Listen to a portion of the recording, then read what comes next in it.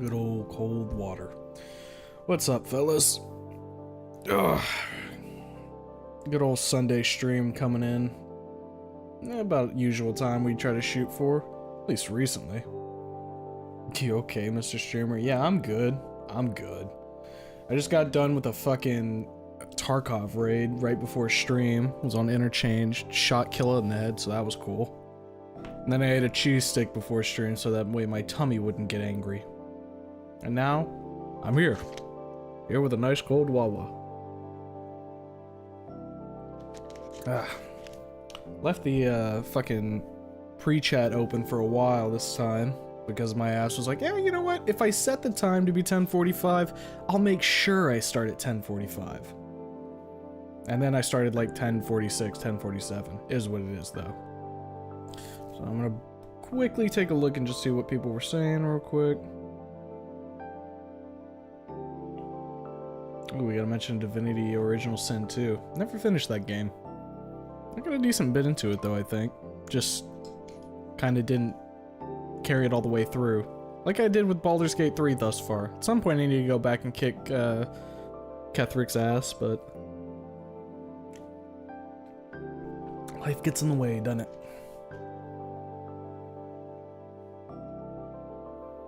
Favorite PS2 game was either King Kong or RE4. That King Kong PS2 game was pretty cool, but yeah, RE4 fucking slapped so goddamn hard. I mean, that was my first game in the whole Resident Evil series, so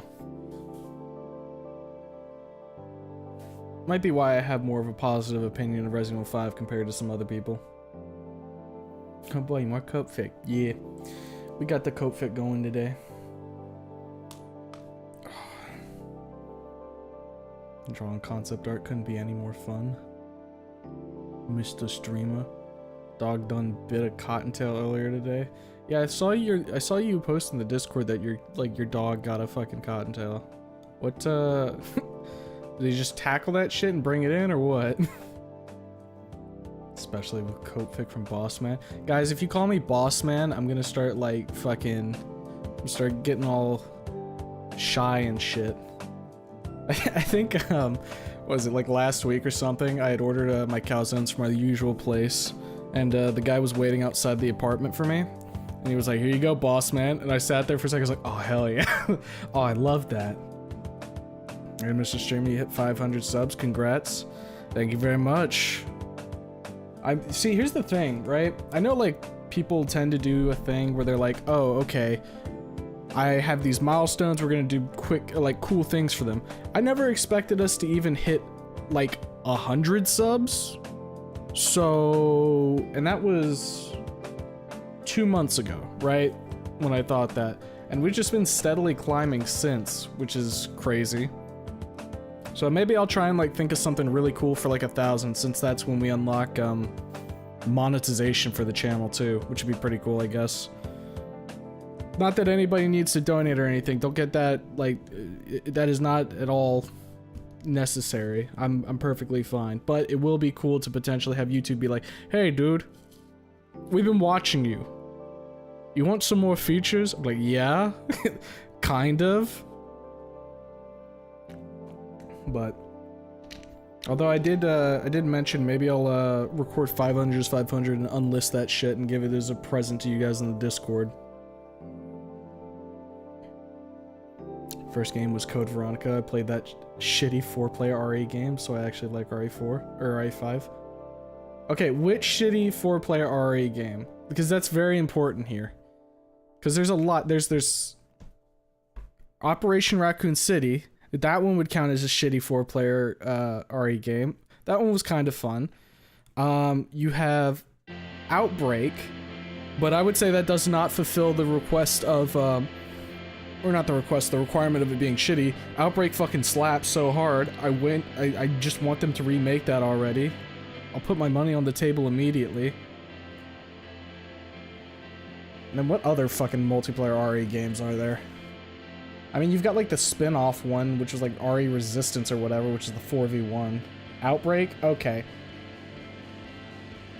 That game's not shitty. She bit its head off. That's just nature, I guess. Big fucking chomp, huh? Damn. My dog is, well, he's old as fuck now. And he can't really walk good no more, but the most he would do is just run around the house fucking skidding around like he was a goddamn race car. Had so much energy back then. Just got in, what are we reading tonight? We're gonna be reading Inco Noted Ch.2. Now, I don't know how long I'm planning to go for stream tonight. I don't know if we want to get like... I can say we'll do 1 chapter, for sure. Now, we might shoot for 2 if I'm really feeling it, but we also have a reading stream tomorrow where we can pick up where we left off. So I'm not... I don't feel like I have to, you know what I mean? Depending on how quickly we get through this chapter, though, maybe I'll pick up some like one-off type things at the end that we can just read through real quick. We'll see how we're feeling. Never expected to hit 500, just like how you'll never expected to finish 500. 500 it just happened. Like, it feels like I have to do it at this point, given how many people are like, streamer, we want to see 500 is 500. See, as if on cue, Ardiv chimes in. Hey, is Mr. Streamer finally reading 500? Context for those who don't know what 500 is 500 is. It's an NTR fic with Anon, Nazar, and Naomi, where Anon fucks Nazar in front of Naomi. We read like the first part of it, and then we stopped right before Anon whipped his wiener out.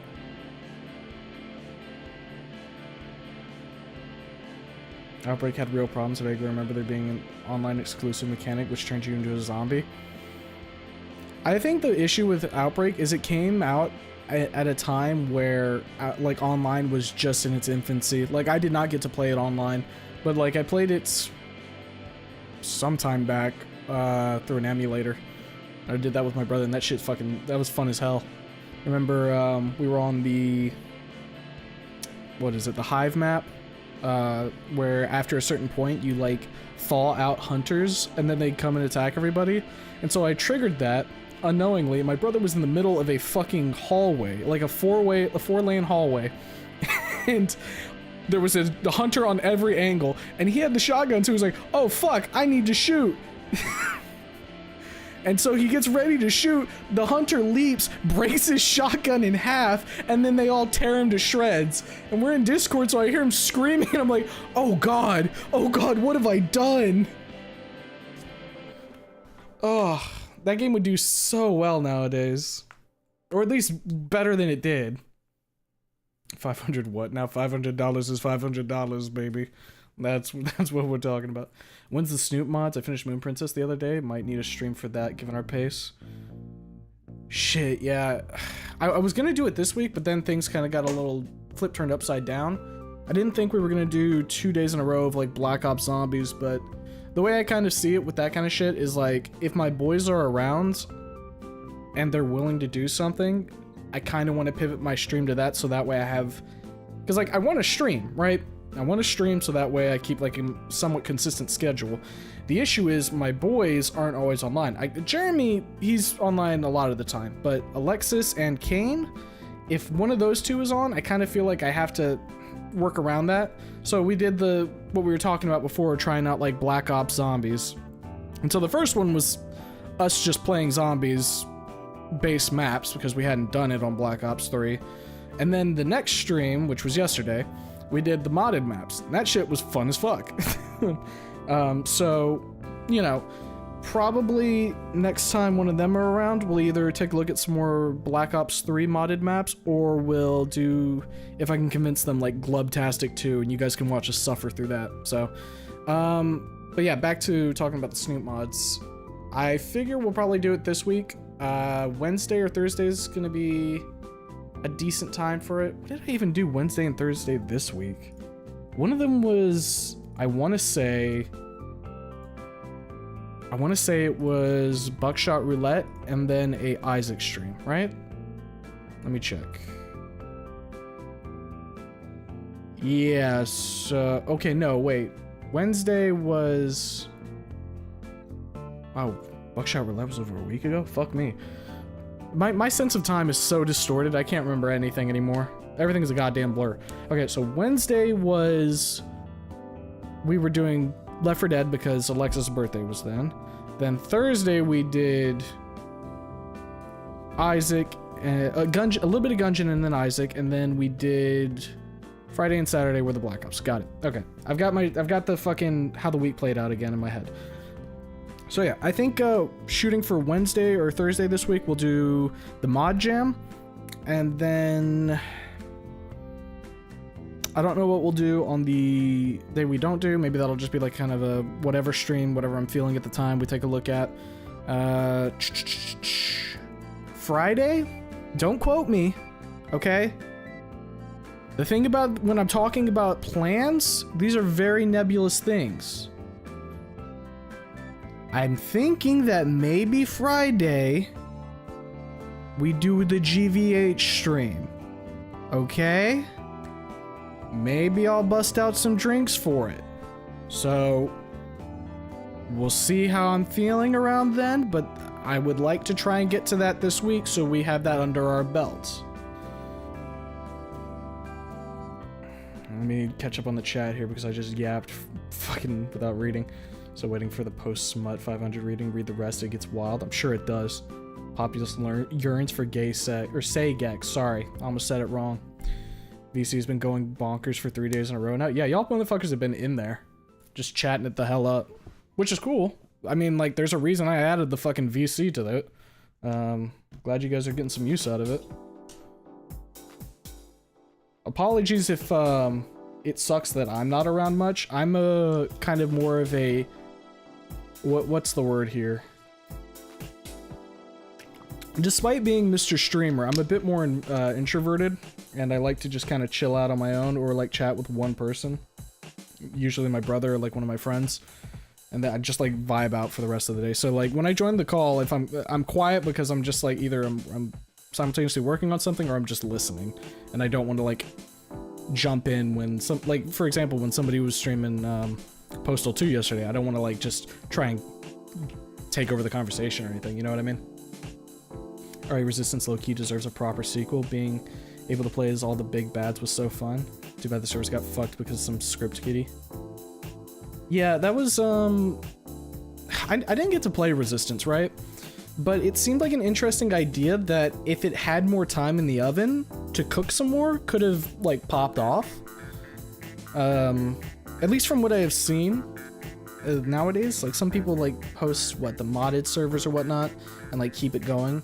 But, it looked interesting. I just didn't have, what was it, you needed RE Remake?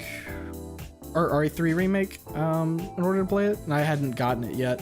And I was a little less incentivized to do so, given that the reviews were like, I mean, it's okay, but, like, it's not as good as you would want it to be. And I'm like, oh, shit. Hate playing a fan game that's more polished than the original. Makes going back to the original worse than it would be otherwise. What's, are you referring to just, like, Snoot Game and GVH, or is there another example you're referring to there, Urinals? So Mr. Streamer's a wallflower. Seems Capcom is giving their devs more wiggle room now with Dragon's Dogma 2 and Monster Hunter Wilds. I'm so excited for Monster Hunter Wilds. I'm gonna pop the fuck off. That's why I hate Naomi. Snoot Game, what's Moon Princess? Snoot Game mod, pretty lengthy one, but not extremely long. Given me though, we would definitely need to consider having that be a single stream.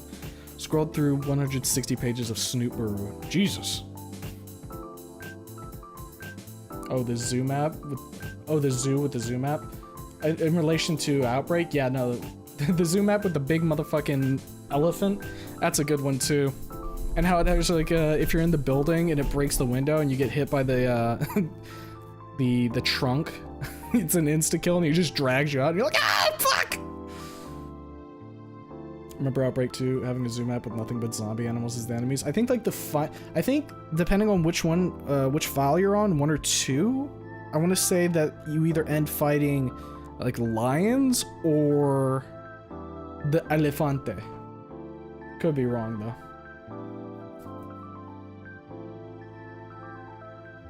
What's it about, if you don't mind me asking? It's got one inconsistency in the Snoot timeline. Feels like it could be canon if it didn't have that. Fang is sick for the day. You can choose to have Anon spend the day with one of the others. If anyone asks, I'm not down bad for Hornet. Why? I saw what you said earlier, glitching. I love you, teehee. Plans are an idea. Oh, okay. Mod Jam. We'd love to talk. Can you get drugs? Because I need it for the GVH stream. Alcohol is kind of a drug. When you think about it. And then 2 smiles in a row. That scares me. Monster Hunter Wilds is likely going to be on the RA engine. Unlimited, unlike Monster Hunters. Similar to DD2. Yeah, they are really using that RE engine, ain't they? Which is good. It's a good engine, as far as I can tell, at least. Alright, I bet we're going to see the 2 Scorpion monsters in Wilds due to a recycled attack used on Shogun's Scimitar and Sunbreak. Akura Vashima, and Akura Javaya. The Crystal Scorpions from Monster Hunter Frontier. Is there like a concrete date when that's supposed to be coming out now? Or like a general time frame? Other than just like this year. Monster Hunter Wilds. Coming in 2015 or 2025. 2015. Fuck, that'd be crazy, wouldn't it? I guess sometime this year maybe I should go up and brush up on like some of the older Monster Hunters. I keep talking about doing it, but it would be a good idea. March 14th, 2025 was leaked. Okay. Huh. So we got less than a year? Go off. Let's fucking get it, I guess. I'm down with that shit. And like September 25th or 28th for the DD2 expansion, Dragon Princess this year. Okay. Is that gonna be kind of like the Dark Arisen expansion? Or like, is there any details for that, or is it just like an idea of how that's, or like a leak of when that's coming out? There's a Snoot Mod Jam a month or 2 ago. Most of them are short, some are creative, all are pretty fun. Like Dark Arisen on crack. All right. Like the thing is, I never played the first game. Or Dark Arisen, obviously, if I didn't play the fucking first game. But I heard that Dark Arisen makes the first game a whole hell of a lot better with the Bitter Black Isles. So, if it's like that on crack, I guess at some point I'll drag myself across the finish line and finish up the game, so that way I'll be ready to try that out. Apparently going to be the biggest game expansion Capcom has put out to date. Fuck me, alright. That's crazy. Hey guys, how you doing? I'm doing alright, Haven. Just chilling out for a little bit before we read up some Inco Noted. Man, that's bodacious. Can you read my E2 Snoot fic called Silent Snoot? I mean, I don't see why not. It's gonna be a little bit before we get to it, of course, because people have some opinions on what else we should be reading. I know some people were fucking throwing their hands up in the air, cursing the gods as soon as we started reading Inco Noted. But, I mean, the pace that we go, we get to it eventually. Basically doubling content, if not triple. All I can say is that then I hope that the content is like... I don't know. I'm gonna be real. I would like it to be a little less on like the quests and stuff, because I think that's like the weakest point for when I was playing Dragon's Dogma 2. Like walk over here and do a quick quest. I had way more fun just exploring the world and taking on big motherfuckers and just beating ass. That was fun. We'll be seeing the Elder Trolls, Gore Cyclops, Hydra, Beholder confirmed. Dude, more beasties for me to beat down is always a good thing. Any of you heard the new Boston Dynamics new robot? heard of the new Boston Dynamics robot. Is it the, like, I've seen like a robot recently that did a thing where it was like lying on the ground and stood up with like using its legs to propel itself up in like a weird way. Is that the robot you're talking about? Olivia and Fang sticker ordered and on the way. Hell yeah. I need to get myself like a fucking Olivia plush or some shit. I kind of feel like I owe it to myself to have one of those. Gonna be an entire new map layout that'll need to be loaded in. Is that why the map is so big, or do you mean like it's like you travel to a completely new map? Because I would assume like there's a lot of that map that was just empty before, as far as I'm aware, because it's just ocean. Entirely new map. Okay, gotcha.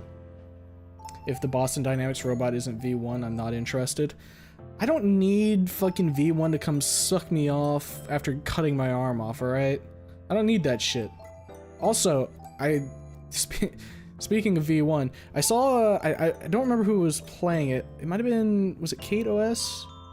Someone was playing Ultra Kill in the fucking, in the server recently. And I saw, like, I hovered over the live to see where they were, and they were fighting V2. How'd that go? Did they kick V2's ass? Also in MH Wilds, they're redoing Xenogre and, Legicarus will finally return. Is that I've heard that name before, but I don't know which monster that is. Is that like a water monster or some shit? I like Xenogre. Big old dog, dude. Looking into hell of audio drama called Hell of a Boss, the Human and the Hellhound. There's drama, and I love drama. Fuck Shogun Scimitar. That reminds me of the time I booted up Monster Hunter GU the other day and got crushed by its G3 Hyper Quest. You know, since some of you motherfuckers have played it, I'll probably at some point use you guys to help me figure out how to get that shit set up on my end, so I can try that stuff out. It was the flagship of the 3rd generation.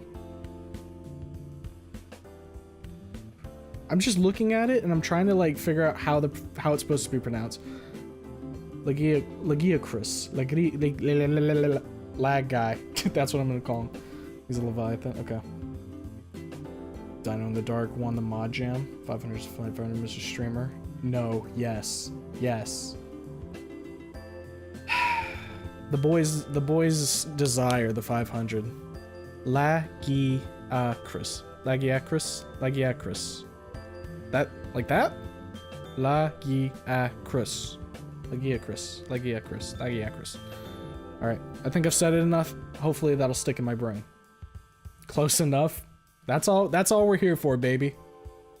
Don't worry, it's a short read since it's only got 2 chapters so far. What chapter are we in? I'm currently at 5. We are on chapter 2, currently.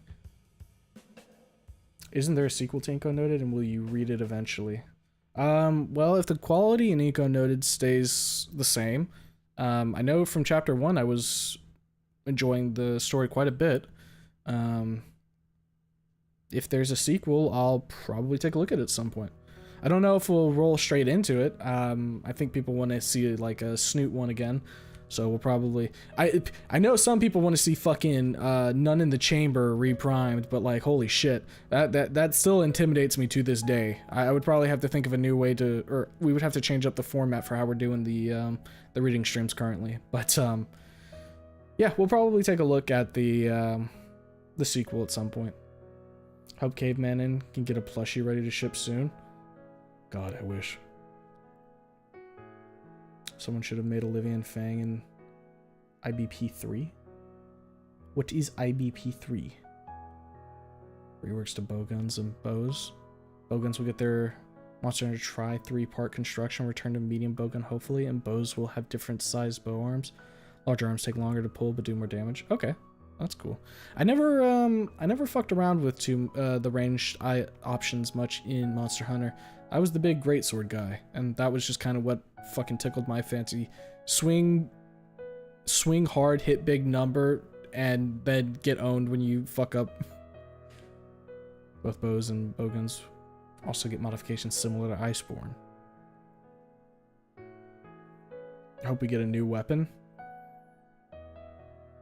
Fist weapons, tonfas are also... Fist weapon? Hold up. I might need to change. If there's fucking fist weapons, my guy, like that's one of the things that you put fist weapons in the game and I'm probably gonna take a look. I'm probably gonna beat the shit out of somebody with my fucking hands. It was me, I got ass blasted 20 times. First time playing on Brutal, I had just finished the latest chapter. My wrists were hurting after that. How hard is Brutal compared to Violent? Because I've went through and P-ranked just about everything except P2, right? So I would say I'm at least decent to good at the game in order to do that. But I don't know how do they make the changes for the Brutal, because I didn't actually look at what the difficulty entails. No magnet spikes, sadly. I want a real axe. Axle axe might be in. Rocket powered axe that lets you ride it in as it gains momentum. Sounds badass. Yeah, that kind of does sound badass. Fist weapon seems like one of the new hybrid weapon types.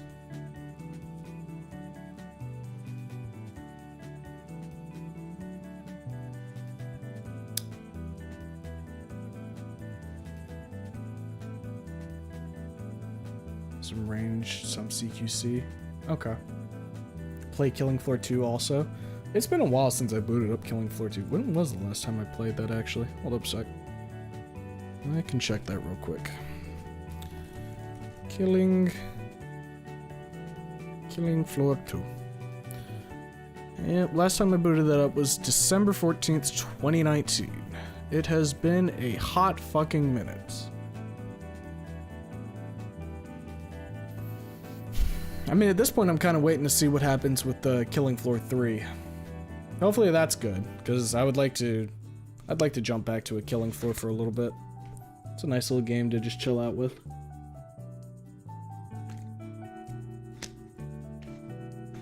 Just noticed Mr. Streamer reached 500 subs. That means only one thing.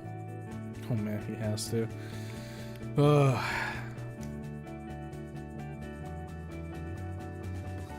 They're just gonna keep pulling my leg until I do it.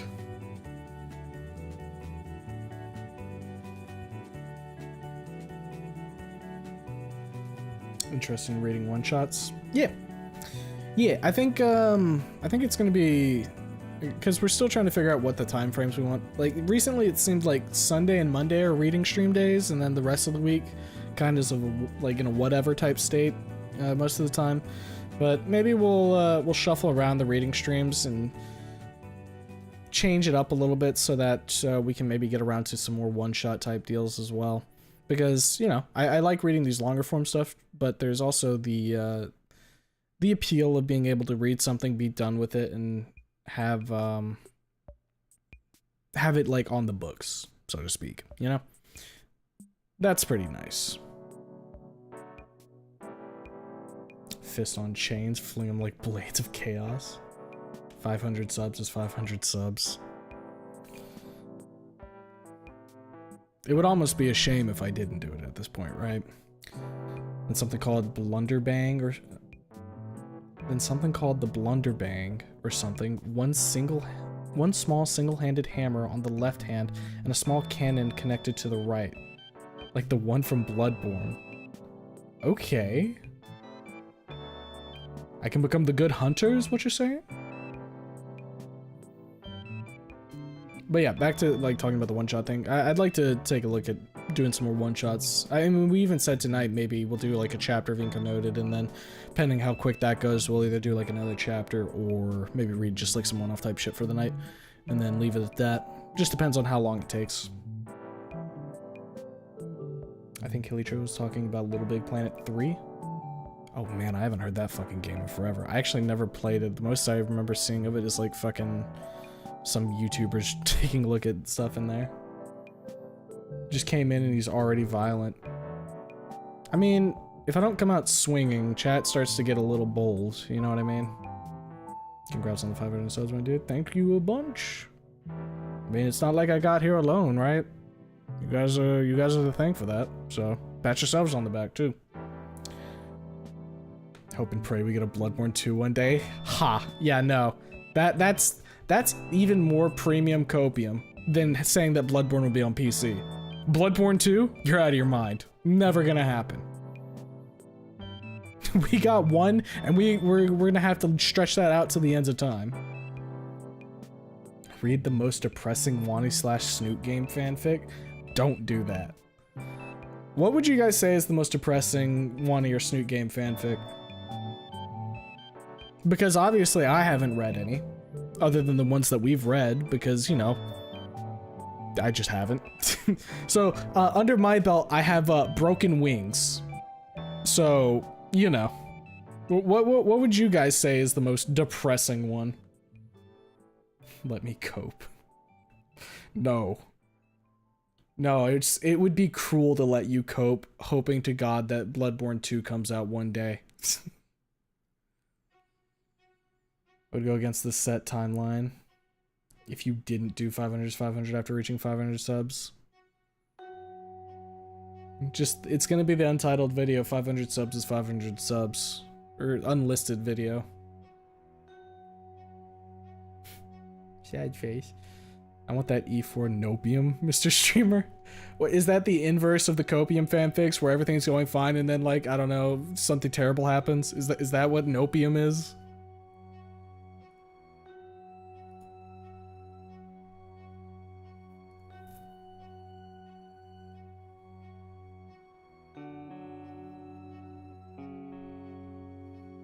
Serious question, how long until you start reading? I want to take a shower, but I take long ass showers, so I don't want to miss the reading. Well, I would say if our past streams are anything to go off of, you've probably got about half an hour. Maybe a little bit longer, just pending. So, depending on how long your showers are, that might be enough.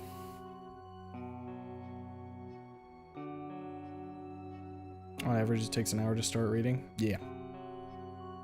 All right, so now that Cars is gone, guys, it's time for us to start reading right now. We got him. We got him, boys. He doesn't even know. 500. Bad Apple is a contender for it, but in some parts it goes too far to be depressing / sad, IMO. Haven't read them all either, but Bad Apple hurt pretty bad until things started to look up. Then it was a roller coaster. Okay, okay. Congratulations on 500, Mr. Streamer. Couldn't be me. Mr. Streamer didn't think it could be him either 2 months ago. Maybe if you start doing some Wani Snoot content or like appeal or like go to like some other game that has a tight-knit community, you can get 500 as well. Don't let your dreams be dreams. What's the best OST from Wani? That's a good question.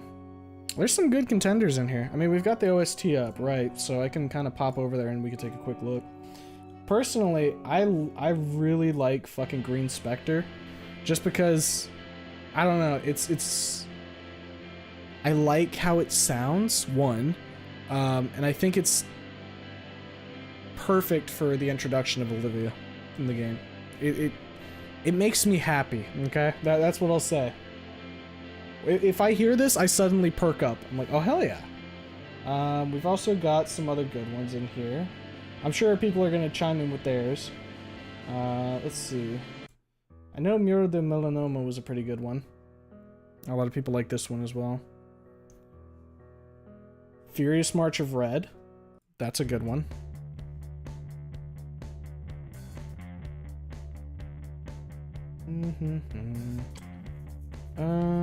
Let's see, what's some other ones that people have requested?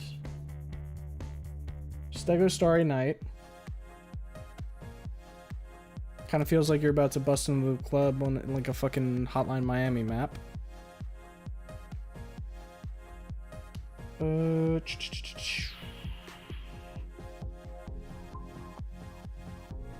I mean, come on. If you're talking about good Wani songs, you have to include this. Come on. I Dream of a Dance is really fucking good.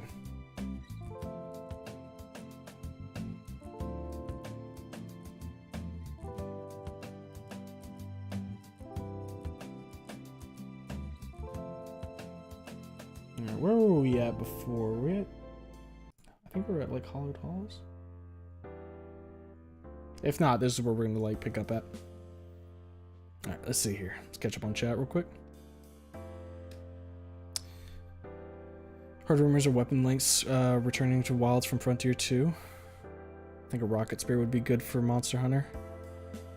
Just give me a spear that has like a fucking bomb on the end that I could throw. That shit would be fun. Also, giant monster fights are getting massive reworks. I think like Talos from Talos and DD2. Talos. Did I get to that point? I might not have got to that point. I'm trying to think. I don't remember hearing Talos. Monsters like Shen, Goren, and Yamatsukami will randomly appear as map events depending on the season. Well, that sounds cool. I mean, like, back when I was playing World, whenever, like, a fucking monster would show up on my hunts, I'd be like, alright, time to die, idiot. So, you know, if you're gonna have, like, a World event type deal happen as well, I'll be like, okay, sorry, I gotta pivot now. My Billy Blade style might not be as strong. On the topic of Furious March of Red. Spooky Link. What is this?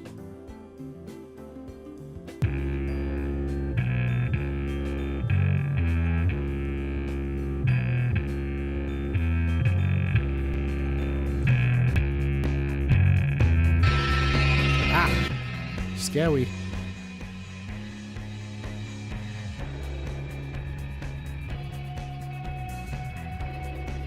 I guess I'll just leave this playing on the side here. Turn on the music just a little bit more. Mashup automated because I couldn't for the life of me find the exact tempo of Silver Lights. Weather and time of day will also be vital. I believe they're also... Wait, volume warning? Yeah, I tried to get that out of the way there. Sounds like a Mia song. Well, it's a mashup of Furious March of Red. I believe they're also bringing Garen Golem back. Thank fuck, with an Ice Bleed subspecies. Let's see here. And now to the YouTube chat.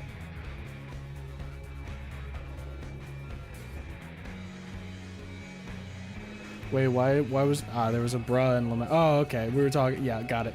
that was the shower thing. Understood. Recommended reads: Next Stage in Life by Talos Lives. It's a Sweet Life by Percy Mercy. And finally, Glimpsed by Abracadabra. Not really a one shot, but it only has 4 chapters.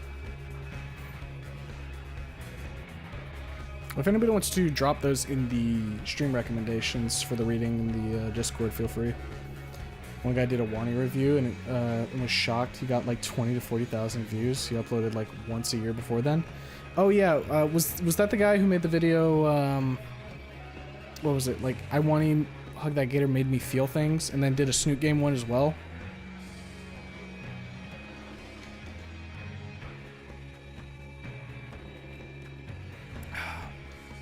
Traveling in Your Mind and the B-side is pretty close to #1 for me. Wish Olivia's thing played more. It's a good one. It really is a good one. I Dream of a Dance. Fierce March of Red is my second favorite. Could be my favorite if I'm feeling it that day. Stego Starry Night, my beloved. See, like when I was playing all those music, I wasn't even looking at chat. I knew what they were gonna throw up though. For the most part. Favorite Wani song is Talentus and Shy on the B-side soundtrack. Dance song Me 4. Dream of a Dance makes me tear up sometimes. It's got good good connotations to it, right? So it makes sense. Powerful song. Fucking hell, it pulled me into this feeling happy and sad. It's so different.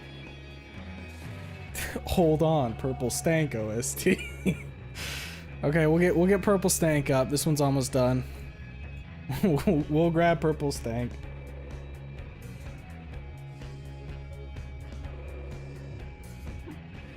Alright, I got it primed and ready to go. Like the song that plays when Inco, Olivia, or Mia get pissed. Ryan Gosling and Fang. Muddy Wheelchair is pretty good as well. Probably the only song I bothered to upload an extended version. Fingers crossed my boy Jade Baroth makes the cut. From how it sounds, Wilds is gonna have like a little bit of fucking everything, so... I mean... I prefer faster, more upbeat stuff, but yeah, Muddy Wheelchair is good even by my standards. Easy top 5 any day for me. Alright, then that means we're gonna do Purple Stank and then we'll jump to Muddy Wheelchair after. Yeah, this one's basically good to go. So now we got the Purple Stank over here.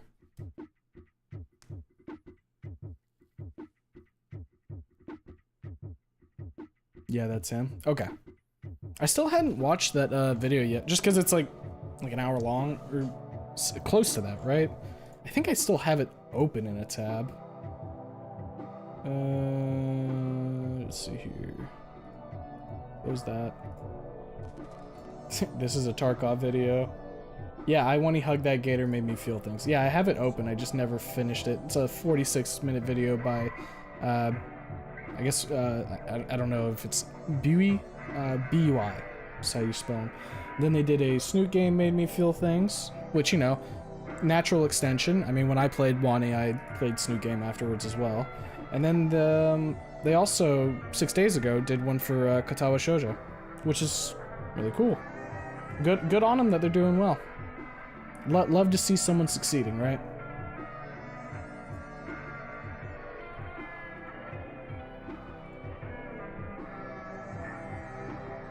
Yeah, any recent dude Katawa, Shoujo, be right. Yeah.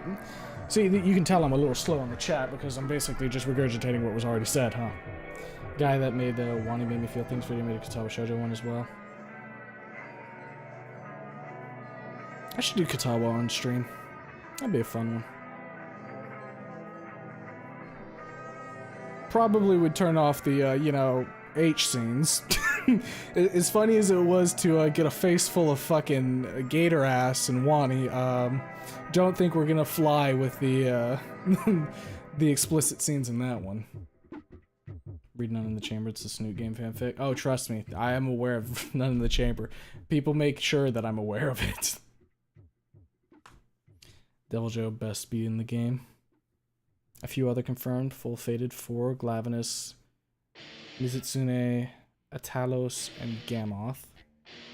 Giganox, unique winning turf war with Kezu. I believe Blanganga Kongalala. Plus subspecies. Devil Joe does get in. Can my punchy boy get in?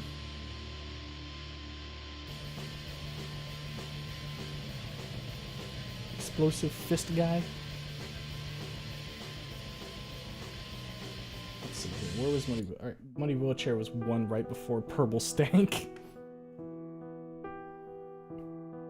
Clicking Savage from the get-go, though Savage has some weird spawn requirements, I think, like killing an Elder Dragon, then having it be Night. Bracky also made the cut, not sure about Raging. Man, Raging Bracky was fucking cool, man. In World, that shit was, or I guess Iceborne, right? That shit was cool. Fucking walk into the arena, and he just starts punching the ground, and everything's just blowing up. You're like, whoa! Wait! What's going on? You're stuck in here with me, you son of a bitch! Time to die! Very different vibe, what I'm saying, versus what's playing in the background, huh?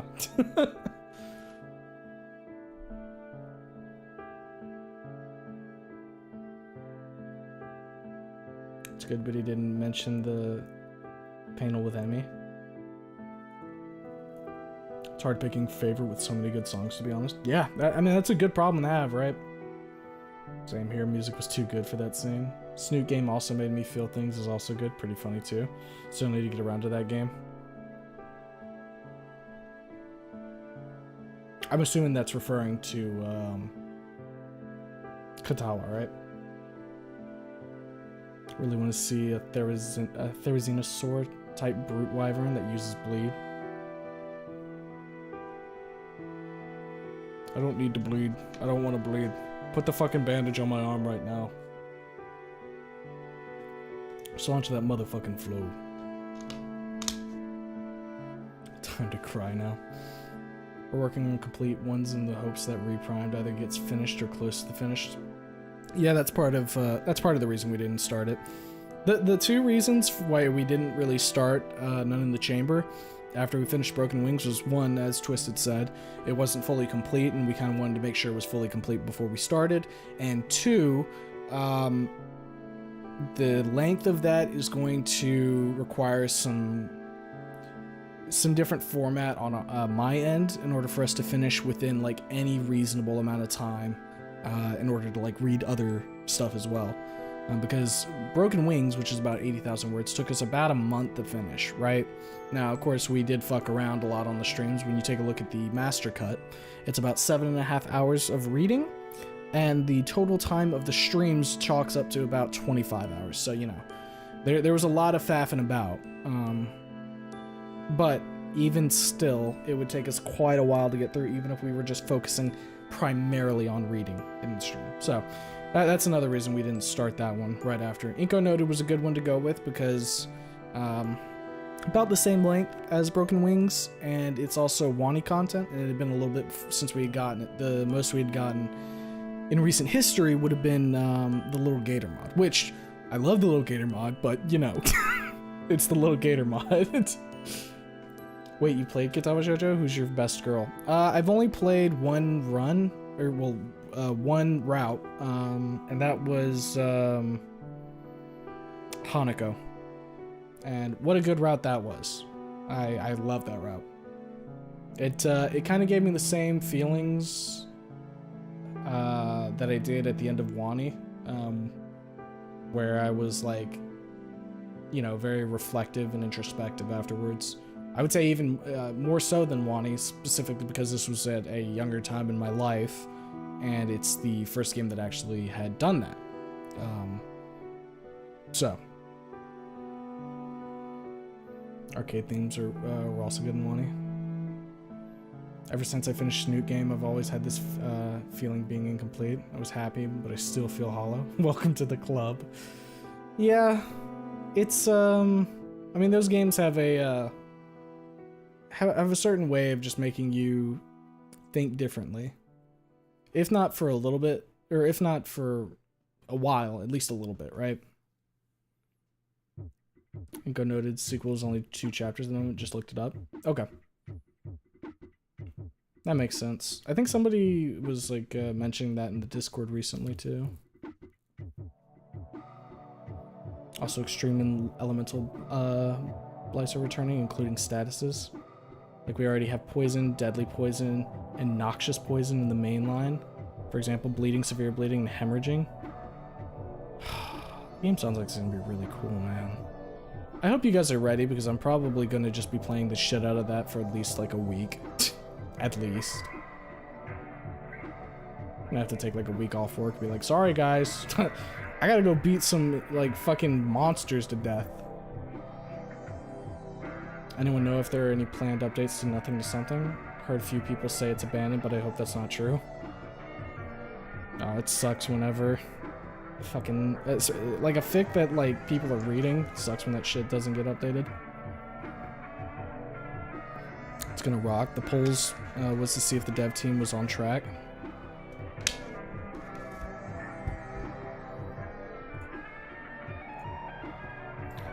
Let's see here. Let's scroll through real quick. Let's jump to B-side. We've heard a lot of A-side. What was the ones that were mentioned for B-side here? Let me scroll through. I'm sure I'll notice one.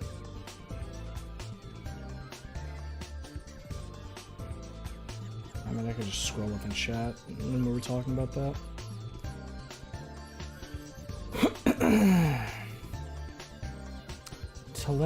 Talentus and Shy on the B side. Let's take a look at those. Here we go.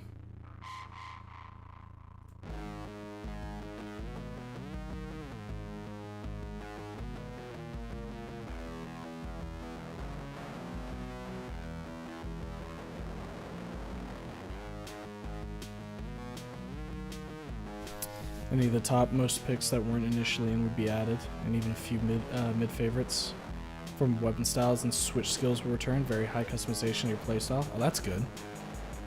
I like it when a game has a lot of player expression. Hanako is number 3 on my list. Number 1 is Rin, number 2 is Emmy. Also, this means you've never experienced the mind-blowing Emmy age scenes. Believe it or not, yeah, I haven't experienced that. Funny enough, though, I will say this regarding Katawa. When I first played through, I kind of had my eyes set on Hanako, and that's why I got onto her route. But when I was just playing naturally, it actually set me on Emmy's route. So if I were to play again, I probably would be checking out Emmy first.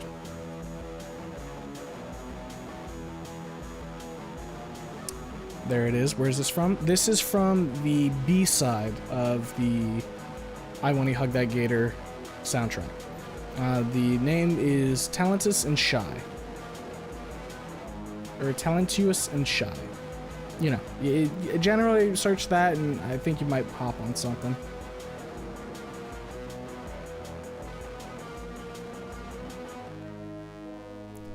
Oh damn it, I can't even listen to anything made by cigarettes after sex. Their songs remind me of the critical scenes of both Wani and Snoot.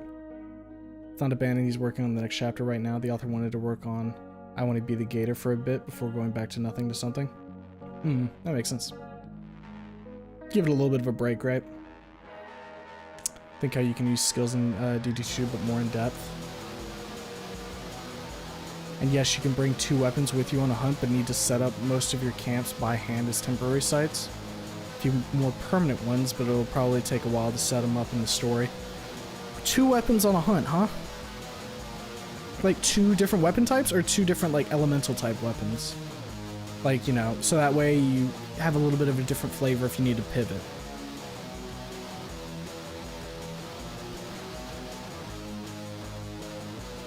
Hi, sir. Hey, Red. Subscriber from India.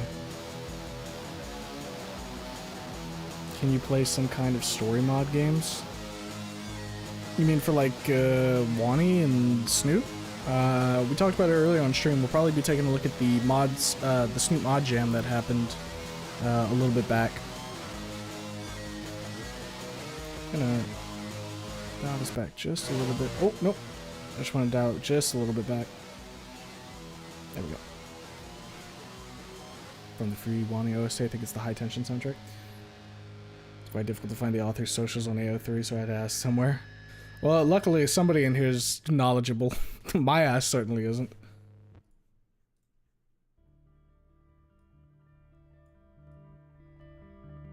That definitely is a good one.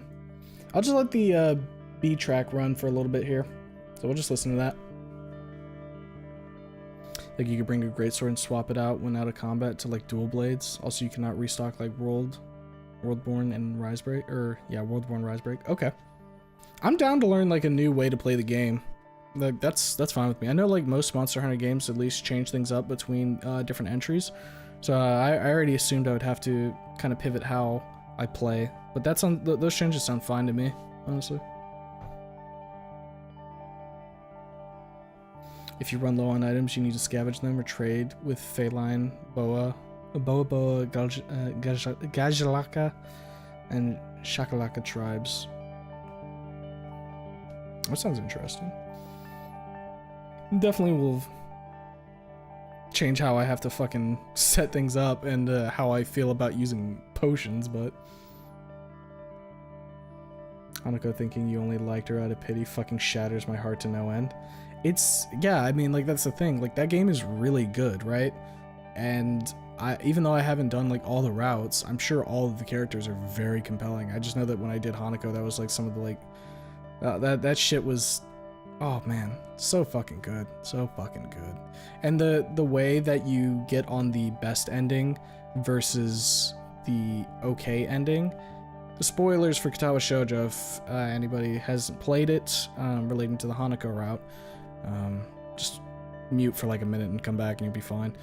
But the way that you get on the good route versus the mid route is that you have to stop yourself from just like trying to coddle her. You have to like step back and let her figure things out for herself too. And like the way that that plays out with your character and like feeling like, oh man, I feel like I need to go check on her, but like you getting the advice from other people like, no, just let it be. And then you get that sweet fucking ending. We'd love to see character development. So good. Anyone here has idea what mod this is? Protagonist wears a beanie. It's like Snoop but with a different character.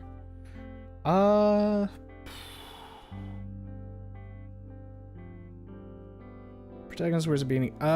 Is that a mod that's out? I mean, there's Mimi and Newa, if that's what you're referring to.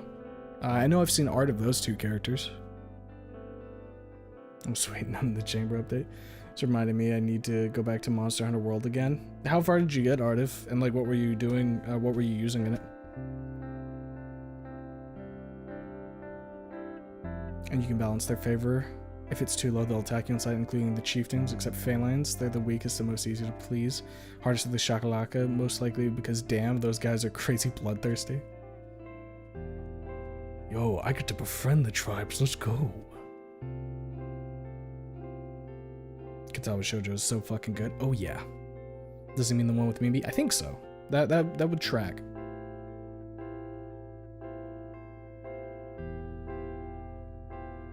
Mimi and Newa? Hey, I'm working on that game. Hell yeah. Oh, hell yeah, best. So, feel free to, like, inform me, because I'm not too familiar with what exactly is going on with all of that. I mean, I've seen the art, and I've seen kind of, like, some ideas floating around for it. Is that being developed into, like, a full thing? I think someone may have mentioned, I think Twisted might have mentioned it before, a little bit on that, but you can feel free to enlighten me here. Try Only Up. Only Up is a sight game. If you don't trigger and become angry, then you can try Only Up. Yeah, that's one of the games. I've mentioned before that I'd like to do a rage night with those types of games. So you'd have things like Jump King, Getting Over It. Only Up would be one. I know that was like a flash in the pan type game as well, but those games tend to be, right? There was a recent one which was kind of like a Bennett Foddy type game where you had to climb using your hands. I remember seeing someone play that. I can't remember what the name of it is off the top of my head though. Calm down, dude. We have a whole Discord channel for game suggestions. Good mention there. Feel free to join the Discord. Should be linked in the YouTube description. It's pretty chill in there. You know, most of the members are just shooting the shit. We have a couple of different channels, some for Snoot, some for Wani, some for just generally chatting, memes, you know. It's a chill time in there. I'll usually post the announcements for when we start streaming, and you might get some insights as to what we're kind of planning to do. So, if you feel like joining, by all means, join up. Should be welcomed.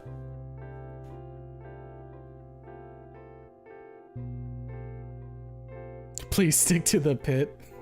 The pit is the safe zone, alright? the pit you can drop into and you'll be good. Yeah, if you start scrolling down too far though, you hit absolute filth, you've gone too far. That one's where you gotta back it up, put it in reverse. Maps have random events like shown in the trailer, Sandstorm, but also things like Phalines being cornered by Velociprey, and if you defend them, that'll increase your favor quite a lot. Oh, this sounds like it's really gonna be fucking cool as shit, man. If I were to guess, Phalines are general favor Bobo, like when you gather items. Gajalka, probably like hunting, and Chakalakas are trial by combat. Lisa Definitive Edition is gonna be free on Epic Games next week or so. So here's chat's reminder to pick that up. It's a life-ruining and beautiful. Oh shit, is it really? Oh fuck me.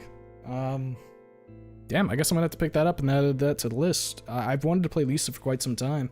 I've heard it's a really fucking good game, and I remember watching part of playthrough of someone playing that. It looks like a terrific game, actually. And it would probably fit for the vibes on stream. At least from what we've played thus far. Lisa's so fucking good. This is a new Monster Hunter game, open world, entirely open world. Yeah, thanks. Protagonist outfits scream Jesse Pinkman. Rough time frame, assuming no hiccups. Yeah, we have a few joke doodles on that. Not sure how much I can say, but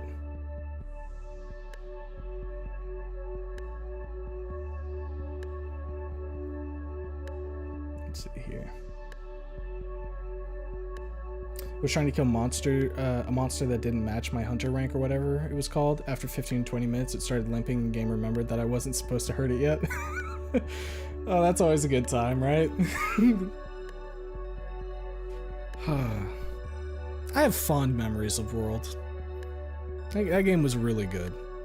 And then Iceborne, and eventually fucking grinding my way up. I say grinding. I didn't even hit MR rank 100, I don't think. But like, you know, hammering away till I got good enough to just beat Fatalis with like the Rage and Brachydios armor and Greatsword. That shit was so fucking good, man. He kicks our ass, sure, but like when you beat his ass and you get him down, it's like, ooh, ooh. Get the fucking double Dragonators, stab him in the head. Was it Proof of a Hero starts playing? Oh.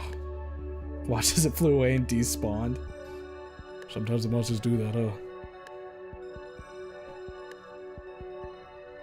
Pretty chill. We have a rule to not edge in the VC. Yes, to ensure that we are pretty chill. Otherwise, how are they to know? Nah, I mean, like, you know, that obviously, you know, that is a rule. Don't fucking edge in the VC or anything, but that one comes about more so because of fucking stream bits, so.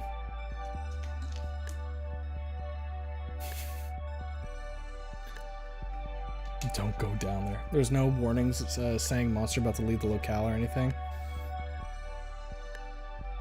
Yeah, after like fucking hammering away for like 20 minutes, having that happen would definitely take the piss out of me, I'll tell you what. I haven't even played Definitive, it's one of my favorite games. Again, similar to DD2, Eschaton Judgment. Primordial Malzeno knocks Fatalis out of the water. Oh, Jesus. And I'll die on that hill? See, like, obviously, Fatalis is the hardest monster hunt enemy I fought, but I'm pretty sure that's not the pinnacle of difficulty for it, right? Oh man, there goes my plans for the night. I'll die on the hill. 11 hit combos and nukes everywhere. Sounds like a real bastard.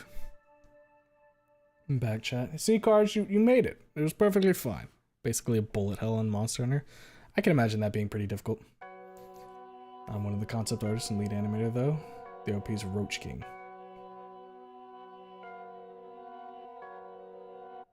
Reminds me of my first Glavenus hunt. Killed it, carved it, got the objective. Didn't know about the Farcasters because I was new and timed out. Aw, that fucking sucks. That fucking sucks.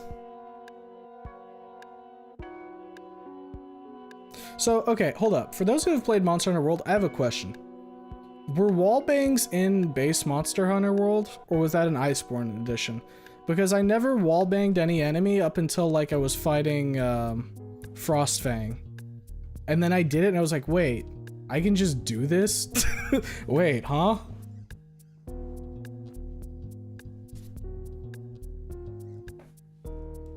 Artiv, why is there a Chun Ben in the filth? Wallbangs were added in Iceborne expansion with the Clutch Claw. Okay. See, because I just don't remember that, and I was like, wait, hold up. Because I felt like I hadn't used it in like forever, and then I used it once, and I was like, wait, all of this just suddenly became way fucking easier. Yo, Frost Fang? Yes. Should be something playable soon, TM. No guarantees, though. Ooh, nice. I'll probably be taking a look at that whenever that drops then. Because, I might be a little Mimi pilled. Just a little bit. I already love the dynamic of Mimi and Newa. Some good art of them. Yeah, I remember failing more than a few quests because I got distracted. See, with quests and everything, I usually like just tried to breeze through it so I could get on to hunting with my boy. Bro, left Fang in the meat freezer overnight.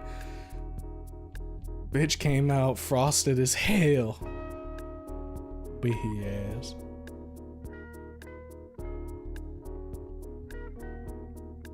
The fact that we have the rule is proof that it's not chill. But hold up, wait. I might be able to. I might have a rebuttal here.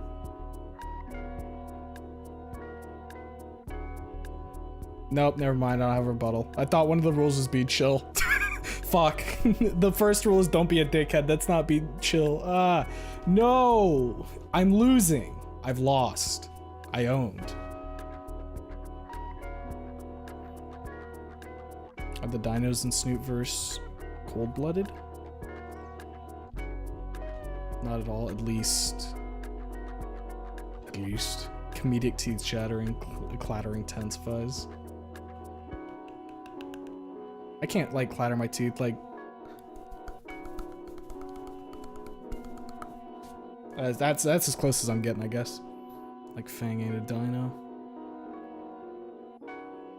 She's a pterodactyl, a flying reptile. Important distinctions. Dinos are mammals, they have hair and tits. Whoa! Whoa! Guys, wake up! Wake up! It's time! Hold up. Turn that down a little bit. That kind of just like fucking... It's like a jolt of electricity right there.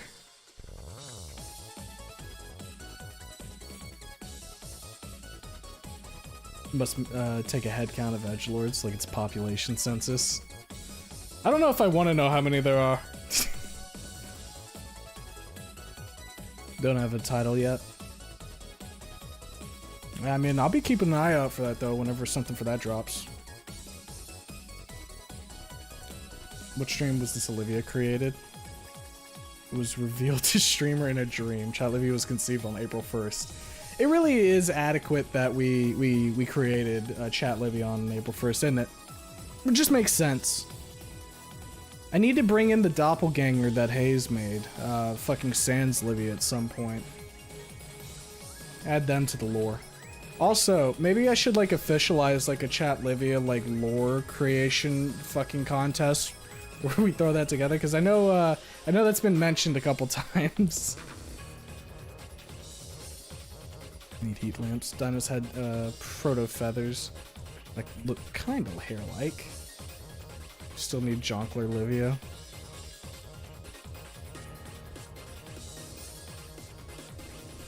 Olivia created the stream. She created us. Are we saying that fucking Chat Livy is the creator now? The Jod, if you will. Society. I'm like really focusing on Armored Core 6. Would you like to stream that someday, Mr. Streamer? That's the thing, buddy. I already did. I think we mentioned this on one of the previous streams, actually. I went through and played through a playthrough of... how many times did I say play there? We went through a playthrough of Armored Core 6 through a first run. So, and I did the Liberator of Rubicon ending. And then I did the rest of the ones off stream. And I haven't really touched it, but like one other time, and that's when my brother picked up Armored Core 6 and he was playing through. And I decided, hey, wouldn't it be fun to do a little bit of PvP for a little bit here? And then I proceeded to put on 4 Gatling guns and become a fucking buzzard and pissed him off to no end.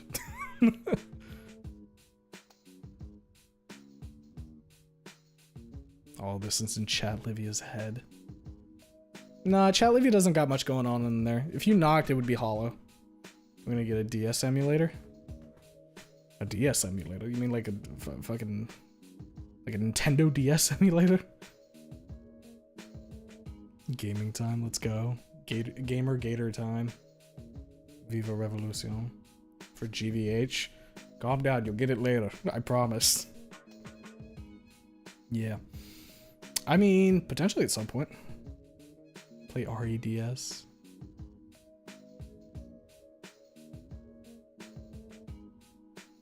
Buster, my beloved Discord moderator. Guys, am I like... I'm by definition a Discord mod now, aren't I? I moderate a Discord.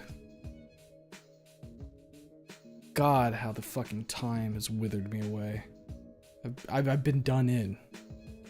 Later confirmed? Yeah, later confirmed. We were talking at the beginning of beginning of stream how the general idea of what the week's gonna look like. We're gonna do Snoop Mod Jam, and then potentially on Friday we're gonna do GVH. Potentially. Again, don't quote me. No, you're a Discord admin, it's worse. Never admit you're a Discord moderator. Never, ever, ever admit to that. Yes, you are. When do I get my third chin? Like, I don't care about the second chin. That'll come out naturally, I'm sure. But, like, when does the third chin get there? Will it be painful?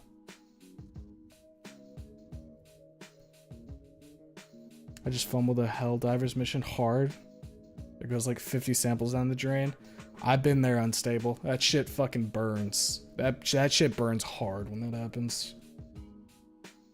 Like, I'd be playing solo and that would fucking hurt. And then I learned that I should just do the missions and then not fucking worry about samples until I have like a whole group to help with. Makes things way easier. Hope somebody makes a D-make of Snoot game for the DS. Gonna get the Absinthe ready for GVH. Nah, a D-make for GBC. Or for the GBC. Oh man. The Game Boy Color, huh? That's a fucking pull, isn't it?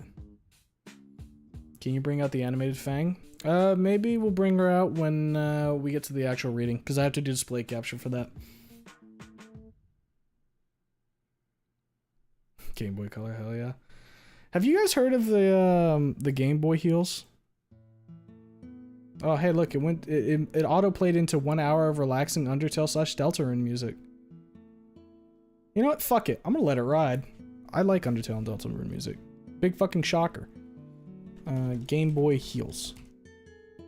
Game Boy platform shoes. There we go. Yeah, for those of you who are not in the know, get a load of these bad fucking boys. Let me get the image up here. I need like a big image. Here we go. Here we go. Here we go.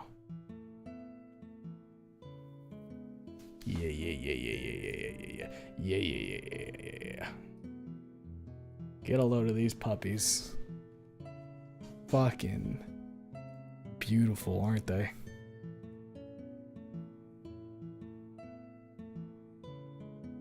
Just huge heels that could fit a Game Boy in them. Crazy. Crazy that that's a thing. Goofy ad type shoes. Anyone else remember being terrified by the Game Boy camera Easter egg faces and sound? I don't know what you're talking about. What? Understand pumped up kicks a little more now.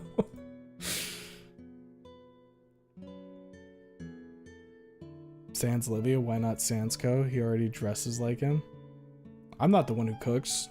I'm not the one who makes these things. Well, I made Chat Livia, but you know, that was crowdsourced. The goat. Chat Livia's drifting sparks created the Big Bang. Beating the fuck out of the 2 red guns in the damn missions in AC6 feels so good. There was a triple fight, wasn't there? Not just with Raven though, right?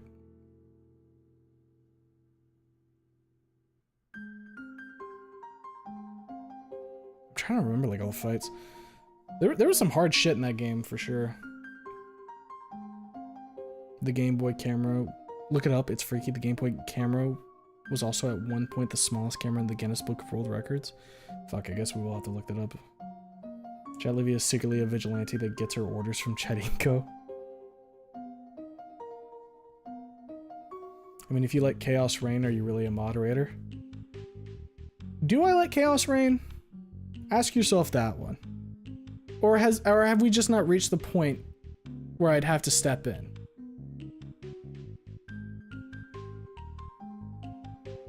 What are you doing again? If nobody responded, we're going to be doing some reading. It's just, as is per the usual, we have about like an hour and a half of us just sitting here shooting the shit before the reading. Oh, fuck yeah.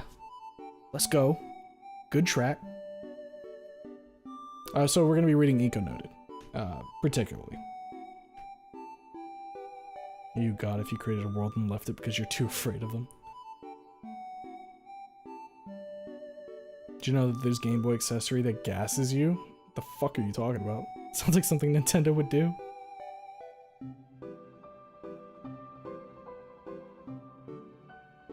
Reading Inco Noted. Yep. It was Volta and Iguazu.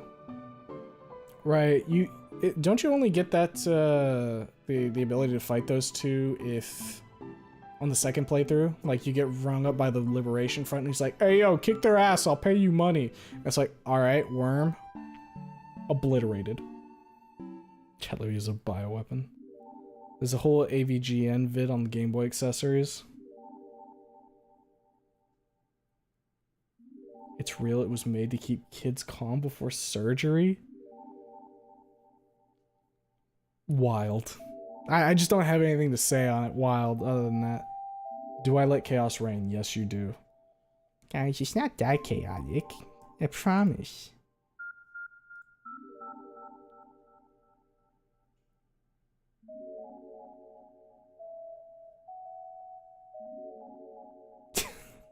Wait, hold up a minute. My boy Alexis just messaged me. He said, hey yo, it's like they knew they wanted me to play. Apparently 7 Days to Die is leaving early access? What? Worm? Oh shit, it is, huh? Fun Pimps are happy to announce 7 Days is leaving early access. The launch dates for PC and console are April 20 Alpha 22, now 1.0. Roadmap is planned future updates and features ahead all platforms and the game's new pricing. Huh. Go fucking figure. Alright then. That's interesting. Never mass produced. Yeah, I don't think they would mass produce the Gas the Kids accessory for the Game Boy. That one probably not so much. One handful of soot for the streamer down the gullet. Put it in my mouth. What the fuck, dude? You tell me it was gonna be spicy. What, really? Yeah, that's what I'm fucking saying. I'm surprised. I kind of assumed that game would never hit 1.0. Gonna be real. Kind of thought it would perpetually just be early access, but, you know. Fool me once, I suppose. Guys, important news here. Important news. Wait, hold up. It might already be over. On April 20th, there was a post. Only 2 days left until Mango's gone forever. Mango, the GVH, or the co-op and makeshift plush that they released. Guys, if you want Mango, you gotta get it now or it's fucking dead.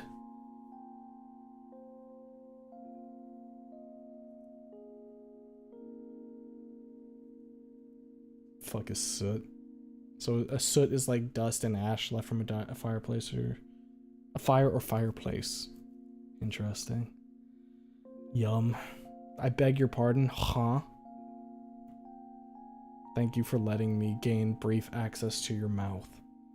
Lanny, leave that stuff for the VC. Weren't you guys being like fucking heinous one time in the VC and like I stopped for just a second, looked around and was like, huh, crazy. And then kept moving? Remember after I finished Snoot Game bonus chapters and all I would listen to was Sweater Weather, Out of My League, Pumped Up Kicks, Lost Kitten, but Snoot Game. And like the entirety of the OST. It's a good game. I do that. I saw a bit of blood in the pit. It's cool to hear. Gas the Kids. When all the mods will be broken. Yeah, probably. Unless they give like the mod developers early access to that stuff so they can update their mods. But even then, I mean, the big overhaul one's probably not going to be quite well. Someone's probably going to buy one and burn it for the Reddit. Yeah, that's like a rule, right? Like anything that's limited edition must be destroyed by at least one person. Mango? Yeah, Mango. Look. For those who don't know, Mango.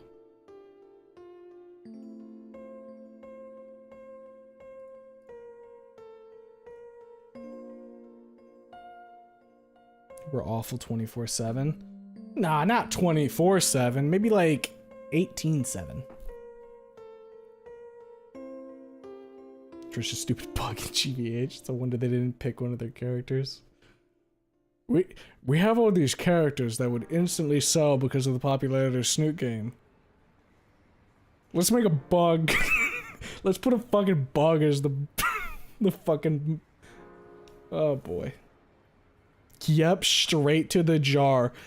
Fucking horrendous. What's this link? Game Boy camera, who are you running from? And don't be silly screen. What the fuck is this?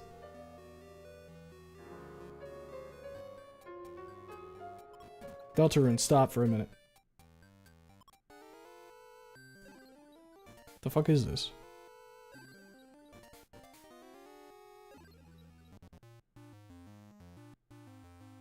What the fuck? What the fuck?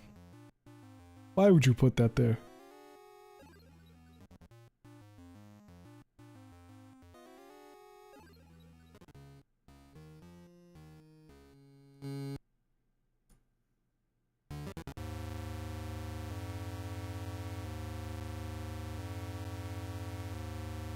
Guys, I don't like this.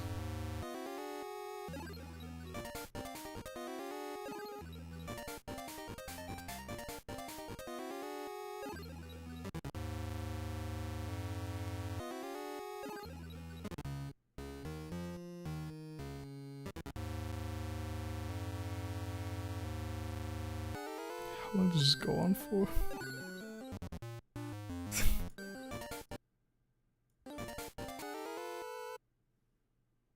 Alright. Have a fun time sleeping. I'll sleep like a baby. This ain't nothing to me, man. Since that bug is done, let it burn. This has to be real. Mostly true. Hayes is reading his old Twitter posts. He kept replying to the official Garfield and KFC Twitter accounts with threats of violence or suggestive ideals. Yo, you know what? Hayes is a bit of a critter sometimes, isn't he? Little bit of a creature, la criatura, you know? It's crazy. This is why I fear Discord, that and other Discord experiences which resulted in illegal bad things.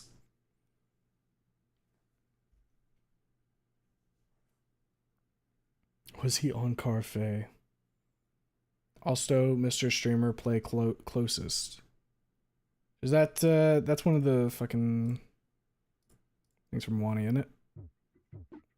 Is it from, A or B? If I'm assuming correctly. I could be assuming completely wrong. Let's see, I'm looking through A side. Yep, there it is. There we go. Nice. Honestly, it's not bad here. I've connected pretty well with a handful of the guys here, and they're pretty good people down. Just got thick layers of goofy on the outside. Just gotta scrape it off a little bit when you get there. Co-op didn't want to make a character plushie because they were competing with the absolute unit that is the Etsy Fang plushie. Twisted, didn't you put in an order for the long snoot Fang? Or was that somebody else? Whoa. Oh, that's real? The Game Boy camera is full of creepy shit? I bet it's real. Like, you know... I've learned to just accept that most things are real until proven otherwise. Honestly. Sonic CD debug Easter egg. Fun is infinite. Satan. Oh yeah, that's a thing, isn't it? Yeah, I know about that one. The memes on Discord are peak. Yo, sometimes like I'll look in the fucking radioactive memes channel on the Discord and I'll like fucking chuckle. Sometimes you're good. Wouldn't it be cool if we got an articulated Fang figure? Does it have the gun accessory? This is important. Anybody else miss old Nintendo shenanigans? What caliber of shenanigan do we speak of? Let me turn the sound just a teensy bit. I watch Analog Horror, so that's nothing. A goddamn creature. You call me a creature. Oh no, oh no, no, no. Listen here, you specimen. I will mail you a letter. Within that letter will be a picture of my house, address attached. At my house will be a map. This map will lead you to a McDonald's. Alright, you lost me. I don't want to go to McDonald's. Sorry. Sorry, Hayes. Bye. Bye-bye. Bye-bye. Oh, snap. Here comes Hayes. You are a creature, Hayes. He was on ant juice. I did. Earliest I can expect is the 24th. They said it could ship 2 weeks to a month. Yeah, you'll have to update us with that once that happens. Yeah, let's see here. You'll find me there with a large fry. I will eat the large fry. You will not. Okay. I'll order my own. I don't need to see the price tag you see. I'm filthy fucking rich.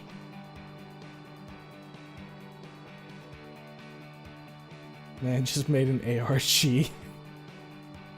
Yeah, he really did. I'd be more concerned with the fact that he figured out how to mail a letter to me, I think is the thing there. that one would give me the spook.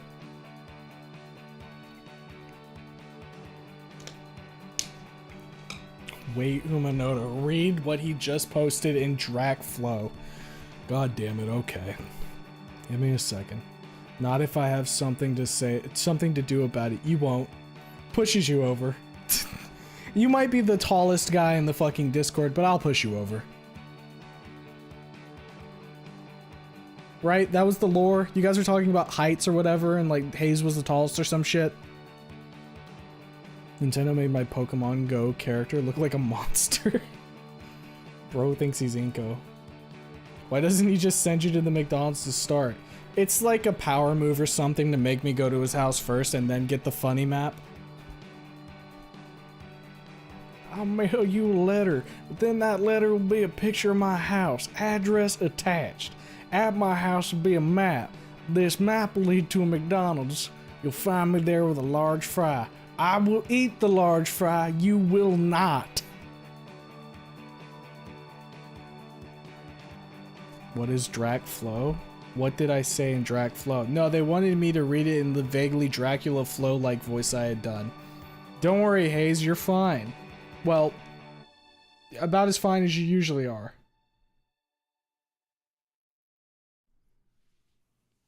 What is Drac Flow? Was I the only one who connected the Drac Flow?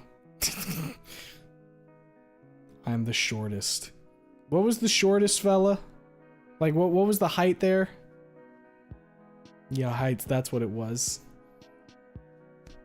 Oh yeah, you guys were like talking about cocks or something too, and then I saw the heights thing, and I was like, please tell me that's heights. And then there was like a, wait, streamer, please! Do we have something planned to read, or are we just reading random? We're gonna be reading Inco Noted Ch.2. And since we're about an hour and a half in, that'll be happening any minute now. 6'4", or 6.4, or no, it's gonna be 6'4" Hayes versus the 5'4" Humo. No, actually 5'1". Get it right. Pulls up Inco Noted. Lanny versus Humo is a more fair fight.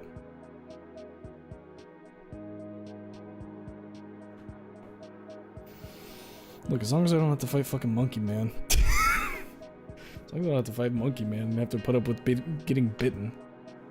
5'1", this motherfucker, Sage IRL. Nah, I just say I'm 5'1", so that way when people see me, then they'll be like, wait, what?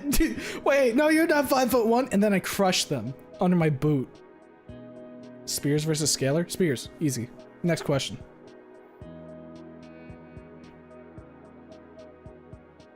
I'm Asian, so I'm sub-dwarf. Wait, when did we read chapter 1? We read chapter 1 in the previous stream on Monday. I still need to go back. I mean, you guys can probably see the past fucking streams. I have not updated them properly with like descriptions or like any thumbnail. That's just because I've been really fucking lazy this past week. But it would have been under the stream titled, and so the streamer decided to read something new.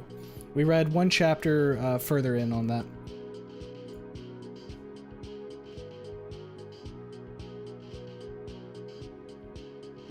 Can't believe I've asked all these questions and no one questioned my stuff. That's how it is. How tall are you? I'm not saying. Well, there you go. Nah, Spears X scaler. No. Spears has his own fang. Remember, guys? Someone in chat might enjoy being crushed underfoot. Well, yeah, but I won't care. They'll be dead. It'll be like, and then it's gone. He's like 4'5". 4'3". Close. 4'3" though. Spears has his own fang, you heathen. That's what I'm saying. Manlet. Your credit card info, your address, home phone. Would you like a possible explosive? Would you like a magical device that sends you back to the IRL main menu? By the way, if you want some really good fix, I know some really good short ones.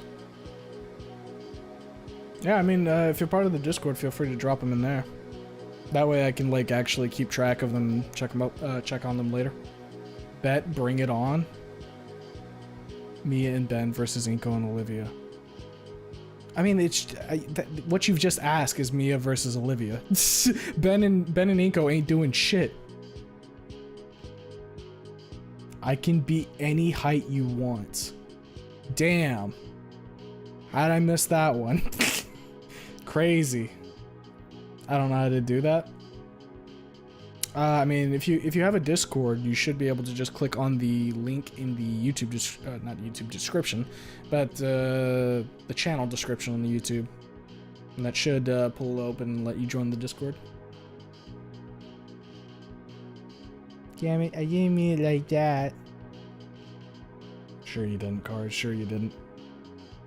You guys have the luxury of being able to backspace on whatever you're about to say. I don't. Whenever it comes out of my mouth, it's Jover. I'm crying. Olivia beats all, just Godzilla drop kicks. The flying Godzilla drop kick, my beloved. Truly a power move.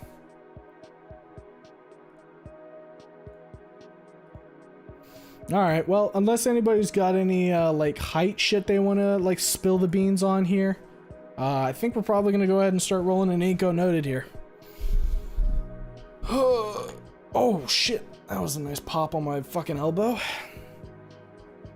Hayes was a menace on Twitter. Again, La Critura does not surprise me. Oh, actually, real quick, because I mentioned it on the Discord, but I didn't mention it on stream yet. Well, I kind of mentioned it on stream yesterday. For those of you who might have missed, since it was a fucking Black Ops Zombies stream, I've been working a little bit on putting together a Lethal Company pack for adding VR and haptic feedback. So sometime in the future, whenever I can get it all tested out and make sure it's working fine, I'll be playing Lethal Company in VR with a shock suit on that'll hurt me whenever I get hurt. So you guys can laugh at that, and that'll be great. Fang and Anon versus Olivia and Inco. RKO, I don't know. Or Fang/Anon, Inco's dead weight in a fight. Yeah. Yeah, all Anon has to do is fucking throw pocket sand in Inco's eyes, and Olivia would immediately go to, like, help him. Inco versus Minos Prime, who wins? Come on. We both know the answer to that one. As a reminder, they did that move back-to-back in the movie. Chat, Livia wins. Hayes just hit me with the I replayed to this freezer, got a hashtag freezing tweet with I hope you all hashtag burn in hell. What? Hey, Lethal Company is great. There was a fucking stint where I was playing Lethal Company a lot on stream back late last year with Jeremy. And that was fun. We burned out on it a little bit, but I think the idea of playing it in VR, watching me be absolutely just destroyed, would be pretty good. There was the V50 update too that I haven't looked too much into, so I'd be seeing that pretty new. It's a cool idea. Haptic feedback is gonna secretly make you edge. I already did, before stream yesterday, I was trying it out a little bit. I'm gonna need to, like, calibrate it because the fucking feed, like, I don't know if the signals were sending wrong or whatever to the suit. But the amount of shock being applied when I died was the amount of shock being applied whenever I would right click to fucking ping. And let me Let me also point this out. It's a shock suit, right? So that's shocking my muscles. When I was calibrating it before I even connected to the game, I turned it up enough that my arm locked up and I could hardly move it. So if I set it up properly, you guys are gonna get one entertaining fucking stream from that. One really good stream where I'm fucking suffering. I'm going to be sitting there at the ship and they're gonna be like, hey, you ready to go in the facility? It's gonna be great. I'm like, dude, the bracken snapped my neck last time we were on the moon and I fell to the floor in pain. I'm not going in there.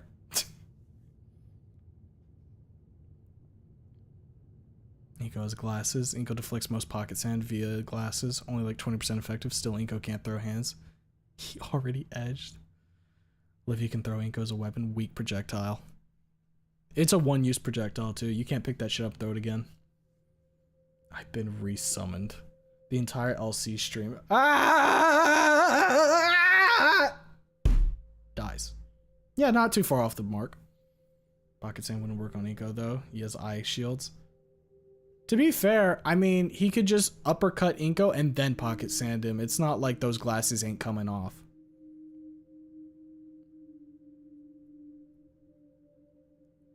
Fuck ass Hobbit, just say you're homeless. VC is golden. Could work, but it's less effective. Favorite Lethal Company mod? Shit. I mean, I played like a ton of Lethal Company mods when I was doing that. Back again during the times. That was a good one. Skinwalker mod was pretty cool, but that one had some issues with storage space and how I was saving everything. If I had to go with one in particular,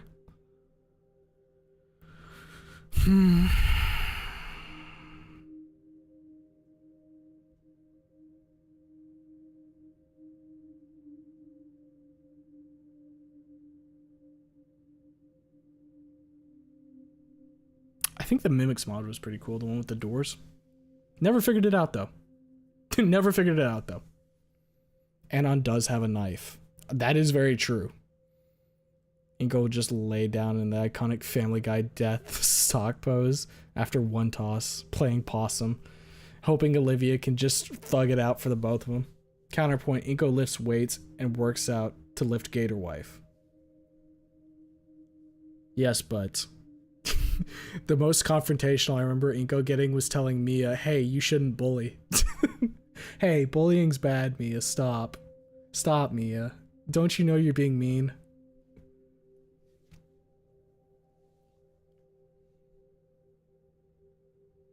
And the only other time that he like really pops off is at Ben during E3.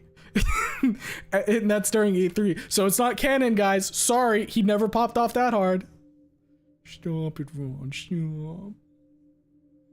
Been here last time. It was interesting, but I'm only here to see if it's good or not. What's good? Me? Me or the reading? Inco would cry in a fight with Anon. Anon would just bully him relentlessly. Once he grabs Anon. Fang with a revolver and enraged Mia versus a flesh pound. Well, let's be honest, Mia would get fucking annihilated. We're talking about a flesh pound here. But perhaps fucking Fang could do something. I'm gonna go piss and grab a snack before we start reading. Stream readings is where I put the fix, right? Let me make sure. I mean, there's a fucking ton of chats in there. Let me make sure I got the right one. Yeah, stream reading recommendations would be the right place to put it. I go through all the recommendations, just in case anybody's wondering. I do look at everything in there.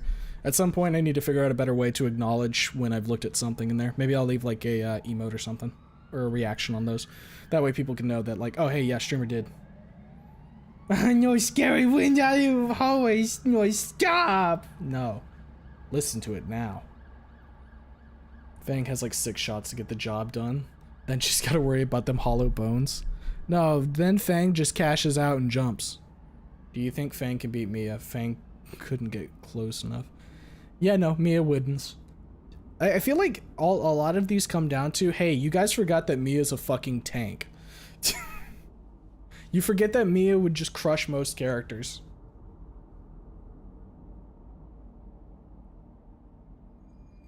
In a fist fight? Mia or Fang? I already answered that.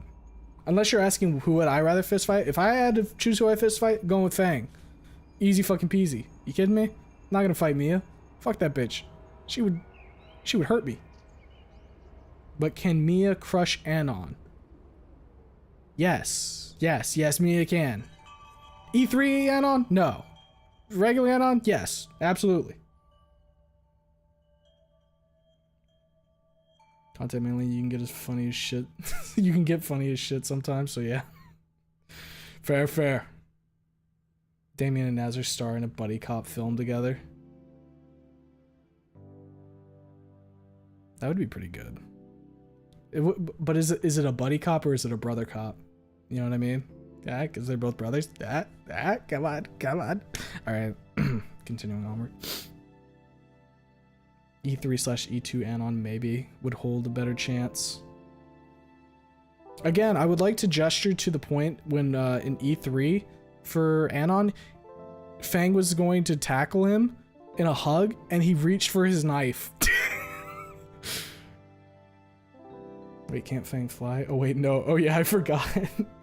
She can. Anon fell down like a set of stairs and walked it off, so I don't think he really walked it off. He was kind of fucked up afterwards. Also, he didn't punch back against the stairs, so like, you know. E3 Anon of the fucking Scarlet Tank. Mia's built Biffy. The only characters that can beat her are Ferris, Spears, Yadikin, Solly, and debatedly Olivia, and of course E3 Anon. Yeah, I mean, like, that's the thing, right? We don't have like a ton of like super strong characters like out the gate on most of these. Mia is just the big bad, so of course she's gonna stand tallest. Mia versus the Scout. Think fast, Chuckle Nuts. Bonk. Yeah, Mia loses, sorry. She was preening before you won. Is that even a real question? The Scout is a twig. No. You don't understand though. The Scout's fast as fuck. Plus he can double jump. He wins. The Scout wins. Unless we're talking about another Scout and I'm just like TF2 pilled right now. If Olivia could walk, she would roll Mia. That girl got arms.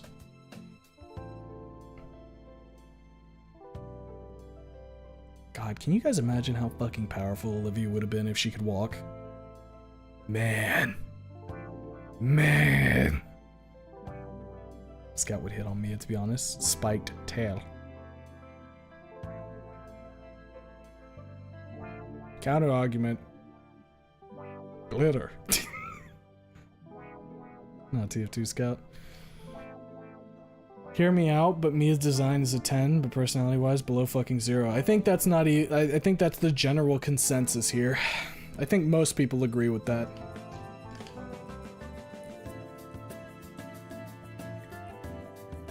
Olivia can walk, just no movement from the knee sign. You know what I mean.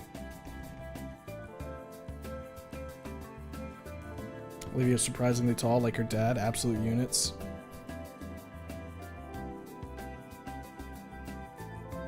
I would need to see like this fucking size chart to be able to agree with that, right? Because like obviously I just seen like fucking Mia in a chair, but I wouldn't doubt it. Wonder if Olivia can spin to win like Barbarian, like a Barbarian in a wheelchair. I mean, there's the fucking, what, the Pizza Tower, like sprite of her spinning in her chair. So yeah, we'll just use that. Ripley versus Ferris. Ripley. Ripley, I feel like would tear apart most people. And Ferris would just take longer is all. Spears versus a Scrake. Spears. And I say that based off of the fact that Spears can fucking destroy cars. And I was able to kill Skrakes as a berserker, so, you know, easy. Wish there was more to Mia's character besides being a bitch. Puts my hand on your shoulder. Yeah, buddy, same. Fucking same. Mia versus Rainbow. Rainbow, easy. Railgun, die. Hold on, Ferris is an actual fucking whale. Tie. Ripley versus Olivia's dad. Okay, I have no idea. I don't know Olivia's fucking power. Olivia's dad's power scaling is beyond me. You know, I can tell we've gotten to the point where it's time to start reading because we're doing what we normally do, and we're doing like, what if this person fought this person? What if they just punched him? What if they just hit him in the head? So that usually signifies to me that it's time for us to get rolling into the fucking readings. I wish there was more to me. Oh wait, yeah, I read that. If Olivia walked, then Inco would have been blind to balance things out. Yeah, just like the alternate that people have done. Have expected Olivia's dad to say, "You want to know who else?" You know who else? I could see it. Taller than Inco, at least. Can't with the BGM. I hate you for reminding me of those nights where I cried, did the dance and all. Sprucers Ripley. Bye. By the way, just sub to keep an eye. Just drop in anytime you like. Alright, Fizzy. Take care, buddy. I was away for half an hour. Why are we talking about Mia? Because everybody wants to say, hey, could this person beat Mia? And to I'm sure your joy, Artiv, I've defended Mia and said, no, Mia would kill everybody. When are we reading? We're gonna read like right now. Almost Piss Boys almost got into the 2-hour mark. So close. Gonna have to try harder next time, guys. Gonna have to try harder next time. You pulled me out of it with all the a blank versus blanks. See, we got Vinny versus God, Trish versus Mia. See, it just keeps going. Also, Mia. Yes, Mia wins. The one with blind Inco. Yeah, I've seen I don't know if there's more to it, but I've seen like one art piece of like blind Inco being guided by Olivia standing. That was cool. BRB got to piss and get a sandwich. Ooh, jeez. Chat just wants Mia to step on them. Some people, yes. Thank you, Mr. Streamer. I should Mia post in your honor now. By God, somebody get this guy a Mia. Oh shit, my chair just screamed at me. By the way, give the gator a paintbrush. We'll give chat. Well, actually, there is fucking. Hold up a sec. Let me see if I can pull it up real quick while Twisted's going and grabbing a fucking a piss sandwich real quick. Where the fuck was Sans Livia? Hold up. If I look up Sans Livia, I'll just see my own message. Sans Livia. There we go. There we go. Here we go. Hold up. Yep, there we go. Yep, there we go. Yep, see Sans Livia. There's paint right there. She painted guts too. I don't know why Mia's here. Not sure about that one. Streamer about to show Zorn to thousands of people. Kind of forgot the stream was open, or like the screen was open. Where was I even at? Hopefully I wasn't on a crazy one. Hopefully I wasn't at the cursed absolute filth channel. Okay, no, it says that there's new messages there, so I wasn't there. We're good, guys. We're good. It's fine. Cool. Now I'm happy to see you. All right. Later, Fizzy. Chat Livia gone. Chat Livia. All right, fine. I'll park Chat Livia in the fucking corner. Ah! Wait, no, not that. Try again. There we go. We gotta shrink her down first. Wait, hold up a sec. No, wait, I got a smaller Chat Livia. Nope, that one's the same size. Fuck. Never mind. God damn it. Come back here, you little bastard. Oh my God, please. Okay. You don't understand how much work this fucking takes me, guys. I'm so stupid. There we go. Alright, your little Chat Livia. Now give me a second. Let me close the display so I can open up my file browser so I can go get Fang. Gotta get the fucking desktop Fang. There we go. Alright, that loads up in a second.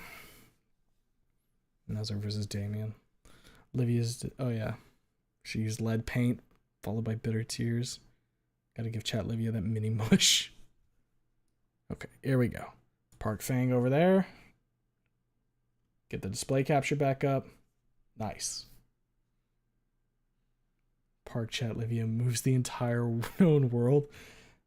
Yeah, it's like what, relativism or something? We're moving the world relative to Chat Livia to Parker. Feeling tired, gonna go to bed. See ya. Alright, Avens, take care. Park and Chat Livia is trying to park a planet. Should I go watch the first chapter and come back? I mean, that's up to you. I can give you the synopsis real quick if you want, but completely up to you if you want to go read it yourself and then check in on here later. 26,000 points. When can I use them to make you read 500 full in full Fang ASMR voice? Never. Never. That one's not happening, buddy. E1 fic where Inco flirts with Olivia's dad at the hospital and then is subsequently crushed between his giant hands. Oh, that'd be a good one. When can we get a desktop Umanoto? I need a fucking mascot first, guys. Like, other than Chat Livia. Otherwise, you're just gonna get a Chat Livia desktop pet. Ends with Olivia's dad punching him like Kong did that other ape. Real. Stream a man talk for half an hour and annoy people. I'm gonna watch the other chapter. I can't do that. We're already at the 2-hour marker. I'm like legally obligated to read a chapter now. I have to do that. E1 Snoot and Wani is my will versus my will to live. Which is stronger? I mean, your name is Iron Will. I would hope that it's good enough to beat that.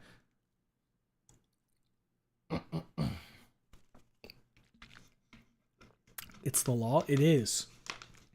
It is the law that I have to read within like 2.5 hours, or else like I think I'm actually going to get executed. No, you don't. Unstable, you don't understand. I need to make sure I get this chapter done tonight.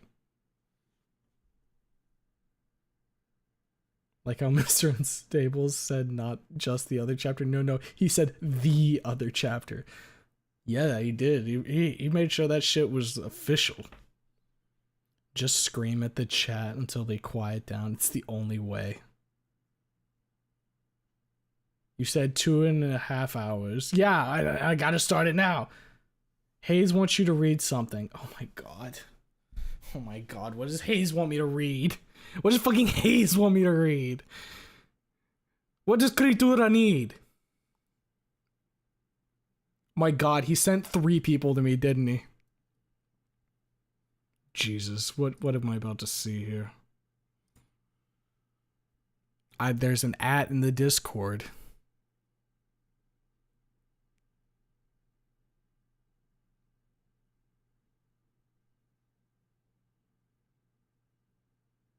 What the? What? What is this? I'm getting a water. I'll be right back. Freaks!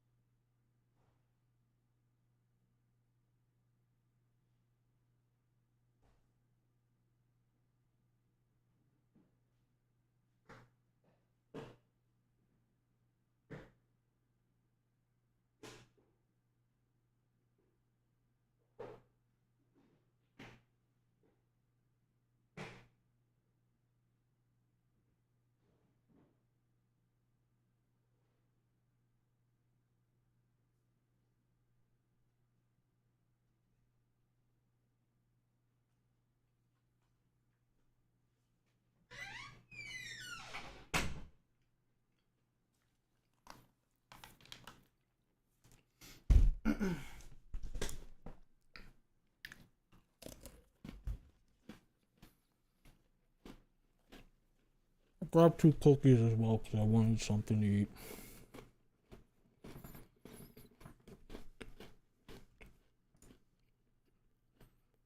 Let's take a look at this shit real quick.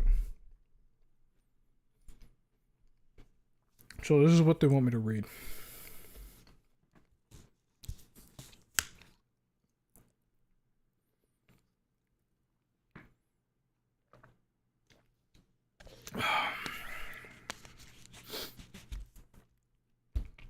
So like, why would you do this to me? Like, I mean, like obviously this is here, but like, what the fuck are you doing here? Like, what is this?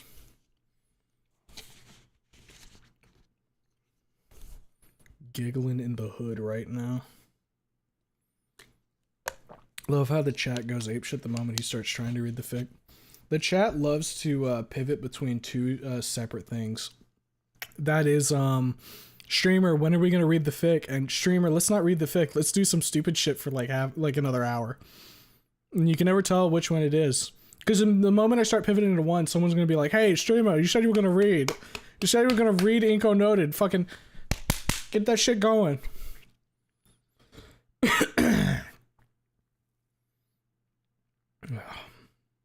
Read it in Mario voice. I have returned. I'm so sorry, Twisted. I'm so sorry, Twisted. Read it. Read it. God loves us. This is a better fic. Fucking wrong. Streamer, we aren't here though. Please wake up. No, I won't wake up. Guys, if I figured out that I was in a coma and like you guys were just my hallucinations, I still wouldn't fucking wake up. I'd still be like, nah, dude, I'm comfortable here. It's pretty good. What, you're gonna make me roll the dice on what's gonna happen as soon as I wake up?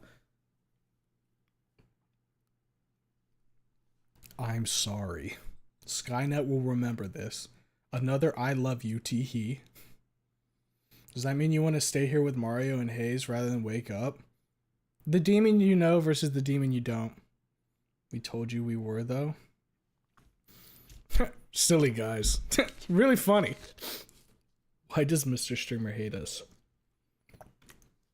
Motherfucker, you think if I hated you, I would be sitting here getting ready to read this piece of shit?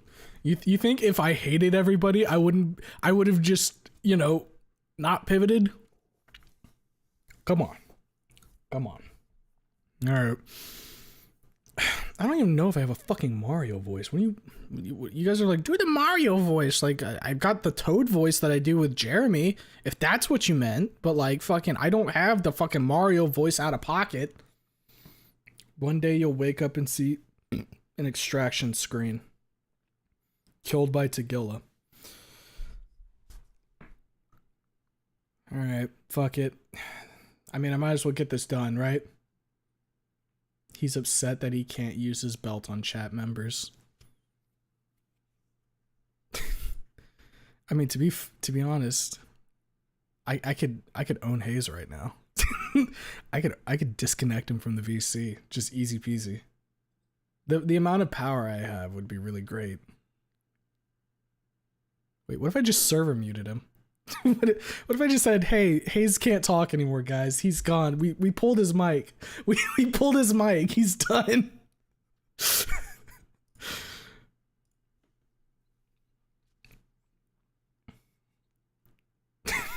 He just went, "I wish he could."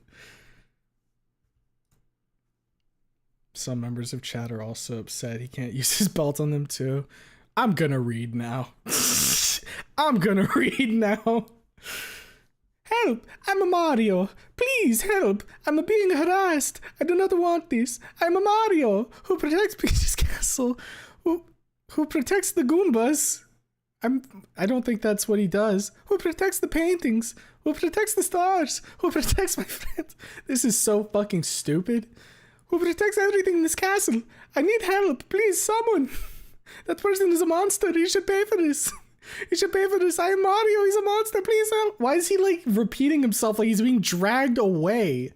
Like he's shouting this out in the hallways while he's just being fucking pulled by the legs into a dark room.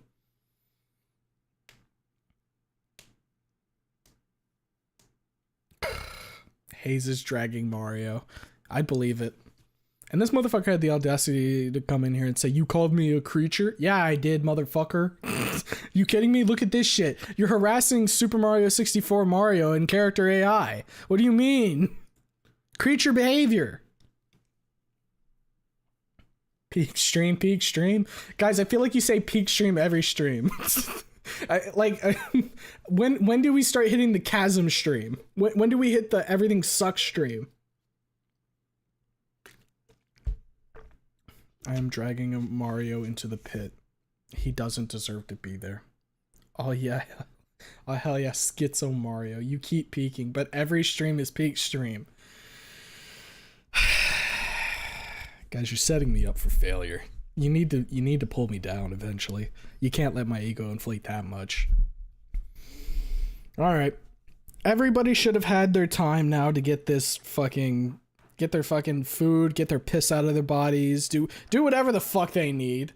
I think now is a good enough time to get the fucking reading going. We could have read 2 chapters by now. Yeah, I know. I know, that's why I'm gonna get this one going. Mr. Streamer the bully, we need to help Mario. I'm not even a bully, guys. Guys, I'm not even a bully. You guys come for my neck just as often. You fucking pull out a knife and you say, streamer, we're gonna fucking kill you. That's not bullying, that's fighting back. I'm defending myself. Please call this VOD the Mario VOD for the fucking like 2-minute Mario bit.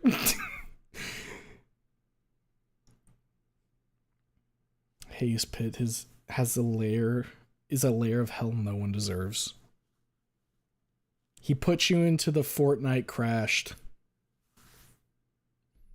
I mean, if you want the Chasm stream, it'll just be whenever you do GBVH. I still hold that GVH stream is going to be great because of what we do with it. I believe that one wholeheartedly. It would be if nothing else, it'll be a good suffering stream. Treasure the moments, Mr. Streamer. There will come a day when the next stream isn't a new peak, then it's all downhill. Take the time now to appreciate what you have that you won't in the future. I can't wait for the streamer fell off stream.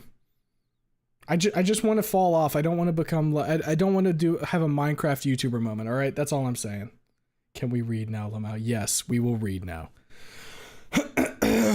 Okay. Here we go.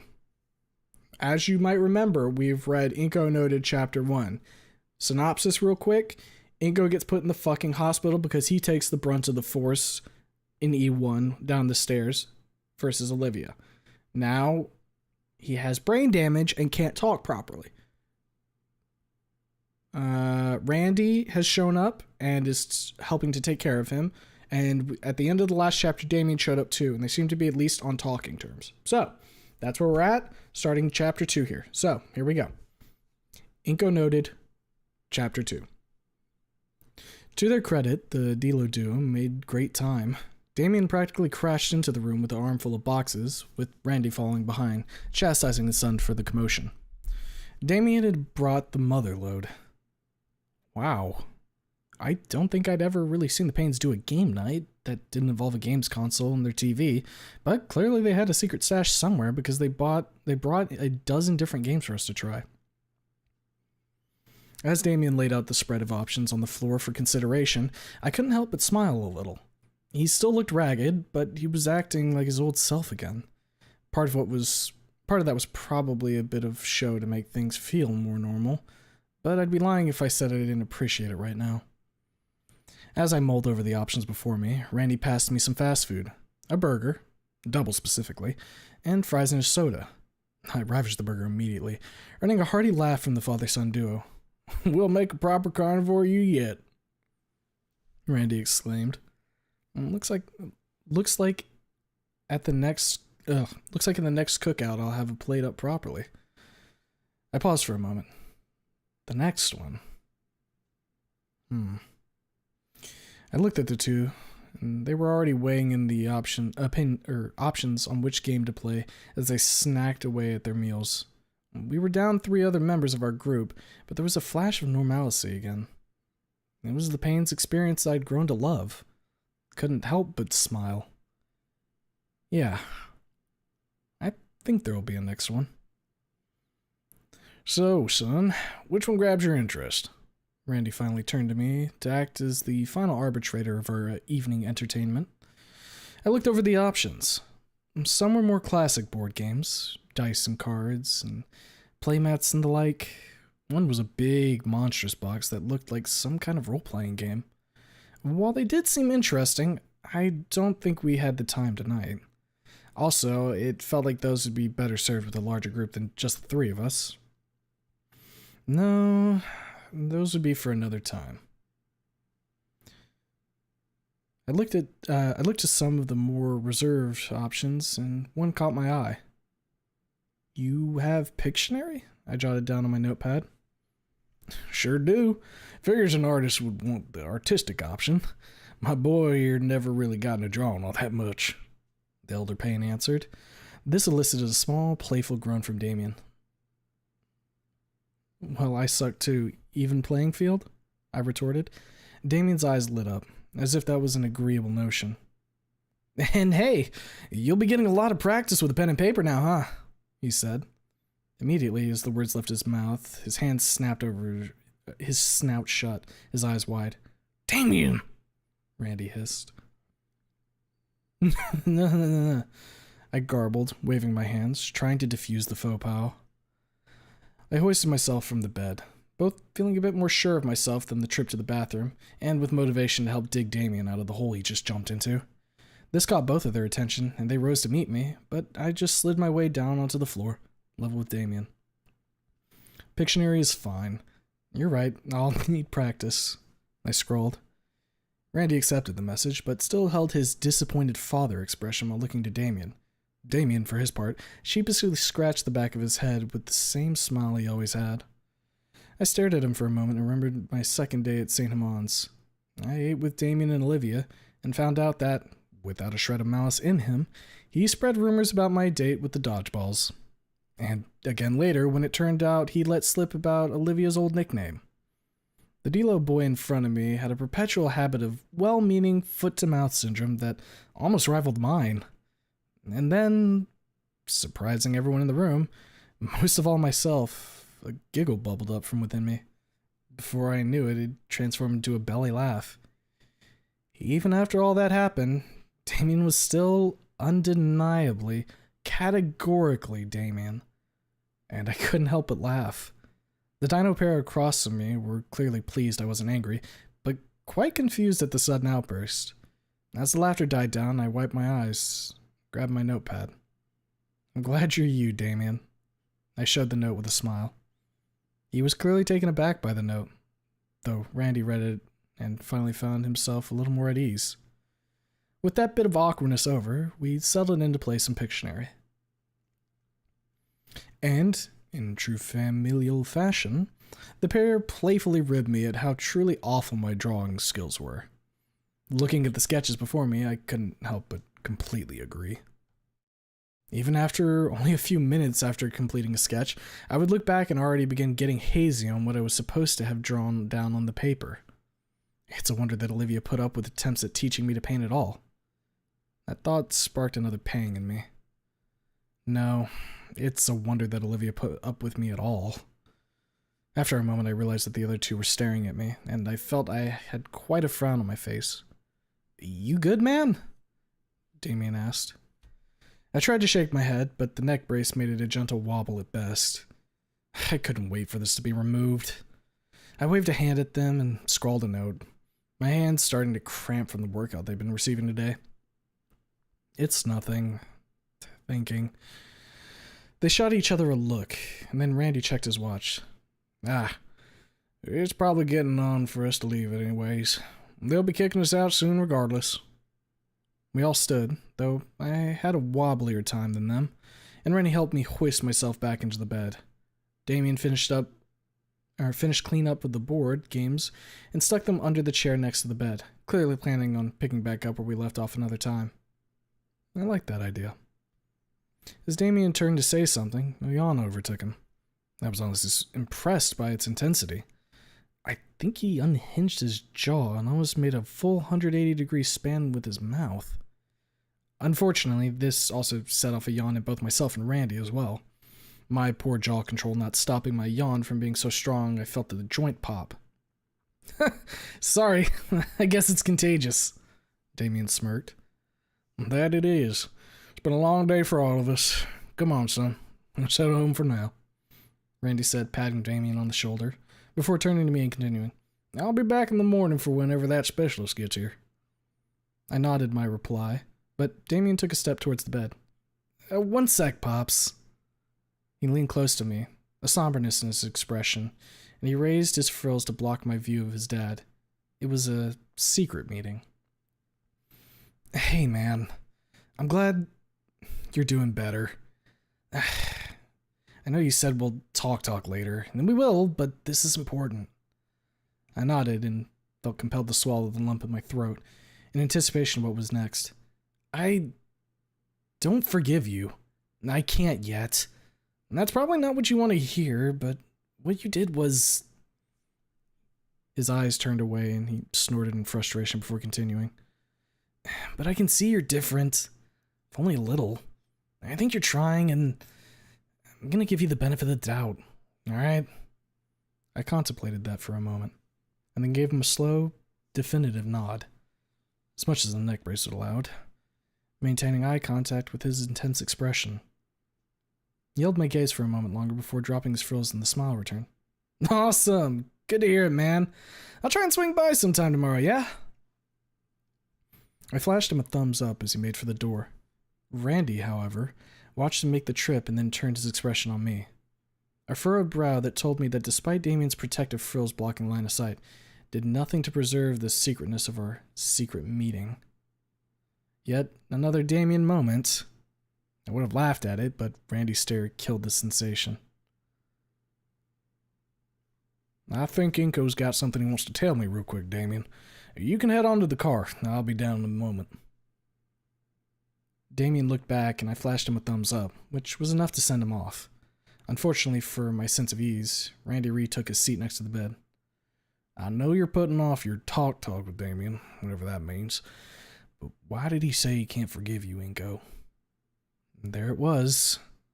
Felt the knot forming in my gut, but even after everything, Randy had gone out of his way for me. Trying to shy away from this would only make it worse. I grabbed the notepad and sat for a moment, trying to think of how to start this conversation I really didn't want to have. Several false starts, scratched out beginnings. Randy was patiently, but sternly waiting through it all. Eventually, I settled on a starting point we probably all agreed on. I hurt Olivia. He read the message and returned his gaze to me. You hurt her. Did you try and talk to her at all since you got your phone back? A long, slow sigh escaped my lips. No, I scratched. Look, son, I know that things are sensitive right now, but the only person Livia's ever opened up to like that was you. Sure, obviously things didn't go well at the formal, but I think she'd like to hear from you and that you're okay at least, Randy replied.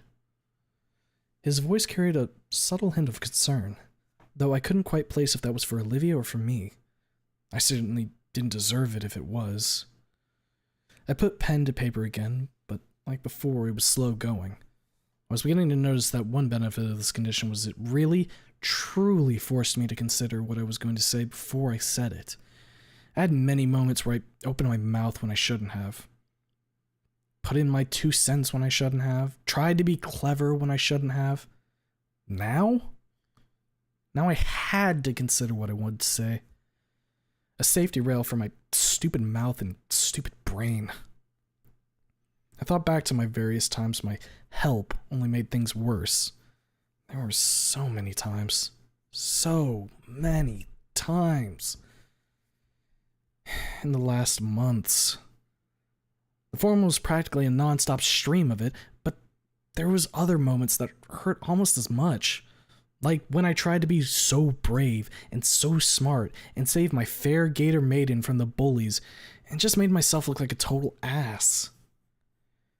To his credit, Randy continued to give me time I needed to work out what I wanted to write.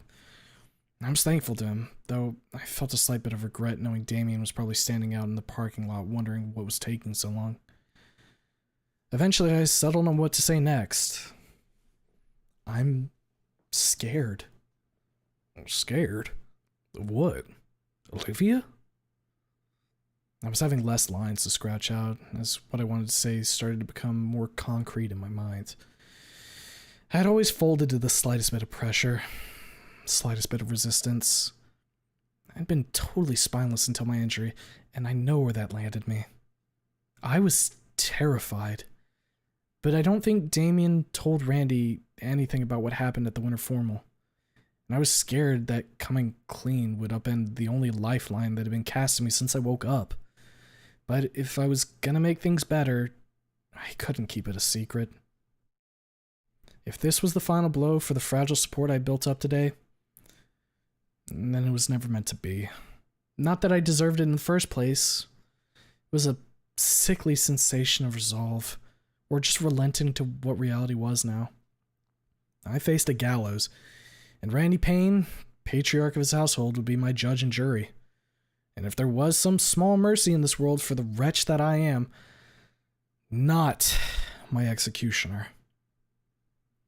I began to write. No scratch-outs or restarts this time, just a slow, deliberate scrawl. I'm scared to talk to Olivia again. Like if I ever mention her, this time she would break forever. Randy read the words, looked at me, and looked over his shoulder, almost as if he expected Damien to be there.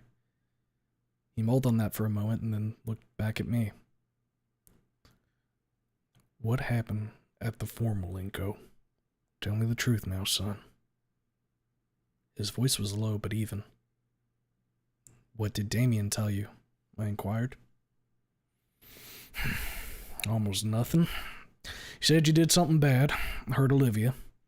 When you went to chase after her, he stopped you and you two fought. Ferris stopped him and dislocated his elbow in the process.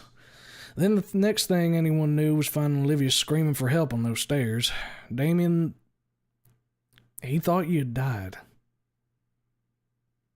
Those last words were choked out. This man legitimately cared that that his son had thought I was dead in some terrible accident. God. Wish it was that simple. I took a steadying breath, long and slow to settle myself. This man deserved the full picture. Here we go. I folded over the notepad for a new page and began to write. It was somewhat jumbled. I admit that between the injury and the intensity of emotions that night, some parts were hazier than others, but I laid out everything I could remember, starting with the shopping detour. I wrote down how dismissive I realized I was at Olivia's choice in dress, how I tried to placate her with an expensive purchase, how things shook down at the formal where I pressured her about the eulogy, how I was buddy-buddy with her school bully. I took Ben's side on things, how I danced with her bully instead of her, how I had taken those pictures in her moment of weakness, never considering the emotions she was fighting with were real. I continued to write. My pace picked up. My lettering became worse, both from steadily boiling self-hatred and the cramping in my hand. I wrote how Damien confronted me more than once about Olivia, and that final time after the picture when he destroyed my camera and gave me a black eye. How if Ferris hadn't stopped him, he would have continued to beat me. How Ferris dislocating his son's elbow gave me a window to scurry away like the bug that I was to find Olivia. Finding Olivia at the top of the stairs. My horribly insensitive attempts at talking to her.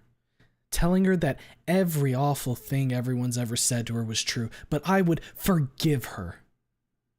And my attempt at forcing a hug that ultimately almost got her killed. I finished out the recap of my life story of that night, writing that the only good thing I did that night was sacrifice myself for her. My needing to be contemplative of what I wrote saved me from jotting down that I felt like I should have just died from it. And how simpler it would have made things. I stole periodic glances at Randy, whose expression was clouding the longer my writing went. He could tell a storm was coming, but he was powerless to divert the course now. I finished my scroll. It was several pages and became almost illegible by the end. I massaged my aching hand and read back through. I didn't want to miss anything important. Everything would be laid out, and then it'd be up to him to decide my fate. As contented with it as I could be, I flipped the pages back to the start and, only hesitating once, handed the notepad to Randy before gesturing for him to read. He took a long breath, and then began. He was thorough. He read it twice. Watching him flip back to the beginning and read through it all again turned my guts into knots. I wanted this. We both needed this. but I felt like I would die at any moment, anticipating where this was going. Over the course of his reading, the concerned look faded. He never looked angry, but by the time he finished reading, he looked like he had aged. He looked so tired. Raptor, Jesus, Randy, I'm so sorry. He gingerly handed the notebook back to me and then pinched it at his eyes and took several labored breaths trying to steady himself. When he finally calmed himself down, he quietly stood and only uttered, "Let's see." It was quiet. It was cold. It was done. I cleaved the only thing holding my life together today with the truth. And I deserved that entirely. Sank back into bed, exhausted beyond belief. Randy quietly made his way to the door. Just before he opened it, he paused. He didn't look back at me, but he did talk to me. "Call me when the specialist arrives tomorrow so I can be here and go. Please." "Yeah." I slurred out my reply. And he was gone. I could feel my face contort into a mess, and quiet, tearless sobs racked my body.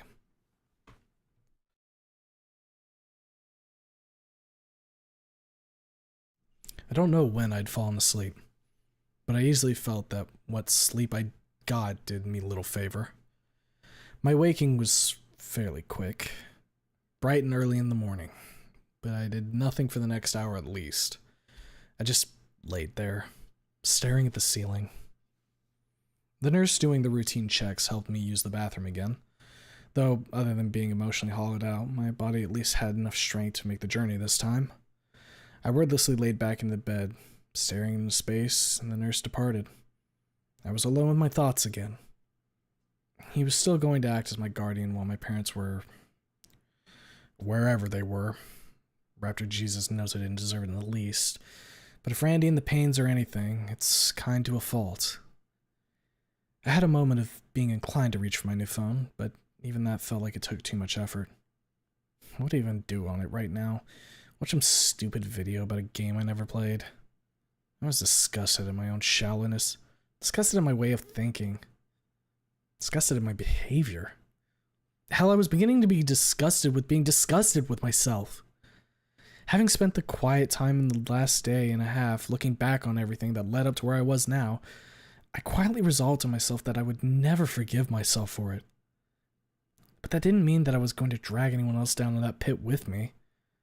Hating myself was my penance, but not my absolution.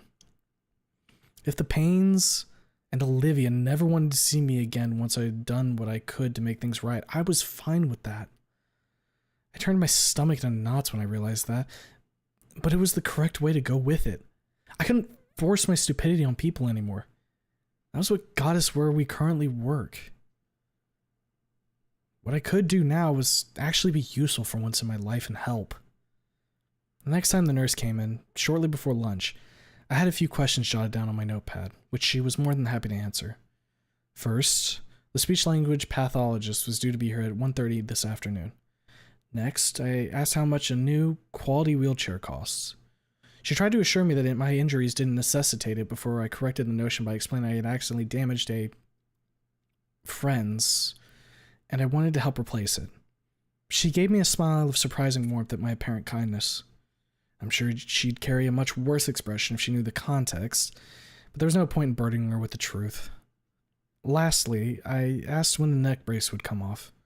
She said she wasn't sure, but she would see to it that Dr. Niquette told me later. I gave her my thanks, and she was on her way again.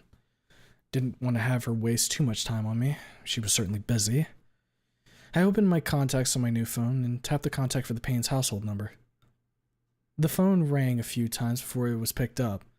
I had expected Randy, but instead got Miss Payne instead. "Hello, Sophia is speaking." Oh, right. I'm an idiot. I just realized my mistake of calling someone while not being able to speak properly. God, I'm stupid. I garbled out something that hopefully vaguely sounded like sorry and ended the call. I flipped over to Damien's contact and texted him a message, telling him to pass along the specialist to be here at 1:30, if he could tell his dad.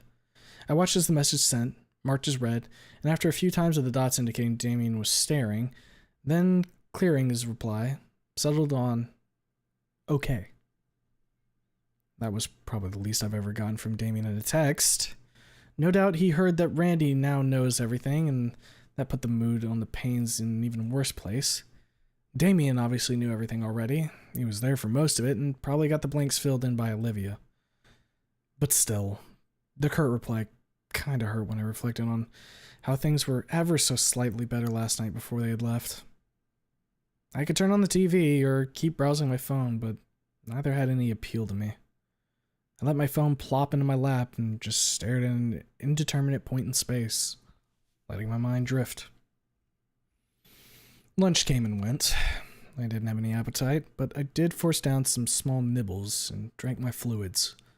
Last thing I would need is for them to think I was starving myself. True to his word, Randy arrived at about 1 p.m., ahead of when the specialist would arrive. Then he was here in the middle of the day, in the middle of the week. That he was here in the middle of the day in the middle of the week means he once again called into work to take care of his son. I was too tired to even feel guilt over the misapplication of effort. He only said a short greeting and then took up a seat by the bed and got back to his book that he had left here overnight. I couldn't tell what was going through his mind, but if he actually despised me, I don't think he would be here. I also didn't have the courage to break the silence. My efforts last night certainly strained things already, and he certainly told Miss Payne about it as well. But he still showed. There was a small, infinitesimal chance that they wouldn't cut me off when their guardianship duties were done. It was the best I could hope for right now. The specialist ended up being about 10 minutes late, but I didn't fault him. Someone with that skill set would certainly be in demand in various places, and he had to travel here to meet me in the first place. What was surprising, slightly, was that he was human, like me. He had a much darker complexion and a close-trimmed haircut and beard, both of which were thoroughly salt and peppered, but definitely human. Neat. He introduced himself and explained that over the next little while he would be performing various tests with me to figure out the specifics of my condition. I nodded in confirmation, I understood, and Randy moved himself to one of the other seating chairs on the other side of the room to give him space to work. The tests were surprisingly simple in practice. He gave me various things to try and say, made me try and do certain facial expressions, or make various non-word utterances. Write things down, attempt to answer the questions, and work out word puzzles. They took some blood samples as well. He informed me they had already given me scans of my brain, so that wasn't required for today. As we did them, he was very calming to listen to. This was a man entirely in his element, with years of experience working with people in a difficult position, and he did a great job of making me feel at ease. The various tests done, he excused himself to talk with Dr. Niket, leaving me alone with Randy once again. I laid myself back in the bed, resolving myself to silence when he finally spoke up for the first time since he got here. "How are you feeling today, son?" He sounded beyond tired, but he didn't sound angry. Not that I could pick up on, anyways. And that realization hit me like a truck. It was such a simple gesture, but it tightened my throat. "Oh, hey." He nodded and opened his mouth as if he wanted to say something else, but let it drop for now. A short while later, my two doctors returned, and the conclusion ended up being what Dr. Niket had suspected. I could fully understand and work with my language, but due to partial paralysis of the facial muscles and jaw, my control of my mouth was too indelicate for articulated speech. The results had been pretty obvious since Dr. Niket said them yesterday, so this was just a professional confirmation of the truth at this point. The news washed over me, and nothing really changed. The SLP specialist, I did note that there are treatment routines and exercises that can help restore some level of articulation control needed for speech, but he wanted to inform me I likely wouldn't ever be able to talk quite the way I had before. I simply nodded. Dr. Niket informed me that they would be working out the specifics of said treatment plan and would be back later to inform me of what my next steps were. Everything needed to be said. Everything needing to be said having been said, they thanked Randy for being there and excused themselves. Randy quietly walked back over to the chair by my bed and laid a gentle hand on my shoulder. We'll make it through this. You'll be okay, Inco. I didn't cry at his kind words, but I did come close. I grabbed my notepad and scratched down the question that had been eating at me since last night. Why are you being so nice to me? He shook his head, like it was a silly question. I already told you, son. You made your mistakes. You being honest with me about the specifics of them last night hurt. Absolutely. But you being honest with me about them shows me that you're taking those mistakes seriously. That you aren't just sweeping them under the rug. I nodded. I really was trying to be honest with him. On the ride home yesterday, I talked to Damien. He didn't know about some of those things, but knew of the bulk of them. He agreed with your telling for the parts he did know. I can tell he felt bad about leaving off some of the specifics, but I think he was just trying to cover for you. Before I could think, I snorted derisively. Randy's brow furrowed, and I realized that could have been interpreted a number of ways, so I noted down an explanation. I didn't deserve that protection. You may feel that way, but he's a kind boy at heart. He lost himself in what was going on, same as me and you. That doesn't mean he wanted to harm. That doesn't mean he wanted harm upon you, Randy offered. I considered that. He had given me so many chances to step in and try and correct things. He only resorted to violence that final time after I took that picture of Olivia and then tried to go see her. That had been his breaking point, but he had tried to avoid that so many times before then. I concurred with Randy about his son. He was one of the kindest people I'd ever met. And because we're being honest, I'll tell you now. When I read what you wrote last night and put the pieces together in my head, I was angry. I was so angry I couldn't even feel the heat of it. And that scared me. I probably should have let myself cool off and then talk to you again, but I was afraid I would say or do something to make your situation even worse. And we've all had quite enough of those impulses lately. That surprised me a little. I've known Randy to get annoyed, but for him to say he grew so angry he was afraid of doing something he'd regret. I mean, it made sense, but I felt terrible about it. Even if it needed to come out, I felt awful. I understand. I'm sorry, I wrote. He nodded before continuing. When we got home, Damien... He laughed a bit before continuing. He didn't even make it out of the landing. He sat down to take his shoes off and fell asleep right there. As heavy as the subject matter was, the mental image of Damien falling asleep like that also made a small smile creep across my face. It was very him. The anger that had been roiling in me cooled a bit, both from my worry of my boy, and just because of how silly he can be. I almost disturbed him, but the moment tickled me so much I went to get Soph and show her. I explained we had played board games with you and that Damien fell asleep in that position, and she laughed. I think it's the first time I'd seen her laugh in that high spirits about something so small in a while. I really do think that moment helped us relax a little. He chuckled to himself quietly while shaking his head, remembering the moment. Then he took a breath and continued. After that, I put him to bed. He didn't even wake as I was carrying him. I talked to Soph. Told her everything you told me. She got mad too, honestly. But I think she was more mad at herself. Like I told you, she'd been the one to suggest cutting Olivia loose when she graduated. To save those that could be saved still, he said, last bit, as if something unpleasant tasting was in his mouth. I nodded, remembering. I think she shifted the blame onto you for a moment, at least. She said it suddenly made sense. You brought her out of her shell and then hurt her again. Soph was so mad at herself for not realizing that Olivia putting herself out there and being hurt again would obviously make her lash out. We were all just seeing a child throwing a tantrum for no reason. Not what was really happening. You brought her out of her shell and just shoved her back in. Damien's words had been right on the money. Again. We talked about it. We talked for hours.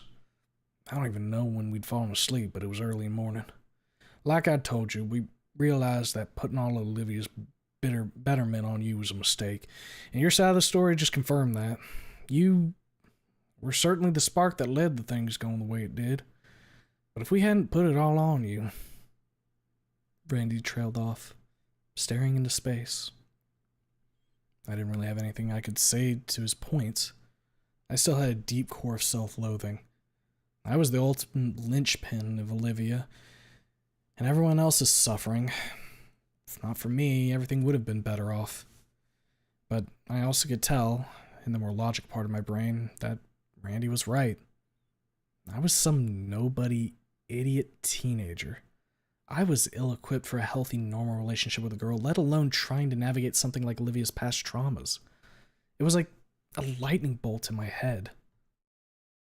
I wasn't about to forgive myself. My personal sins were far too numerous and too heavy. They almost made me kill Olivia. But as I thought it out, I realized that honestly, really everyone sucked here. And for all of the hatred I directed at myself, if I took on the burden of mistakes people made outside of my control, then things would never get better. And that was all I wanted. It didn't matter much to me if that better outcome included me in the end or not, but for the pains and, more importantly, for Olivia, we all needed to step up and correct our own screw-ups. I took my notepad again. I want to make things right. Randy read my words, looked back at me, and then gently smiled.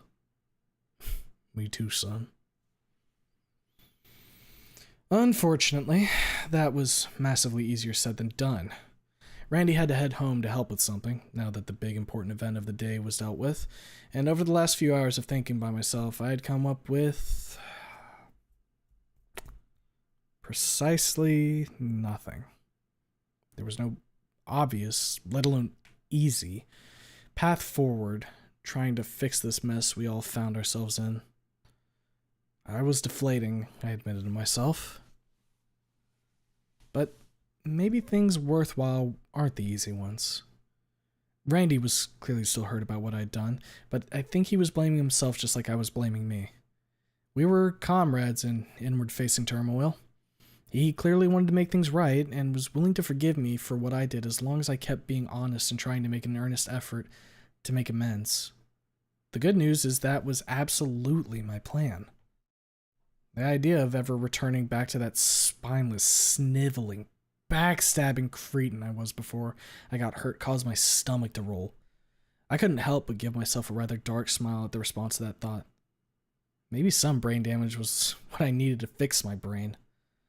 That was admittedly a pretty gross thought, but I still felt like it was deserved. So Randy was willing to walk this road with me. That was probably the biggest, scariest starting hurdle to all this. Next was Damien. We still needed to have our talk. He said he couldn't forgive me, and I didn't blame him at all. Out of everyone in the equation, Damien was likely the most blameless for how things went. He was always putting himself out there, acting as a mediator, trying to keep everyone cool and collected. Randy was amazing, but I think if I were religious, I'd actually put up Damien for sainthood. When I resolved that he was the next step of on this road of repair, I shot him a text message. Hey man, if you want, we can talk. It was in the evening now, so I didn't expect for him to get back to me until tomorrow. That was fine. I was in here for another week at least anyways. He'd know where to find me. I idly fiddled with my new phone. I hadn't paid it much mind since Randy bought it yesterday, but I didn't have anything better to do now, anyways. It was a much larger model than my old one. Also came with a nifty little stylus that hides away in the body of it. I opened up the Notepad app on it and started writing with the stylus. It was smaller than the Notepad I'd been using, but certainly more convenient. Technology is pretty cool. I continued to scribble aimlessly on my phone, doing little swirls or abstract shapes as I thought. Damien was pending. He'll get back to me when he's comfortable. I thought of who I should try and work things out with after that. Vinny? Maybe. Well, as far as I could recollect, none of the harm done to the energetic mini Damien was from me directly. I also didn't do enough to prevent Olivia from spiraling to the point she lashed out even at him. No, I did lash out at him too. I remembered when we went to the brunch with Liz. The mood was spiraling and I tried calling Damien for help, but since he was sick, Vinny answered. He in so many words called me old and insulted my choice in movies, and I snapped back at him. He didn't hear it, but I actually threatened to strangle Vinny. I wouldn't have done it, of course, but good lord, I was such a douche that I yelled at it and threatened a child? Well, I still am, but then, too. But I'm trying to work on that. So I still felt somewhat responsible. I don't think Vinny would really hold it against me. He takes after his brother a lot, but I needed to try and think of something I could do as an olive branch. He had mentioned a Mr. Beast on Snoot. I pulled it up on my phone and spent a little while watching it. I made it through 2.5 videos before I switched it off. The topic of each video was actually kind of interesting, but the frenetic editing style and quick pace disoriented me and didn't let me focus on what was going on. God, maybe I am an old doo-doo fart. Still, it was that or video games, and I sucked with both, but maybe even just trying to partake in what he liked was enough. He also liked hockey, too. I know you can play hockey on streets and stuff, not just ice. Damien and Vinny were pretty sports-oriented, so maybe they had some of that equipment? Damien would probably be down for joining in, too. And Sully's regimens have made me at least slightly less pathetic, so maybe I could keep up enough for it to be fun? I jot down a note in the app about that. Yeah. Hockey with Vinny. That just might actually work. My next thought was Liz. Again, I don't feel like I really screwed things up with her much directly, but that lunch date went poorly, and obviously me being antagonistic with Damien certainly bled over. She would always go to bat for him, so if Damien was against me, Liz certainly was too. Unfortunately, I didn't really know Liz that well. She was wicked smart and had her, and honestly probably Damien's, lives planned out for the next decade at least. A talented artist in her own right, and she was already making strides for opening a business the second school was out. But outside of that, I barely knew her at all. Trying to make amends with Liz would be challenging. She'd probably try and just brush things off to take the path of least disruption like she did other times conversations got dicey, but out of respect for both her and Damien, I would need to handle it properly. But without a clue on how to broach things, I resolved to tackle the Liz topic once me and Damien had our talk, however that shook out. If I couldn't sort things out with Damien, then Liz would be permanently off the table anyways. It was a bleak thought, but I couldn't do anything about it now, so I let my thoughts trudge on. Next would be Sophia. Going off what Randy had said, she was probably fairly receptive to me trying to make it right, but it also sounded like she was angrier at me than he was. Justifiably.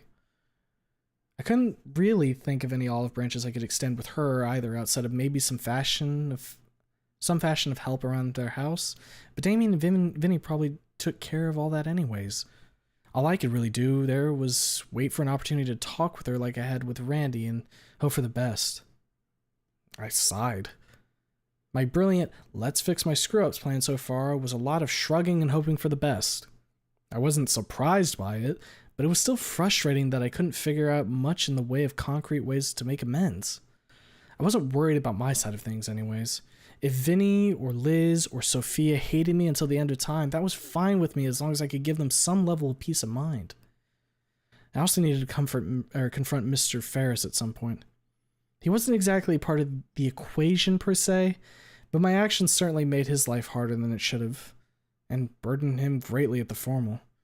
He was a kind person, and I'm sure he felt awful about me forcing him into hurting Damien. Again, no ideas other than just talking things out, which I added to my notes. I kept my train of thought chugging along for who would need working with and landed on Ben and Mia. My mouth reflexively curled into a sneer. God, I was so stupid. I let the two of them doormat me as they used me to screw with Olivia. I should have been the first line of defense for her and not putting up with their bullshit, but time after time I handed her to them on a silver platter. I angrily scrawled "fuck Ben and Mia" in my notes before circling the words in a huff. Let my heart rate go back to normal before looking at the words. Sure, they deserve that. But it wasn't helpful. Mia sucked, full stop. She was probably one of the most spiteful, hurtful, broken individual I ever met. But Ben? Ben was so baffling to me. He always seemed like a good guy, but was willing to throw absolutely everyone under the bus for Mia. Literally everyone. Was he also just too spineless to stand up to her? Was Ben just me in a different flavor? Did he even notice? There was also whatever had transpired between him and Olivia in the past. I never got the full picture of it, but I'd come to the conclusion through my hours of introspection that I had profoundly missed the big picture about their dynamic.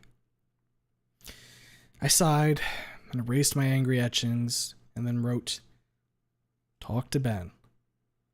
Had no idea how it was going to go, but I didn't think he'd refuse me, and if he did, I would lean into Mr. Ferris and Principal Scalar.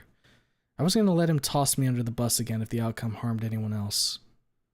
My mind drifted back to the meeting with Principal Scalar about the Mia incident, when she trashed the hallway. Ben had thrown me under the bus then too, but he was only partially to blame. I didn't just let it happen, I crawled my way under the bus and waited for him and Mia to hit the gas. I had figured it was the easiest course of action at the time, and even looking back at it, I was right. I was the easiest course of action. It was also definitely the wrong one. Indirectly, it further harmed Olivia and emboldened Ben and Mia. So no. No more buses. Fuck buses. Ben and I would have a talk one way or another. I refused to let Mr. McKnight let him McKnight his way out of it when we did. Ugh. My thoughts shifted laterally to Scalar. I felt bad for her. She wasn't the best principal. She clearly had way too much on her plate, and her caffeine addiction was going to kill her in another 5 years if she kept it up, trying to stay on top of everything. But she was at least trying. And rather than just seeking her or Ferris out, I just let things coast until it destroyed the winter formal. She was a victim of my stupidity as well. Alright. Ferris and Scalar need talking to as well. Noted. That finally rounded me back to the star of the tragedy at St. Amand. Olivia. My poor girl. Well, we probably weren't dating anymore, admittedly. That thought caused my chest to hurt, but it was well more than deserved. I would like to say it'd be possible for us to repair things and, if not get back to how they were before, move on better and stronger.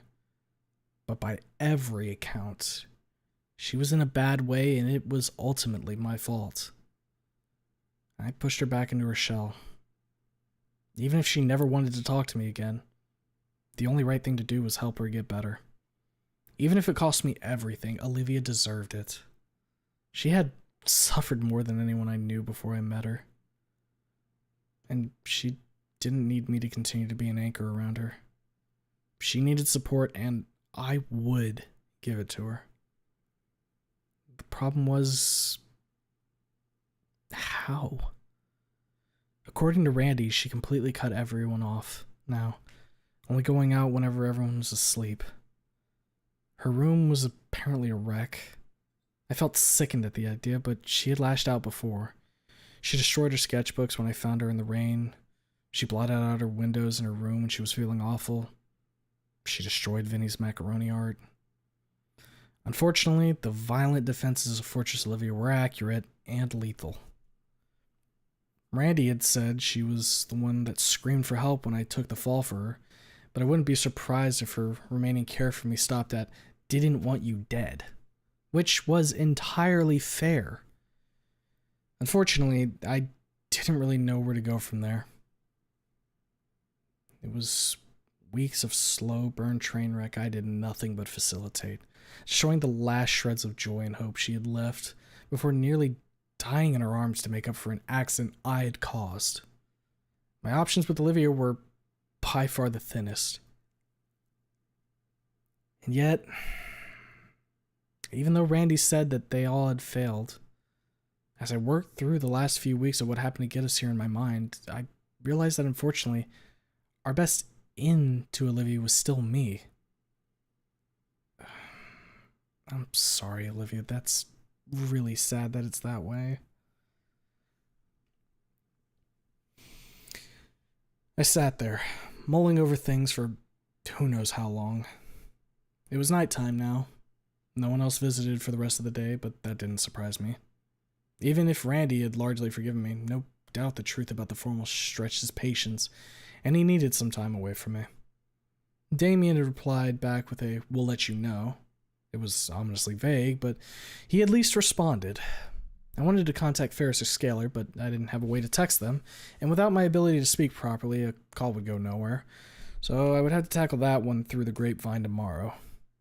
I had eventually gotten bored of letting the wheels in my mind spin without getting anywhere, and had started idly doodling in my notes app with my stylus.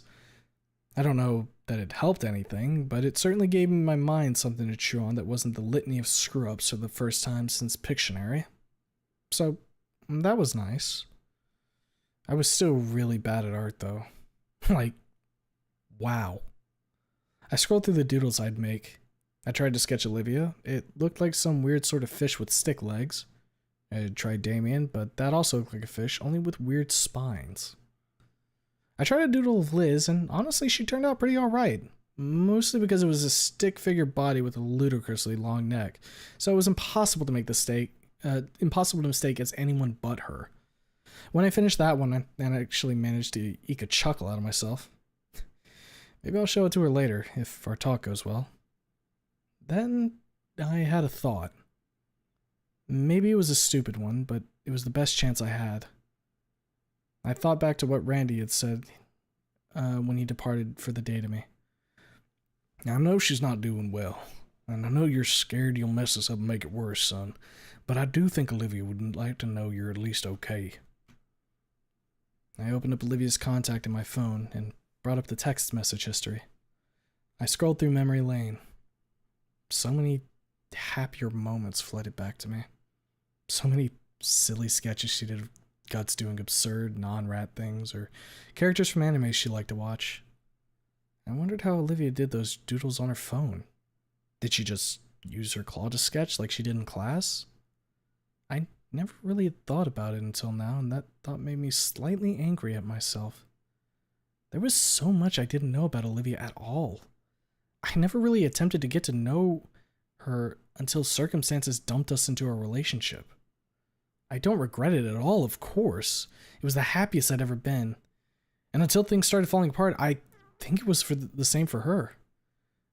But looking back, I was a terrible boyfriend. Beyond that, I was a pretty terrible friend. So maybe that was the starting point. Just trying to be a good friend, first and foremost. Getting to know her properly. My plans, such as they were with everyone else, had circled around to trying to find common ground I could engage with them on. An olive branch that could be extended so we could meet on a different problem as equals. And I was frustrated to say I didn't really have much for Olivia in that regard either. But I didn't have nothing. I tapped to start a new text message and clicked the little add file button on the message that opened up in the Notes app. It was crude, it was sad, and it was ugly, but it was a picture of Guts giving a thumbs up. I attached it and added the text. "Hey, just to let you know, I'm alright. Text me when you can." Sent. It wasn't much, but it was at least an attempt at something. After I sent it, I worried it was way too casual, too friendly for the unpleasant waters that we now found ourselves in. But as Randy said, she'd want to know I'm okay.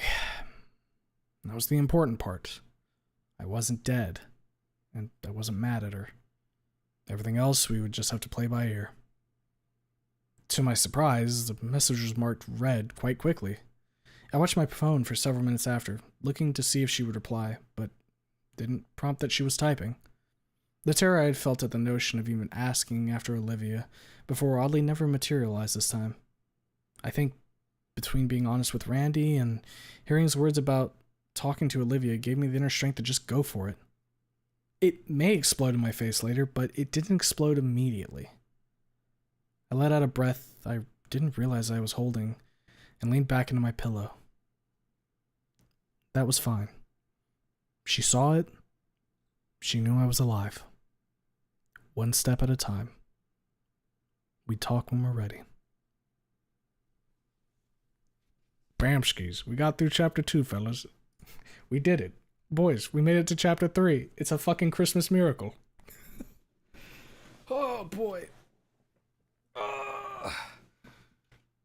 Fucking stretch everything in my body real quick. So what was that? Like about a little under an hour? Maybe like 50 minutes? Pretty good time, all things considered. Oh. Had to clear my throat a couple times there. Get some good guagua. Peak stream again, surely. How's Mr. Streamer feeling? I'm feeling alright. My throat's a little fucking crusty. I think it's just like a fucking phlegm.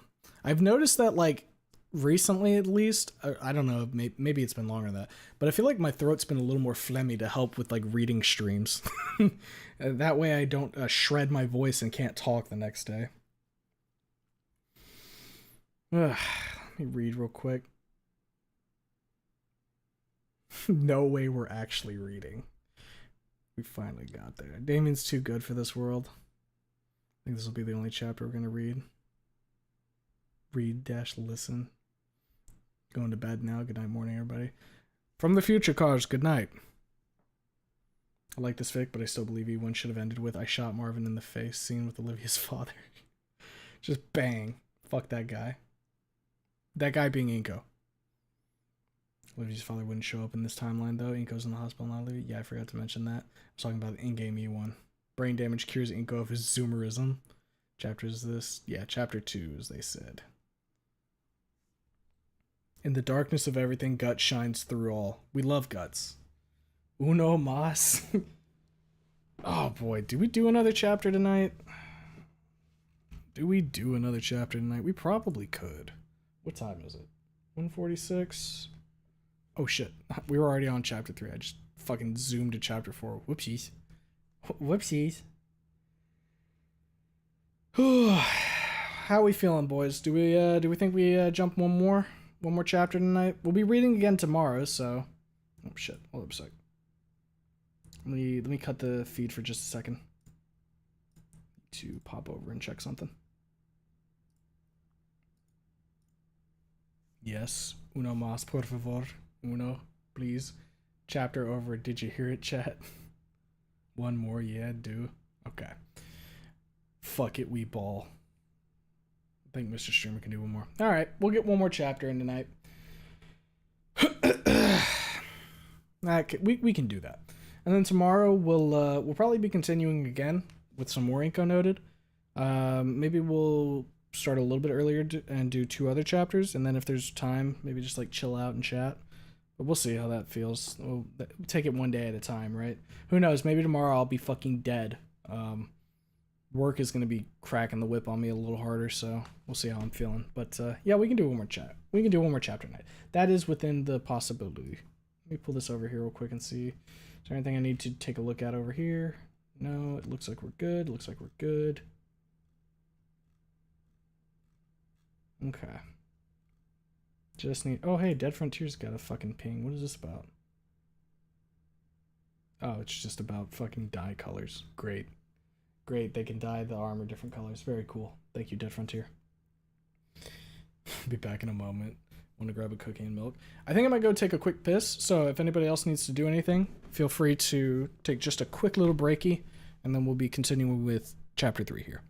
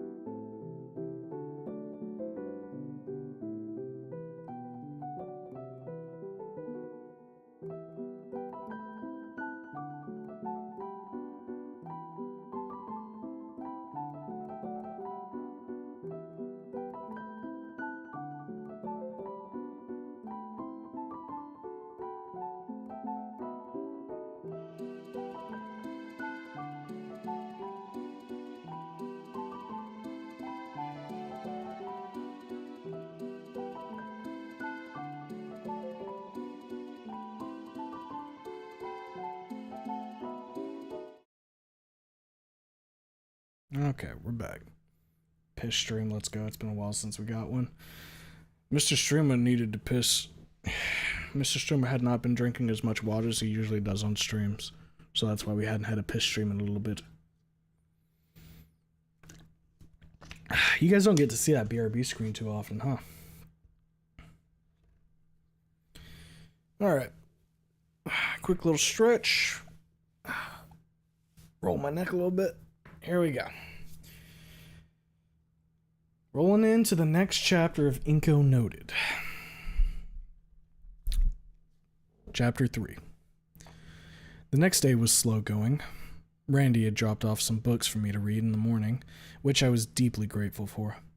He also informed me that Damien was sick. Apparently the stress had finally caught up with him and he was down hard yesterday. I appreciated the status update, and that made me feel better about Damien's curt replies. If anything, it made me appreciate that he responded at all. I ran through what I had done and formulated last night as a plan of attack, and Randy seemed to agree with me for the most part. He told me he would get in contact with Ferris and Scalar for me, since, as far as we both knew, my parents hadn't talked to them about what to do for school while I was out outside of the original notice I had been in a coma. He also felt my idea for Vinny was good, though he laid down the law that it would wait until I had a clean bill of health. I was feeling stronger with each day, but that didn't mean I got to push myself with my physical activity like hockey, a sport known for its fights and injuries. I was all too happy to agree. While I felt it was the best way to lift Vinny's spirits, I honestly wasn't looking forward to the Delos sons bodying me in a sport. Solly may have put a bit of muscle on me, but it certainly wouldn't be enough to keep up with them. I didn't need to die the second I got out of the hospital in a freak street hockey accident. When I told him about my message to Olivia, he could only offer me basic encouragement that he thought I did the right thing. She still hadn't responded, but neither of us was surprised by that, really. Randy said when he got back home he'd see if Sophia noticed a difference at all, but until then we were both in a waiting pattern to see if my message moved Olivia the Olivia needle at all. He bid me farewell, and he actually had to get back to work that day, but he promised he would swing by again in the afternoon afterwards. I was more than content with that. For the next little while, I amused myself with the drawing app that I installed on my phone. It was a little more robust than just doodling in the Notepad app, but my skill level made the difference minuscule at best. But if I got any better, then maybe it was more useful. If I ever got back on speaking terms with Olivia, I'd have to ask what app she used on her phone. I spent the late morning and early afternoon juggling between getting up and pacing around my room, watching Snoop video tutorials on drawing and trying my hand at it. I was beginning to get antsy, and it was the best combination of activities I had available to prevent me boredom-induced madness from setting in. Randy's books sounded interesting, but were more in-depth than light reading, and I couldn't get my brain to sit still long enough to become invested in them. Maybe later, but I don't think it was going to happen today. Truck Chan.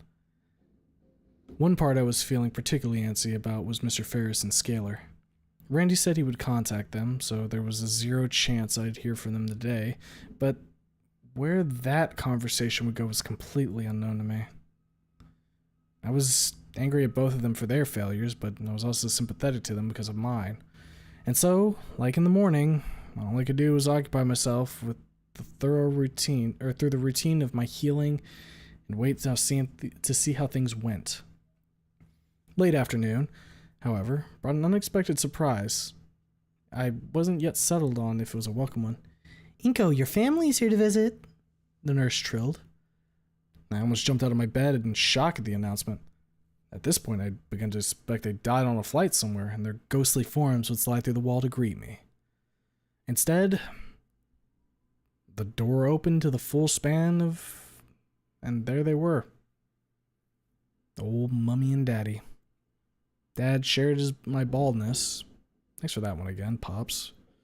Some hair could have maybe softened the blow of my landing in that stairwell. Mom had a short bob cut of dark brown. Both looked tired, as usual. They were in their mid-30s, and they looked like they hadn't slept since high school. "Hey, kid." Dad softballed his opening. I slurred back. I waved both of them in. Them standing in the doorway wasn't just making me uncomfortable, but the poor nurse as well. They took a few steps into the room, and the nurse closed the door behind them to give us some privacy. They didn't advance any closer. Calling them standoffish was the most accurate descriptor in history. We got back this morning from our trip. The Nettleman project. You know the one, Dad explained. I didn't, of course. I had no idea what projects they had or which ones were in the works. They rarely actually told me what was going on at work, and they were usually at work. Normally, that just made me feel lonely and sad, but at the moment, it was just slowly raising my blood pressure. Was the only thing I could offer. I hadn't decided if they were yet worth pulling my phone out for communicating with. We're sorry, honey. Really. We were there first thing in the morning after they brought you here, but when they said you were in a coma and had no signs of waking up, we didn't know what to do, Mom offered. You could have kept your asses in the state in case I woke up for one, I thought. Still, we understand if you're upset, kid. Out of the bits of information we know, you've been through a lot. Don't worry, we'll get this sorted out, Dad said. Honestly, this was the most direct engagement I'd gotten in a while. It was actually kind of surreal. If every word they said didn't make me more and more annoyed, it would have been a nice change of pace. But no. They hadn't even actually come to me yet. They had stopped midway into the room and hadn't come over since. I know I wasn't worth the pains or Olivia's time of day, but I'm your goddamn son. My scowl clearly caught their attention. The awkward silence weighed heavily on the room. My parents really, truly having no idea what to do or say next. They didn't hate me. I knew that. Frankly, it'd probably been easier all around if they did. No, the problem is that they did care.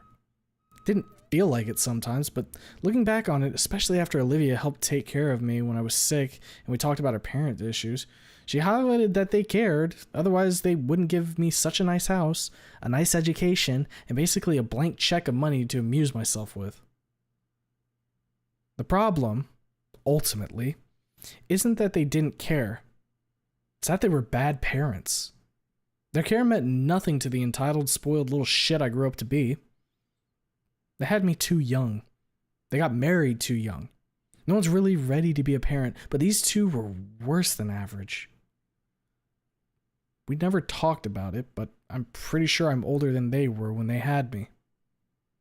To their credit, they pulled things together against all odds, and both went into business together after having me and work incredibly well-paying jobs. But they're barely more adults than I am, even though they double my age. And it manifests in their care being almost unlimited money to a kid that never had any emotional connections to anyone else and never learned a shred of empathy from another person.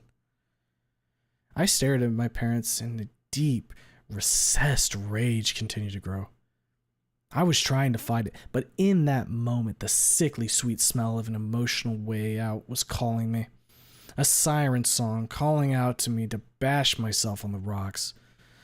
The part of my old self that wanted to act like it was everyone else's fault everyone else that failed. The part I'd spent almost every waking moment since I exited my coma crushing into dust was working a Hail Mary play. It was their fault. I wouldn't be like this if not for them. Olivia wouldn't hate me if they raised me better. My knuckles turned white as my fingers balled into fists so hard the joints began to hurt. If the Paynes had been my parents, I wouldn't be like I am. My parents just stood there, not sure what to do as my anger began to hit a crescendo. To their credit, in the back of my mind, I could tell they were disturbed. They realized something was wrong, but it came back to the same fundamental problem. They had no idea what to do with me.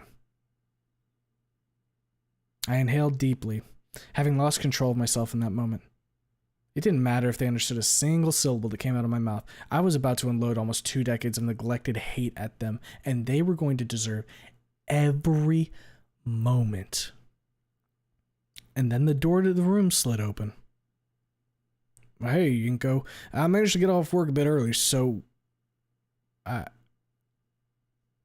Randy Payne stood on the threshold of the doorway, unsure of what he was looking at. Seeing one of the kindest people I ever met, his face going from pleased to perplexed to worried ripped the voice from me. My parents had startled at the door opening suddenly and pivoted to see the man they didn't realize was their savior. Oh, I apologize. I didn't realize you had company, son, Randy said, trying to take stock of what he was looking at. My dad turned from Randy back to me. Inco, who is this? My lungs felt tight. Being uninterrupted like that threw me off, and I had to cough to clear myself. My deflated anger and a brief spike of a return, but it quickly petered out again. I wasn't going to try unloading anything on my parents in front of Randy. I used the moment to look at the three who were looking back at me and have what shake of my head the brace would allow. I gestured to Randy. My parents. My parents' faces scrunched into a mixture of bewilderment and concern as they looked at me. Randy's did the same, only he was looking at the couple between him and me. What was that? My mother exclaimed. I let out a sigh. Inco, honey, what's wrong? Is your mouth numb? Is the medication you're taking? She finally actually figured out where her maternal instincts had been hidden for the last decade and came over to me, placing her hands all over my face and trying to get a better look at me. My dad hadn't moved an inch. He was still trying to process what was going on, but he could already tell I wasn't right. I'd already assumed it was the case because I unfortunately knew my parents quite well, but unfortunately for Randy, he just now pieced together the current situation. You don't know about your son's condition? His voice was dripping with mortification. He really couldn't believe that they didn't know. In their defense, as much as I felt inclined to provide that information to them, I didn't actually ever text either of them to let them know anything. I admit to being childish, but if they wanted to see how I was doing, I decided they could actually come and see me for once. Clearly, the hospital staff on hand were unaware that they were... Clearly, the hospital staff on hand were unaware that they were unaware of my condition. Well, enjoy that little bombshell, guys. Maybe, just maybe, it'll make you consider actually acting like parents next time your son gets into a coma after almost dying. While that notion of mildly sadistic, bitter amusement was running in my brain, I unfortunately realized too late that it wasn't going to shake out that way today. Randy looked livid. His frills were shivering and his eyes were pinpricks. If I didn't know the man better, I would have suspected he was about to lunge at my parents right there. But, to his credit, as one of the most wonderful people I've ever met, he restrained himself. Mr. and Miss Nito? I'm Randy Payne. I've been acting as your son's guardian while you were unavailable. If you'd come talk with me out in the hallway, I think we have a lot to discuss. His voice was ice cold. Even when Olivia was at her worst and lashing out at her family, he had never been so outwardly angry.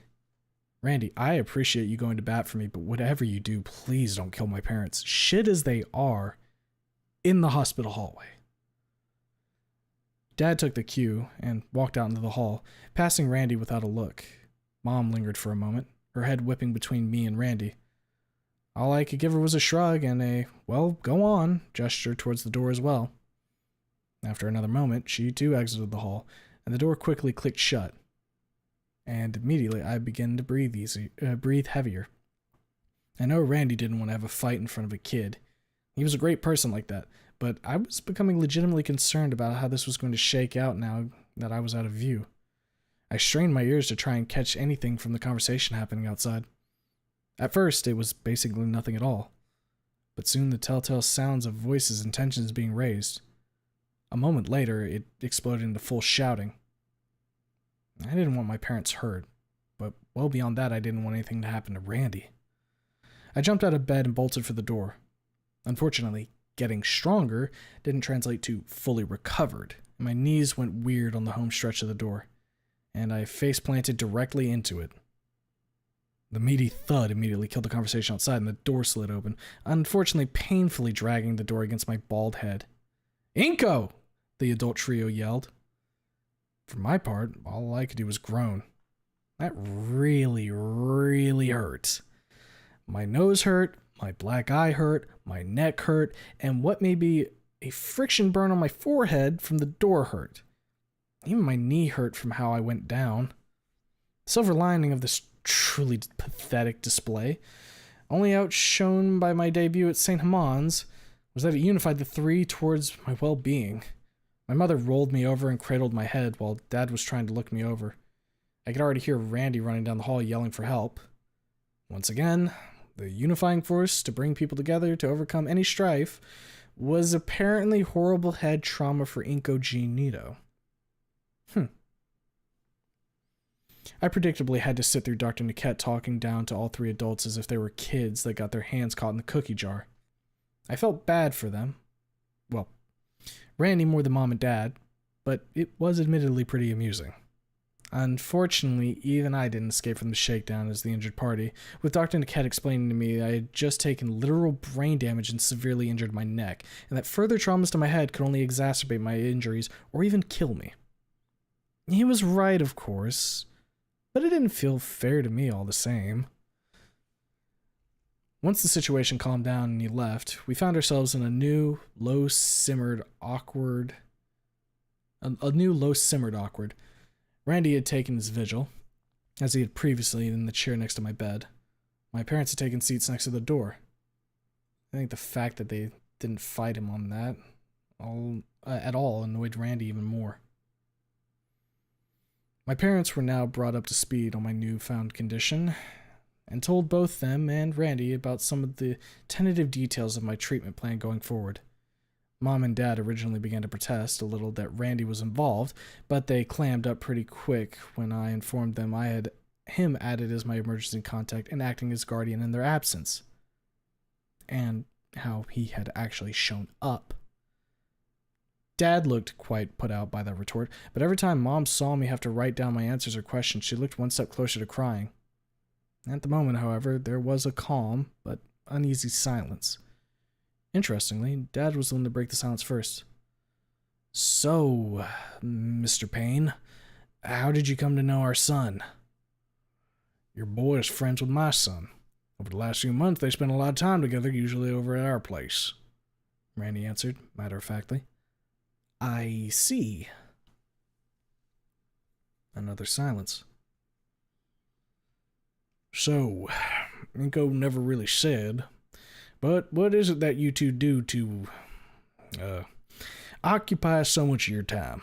Must be quite an intense career path," Randy said, or finally asked, attempting to extend an olive branch. Well, we are co-partners at an architecture design firm. We coordinate with companies and individuals to design unique, high-concept designer buildings, usually skyscrapers or specialty office buildings. Because we run the firm and coordinate with contractors and local developers and governmental bodies, we travel a lot, Dad explained. "You don't take your son with you?" "Of course we do," Mom gasped. "I think he means on routine business meetings, sweetie," Dad said, calming her. Mom's face turned a bright red. "Yes, your son mentioned that your family moves fairly regularly. As you said, I was more curious about the lack of availability on such short notice. Like current circumstances," Randy clarified.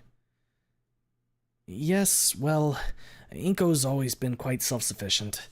We used to have our nanny on payroll, but with all the moving around, and Inco soon to be a full adult, it felt like it stopped being helpful at a certain point. He's never expressed displeasure at not being able to travel with us, and obviously his ongoing education and what social interactions he has are important for his development." Even Randy couldn't completely fault that line of logic, and he nodded at the answer. "Still, it wasn't the first time we attempted to get a hold of you when your son was in less than ideal circumstances." "Oh?" An annoyed huff from Randy. "Your son nearly freezing after his girlfriend broke her wheelchair was one such occasion. We had to pick them up, and he stayed at our place since you couldn't be contacted and the weather made walking home not an option. My mother gasped again. My dad's brow furrowed. Or, when he was so sick he passed out while his girlfriend was trying to nurse him back to health, and she called my wife for help. Heads lowered further. Or, more recently, when he fell down a flight of stairs and nearly died. I'm sure Inco would have preferred waking up to his own parents by his bedside. The last words of that raised to just below a yell. I raised a hand and placed it on Randy's arm. He held his gaze at my parents for a moment longer, then with a harumph, deflated into his chair. My parents weren't bad people, but they really didn't have a defense for themselves here. This was, admittedly, a talk I should have had with them ages ago. But until very recently, I was a spineless doormat of a person. Now, though, they were here. They were paying attention to me. And frankly, I don't think Randy was going to let them escape anytime soon. I took a long, steady inhale, held it, and then exhaled. Then I scrawled on my phone's notepad. Do you guys want to know how my year's gone so far? Mom and Dad gave each other a look before both looking back at me and giving a firm, resolute nod. All right. Well then. I survived being honest with Randy. I'll survive this. I abridged certain things from Mom and Dad. The sad reality is they didn't know me all that well, so they didn't need all the gory details for every bit. I told them about my experiences at school, the rough early days, finding friends in Damien, Liz, and Olivia, the cookout of the Pains, Olivia opening up and becoming one of the best friends I ever had, about Iadican, about his death, about how it led me and Olivia to being together, and also about how it drove us apart. When I finally got to the formal, it was the most cut down part of it all. I explained the parts that were easy, relatively. Me pushing Olivia on the eulogy, dancing with her bully instead of her and comforting her on the stairs, or confronting her on the stairs. I left out some parts that may have been too much for the semi-strangers called my parents' stomach, like the pictures during her eulogy, or me echoing every atrocious thing anyone ever said at Olivia before the end. They still somewhat cared for me, Mom and Dad. They didn't need to realize, not yet at least, that their behavior, their means of raising me, had helped create a monster. One that, by all accounts, didn't deserve what mercy he was already receiving. Part of it was to spare them, part of it was to spare me. Throughout, Randy piped in and provided some details he knew wherever I had to pause to keep writing, or let my cramped hand rest. He quickly took note of my curated version of the truth and, thank Raptor Jesus, went along with it. He let me spin my parent-approved version of the winter formal and assisted. I would tell them the whole story, eventually, but not yet. There was a delicate balance to maintain if I was going to make things right.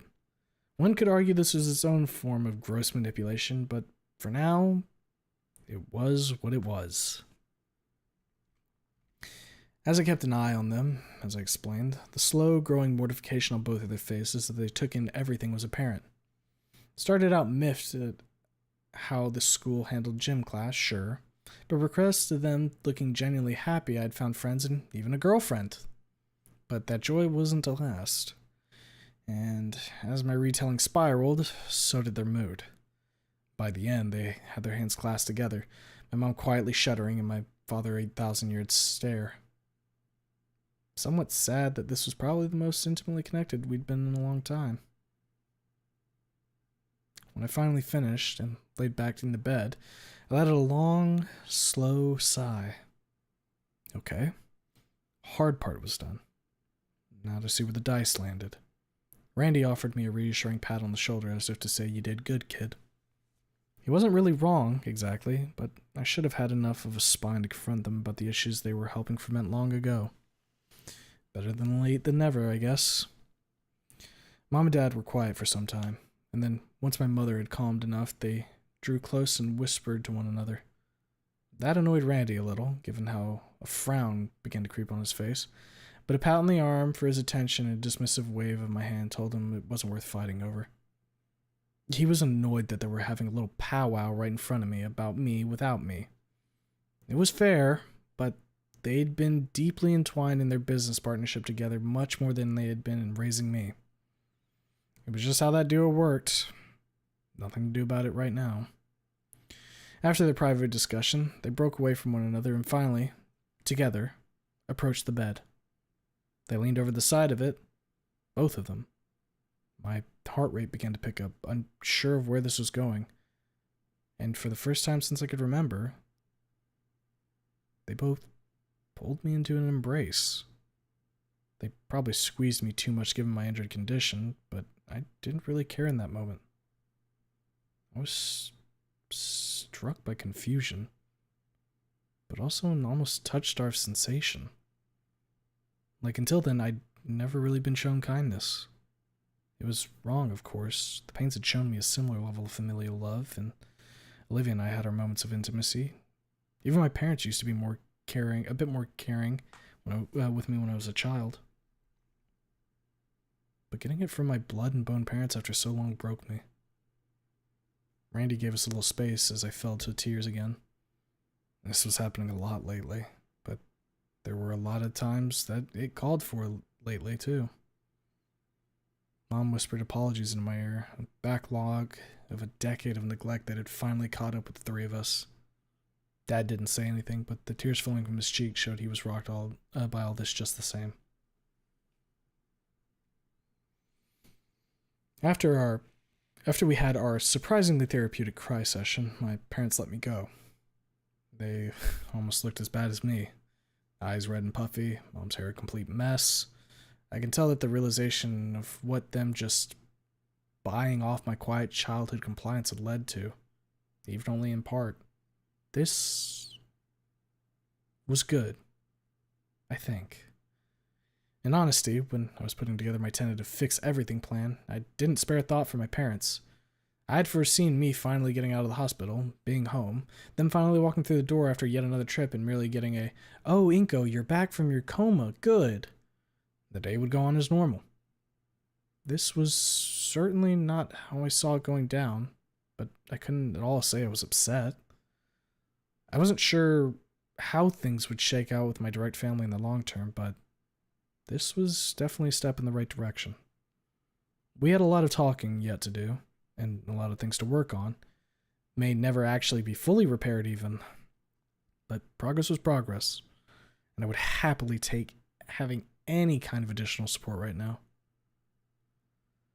"I think we should pull you from St. Amand," Dad said, breaking my train of thought. What? What? What? Mom, Randy, and me were seemingly in agreement in our shock. "Hun, clearly things aren't good there. We should move him to somewhere less packed with trauma. Somewhere that can help with his new needs, and give him room to recover without characters like this Ben or Mia." God damn it, Dad. He wasn't even wrong, notionally, but this wasn't the time to suddenly have fatherly care. I'm trying to fix the mess I made.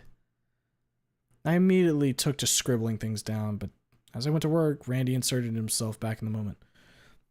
"Mr. Nito, I understand the sentiment, but as the man that's been watching your boy here through the last months, and most importantly the last few days, may I give my 2 cents on the matter?" Dad turned to scrutinize Randy. I could see his eyes squint and brow furrow. He hadn't really looked at Randy before, but whatever dumb, dormant fatherly instincts Dad had finally kicking in, and he was, in his own weird way, trying to protect his son now. And the outsider was threatening that. "Fine," Dad allowed, after a moment. "I've got 3 kids at home. I know what it's like to be a working parent like you two. As Inco explained, Damien's my son and Olivia is Inco's girlfriend. Inco has deep ties to my family now, you see. And Inco has also become like family. When you two were unavailable, he would spend time over at our place.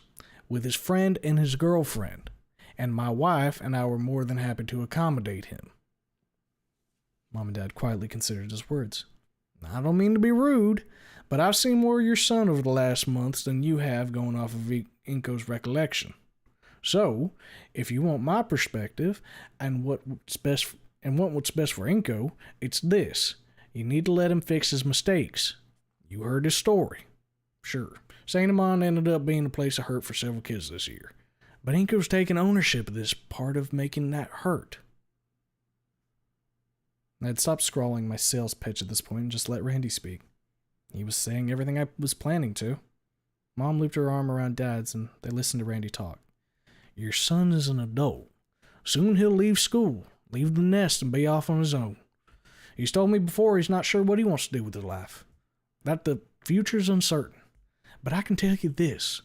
Learning to put in honest, hard work to fix your mistakes and repair connections is a skill set that will serve him better in his adult life than any click of the camera or stroke of the brush will. That struck Dad to his core. I could see him physically wince.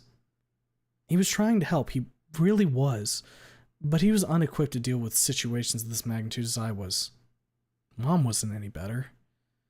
But Randy was a real one. He laid it all out. That this was my chance to actually grow up and act like a real adult for once. I may have to recommend Randy for sainthood too. Pains were far too good for this world, let alone me. Mom and Dad, more Dad than Mom, I'm pretty sure she didn't like the idea of pulling me from St. Amand's either, considered his words for a long moment before turning back to me. Inco, do you think he's right about this? I know your mother and I haven't done everything we should have, but he's right. You're almost an adult. We've let you make your choices and mistakes without us until now, and maybe it would be wrong of us to start acting like we know you better now. He looked tired. He probably was, but I think he was growing up a little. Like me. I'd held a deep, quiet resentment for my parents for a while now because, well, they pretty much abandoned me. I got why, but that didn't make it better. But I was trying to make an effort to fix my mistakes, to be an adult, even if it was painful. I shouldn't be denied that opportunity. And looking at Dad, I think he was starting to go through the same journey now. It was weird, but also kind of nice. Something we could maybe look back on in a few years as equals together.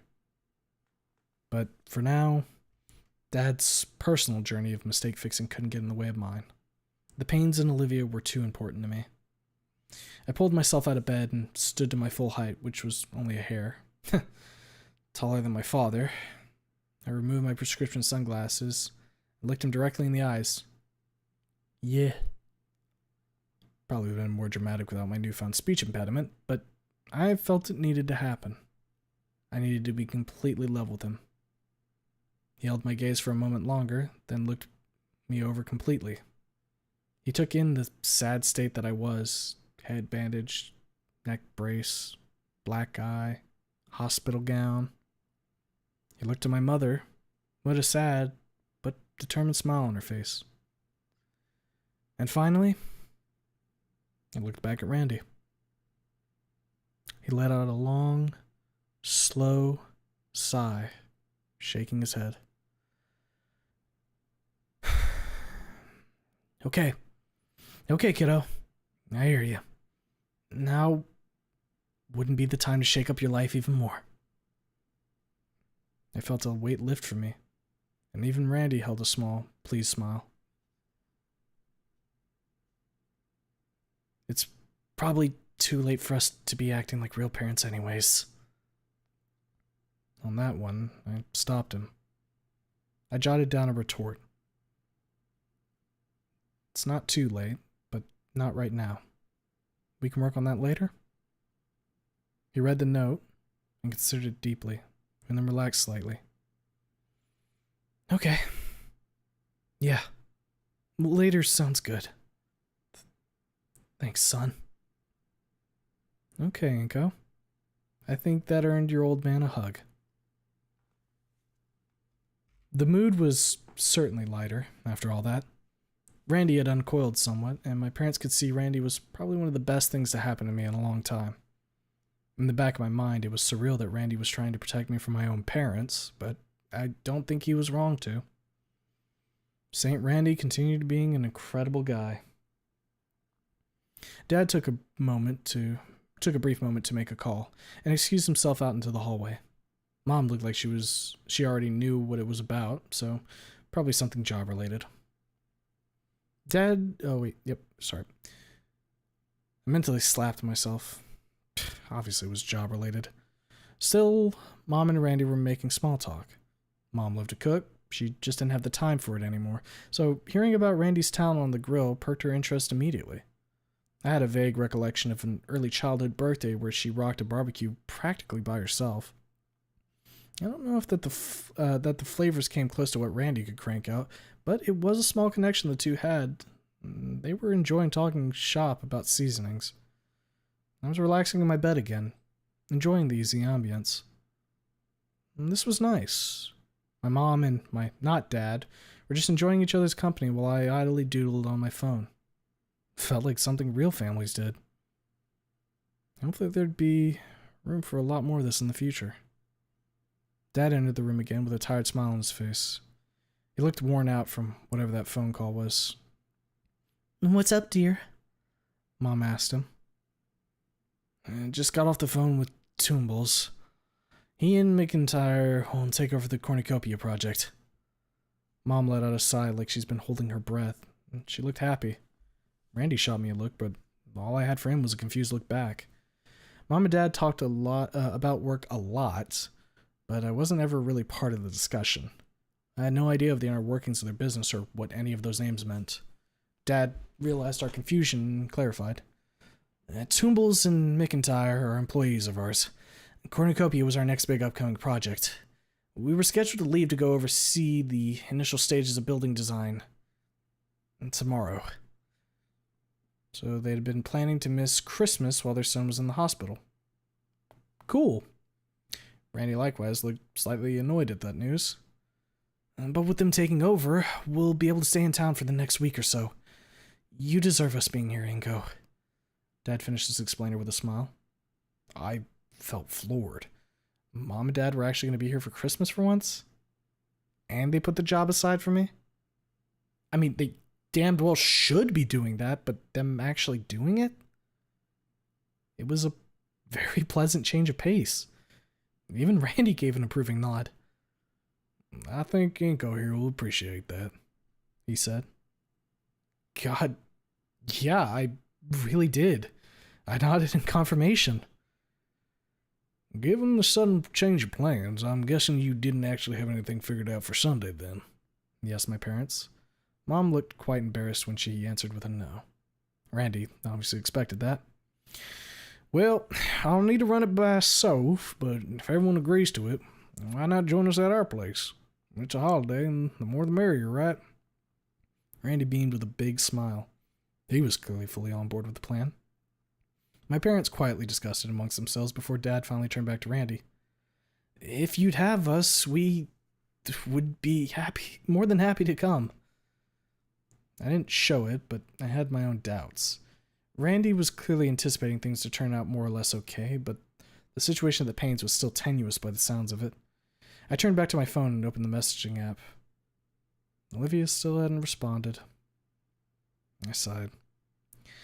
Realistically, if the pattern held, she was going to stay in her room and not engage at all, which was safe, but I don't think anyone would be happy about it. But I also couldn't rush things with her either. That'd just make things worse, and the last thing Olivia needed was worse. So, let's try tackling things in order. While the parental trio were talking and making plans, I moved over to Damien's messaging contacts. Hey dude, how are you feeling? Apparently Randy wants my family over for Christmas this weekend, but if you're feeling up to it, I think we should talk first. Work things out so it isn't awkward, yeah? Sent. A few moments later, it was read. and then he was typing a reply. Hey man, yeah, feeling better. Still tired, but should be good tomorrow. That cool? I typed an affirmative. Okay. So, talk with Damien tomorrow. That should be interesting. I turned back and tapped Randy on the shoulder, getting his attention, which in turn pulled my parents. Let me buy Olivia a new wheelchair, I scrawled. Randy was taken aback slightly. Like I anticipated, he started preparing the denials and rejections. Now, Randy, my mom interjected, surprising us both. You said yourself that he was trying to be an adult and fix his mistakes, right? If he was partially responsible for the accident on the stairs, then the appropriate action would be to pay for a replacement. That stopped Randy in his tracks. Damn, Mom, well played.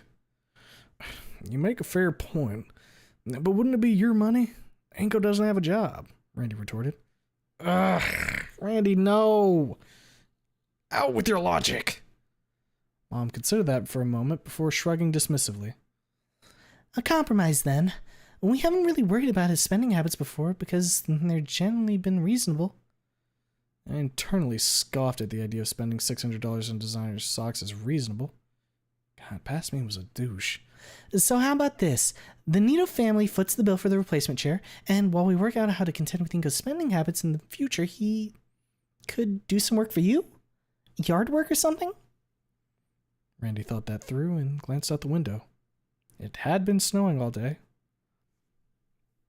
That can work, I think. Obviously once he gets better, but I think him doing some shoveling and other odd jobs for us would be acceptable. Randy relented, accepting the olive branch from my family. Well, looks like Solly's training would come in clutch for the hard labor I'd be subjected to once I recovered enough. My mind stopped. Wait, what about school? I snapped my fingers, getting their attention before jotting down my question. Michael hasn't got back to me yet, given that it's over the holidays. But I'd expect we'll be able to get you back in class when the break is over, if your doctors don't have any complaint, Randy explained. Almost as if on cue, a knock at the door. I snickered a laugh when all three adults answered. Dr. Niket stepped in and took stock of the room for a moment, and then smiled. He was clearly pleased that things had evened out since he had to break up an argument from before. Well, Mr. Inco, I have great news. Your condition hasn't shown any signs of further issues, and your recovery's been going very well. As such, if your parents are willing, you can go home tonight with them. That elicited a small chorus of cheers from the four of us. Made sense. I was feeling better. Much better. Honestly, given how much had happened, I was feeling great. And this time, when I went home, I'd actually have my parents with me there for once. Hell yeah. I was actually excited.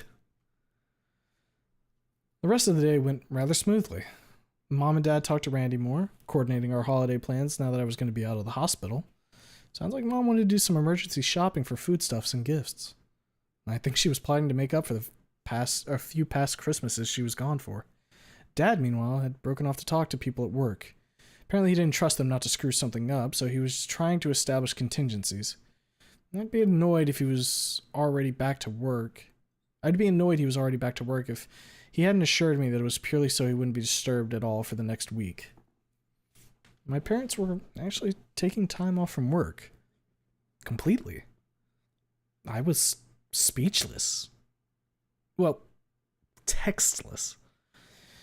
Randy gave warm handshakes to my parents and told them he'd confirmed things with Sophia, but he was very confident there'd be no problems and would message my parents at the time.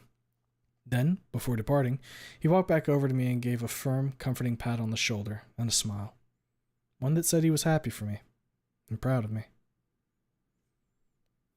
I was happy my parents were, if only temporarily, and in a small way, back in the picture. But that look... Maybe I could get Dad to talk to Randy about some pointers about fatherliness. And we prepared to depart. I remembered we had stashed the board games under one chair, and Mom and Dad helped collect them. We'd be able to return them back to the paint in a few days anyway, so it wasn't a big deal. The doctor was sure to provide me more notes and guidance on the exercises I had started doing since yesterday to help my recovery. The big ones were trying to work my jaws and facial muscles, trying to talk and overemphasizing syllables, or overemphasizing certain facial expressions. They had explained to me that because of the brain injury, my wires were crossed in their analogy, and my brain had lost track of how to move things in a fine enough way to talk like I used to. These practices, even if they felt silly, were like stretching my leg after an injury. It worked the muscles in the brain to try and practice and reestablish connections. I probably would never be able to talk completely normally again, but there was a chance I'd be able to articulate better than the slurry mess I currently could manage. I thanked the doctor profusely for everything I had done, and as we made our exit, I even spotted one of the nurses had been keeping tabs on me throughout my stay. I shot her a warm smile and a friendly wave, which she was happy to return. I climbed into the back of my parents' car, a needlessly high-end SUV, and we departed for home.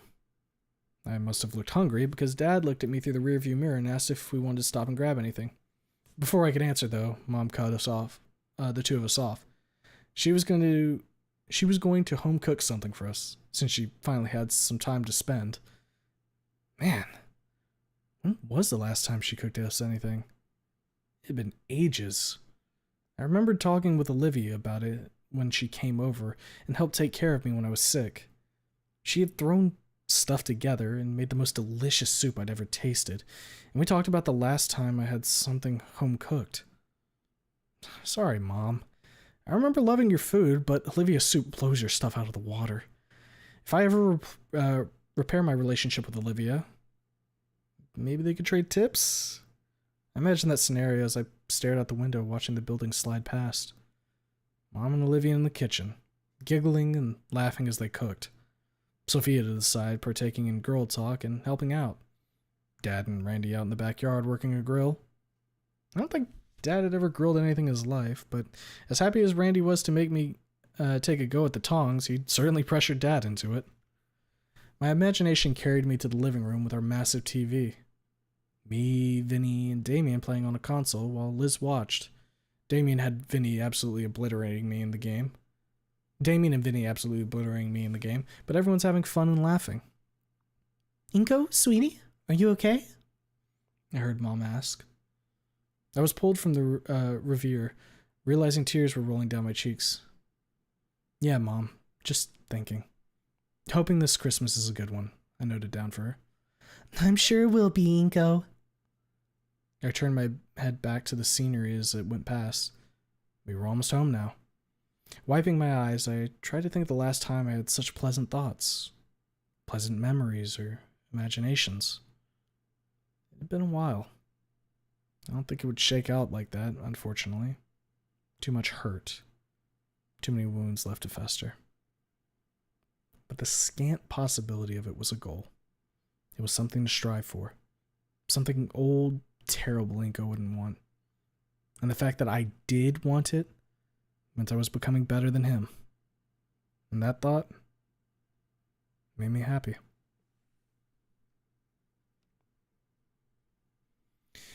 True to her word, Mom cooked us some dinner. Dad, of course, had to run out to get supplies, as our cabinets were bare and the fridge held foods that expired various days ago. Some of it had still been good before the formal, but me being gone for a week definitely doomed the culinary components. I offered them a silent prayer and apology. I think she'd gotten rusty with all their time, having skipped out on cooking. My memories of the taste were better than the reality. But damn it, I'm not going to complain about my mother taking the time to cook for us to sit down and have a real family meal again. Dinner passed quietly. I was happy that Mom and Dad were making an effort to get back into my life again, and more than happy Mom cooked us dinner. But the reality was we didn't have that much to discuss. My semester recap caught them up on the school-related things they'd missed, and they were intentionally trying to avoid mentioning anything about work. It was appreciated, but given that most of their lives were work, it left us with basically nothing to talk about.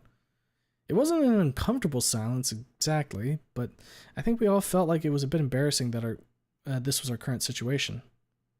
Still, Progress. One step at a time. I finished my food and put the dishes in the sink and told Mom and Dad I was going to go ahead and crash early. They warmly wished me a good night and stayed at the table. I suspect they had stuff they wanted to talk about amongst themselves as well, and I was happy to give them the room they needed. I trudged up the stairs to my room, and by the time I reached my bed, my energy was gone. It was almost surreal being back here. In my room. On my bed. I had grown accustomed, in at least a small way, to hanging out at the Paynes, where family lived. But now, the family lives here too. In practice, the change from just before the formula was minimal, but it felt significant. It was significant. Now we just had to see things through to the end. I rolled over and faced the ceiling. I probably should get out of my clothes, but I was too tired from everything to do so. I grabbed my phone and opened up my messaging app back to Damien. Hey dude, when you visit tomorrow, visit my house. Hospital kicked me out, I typed out as a joke. Kicked out? Jeez, what'd you say? Ugh. I'm pretty sure that was a joke, but it still felt a little close to home given my prior behavior. Discharged. Apparently I'm a healthy boy. Parents collected me and we're on our way, or we're home now. This time the reply was slower. Multiple instances of the dots appearing and disappearing, and Damien worked a reply. For a period of 5 minutes there was no dots at all. Then he finally responded.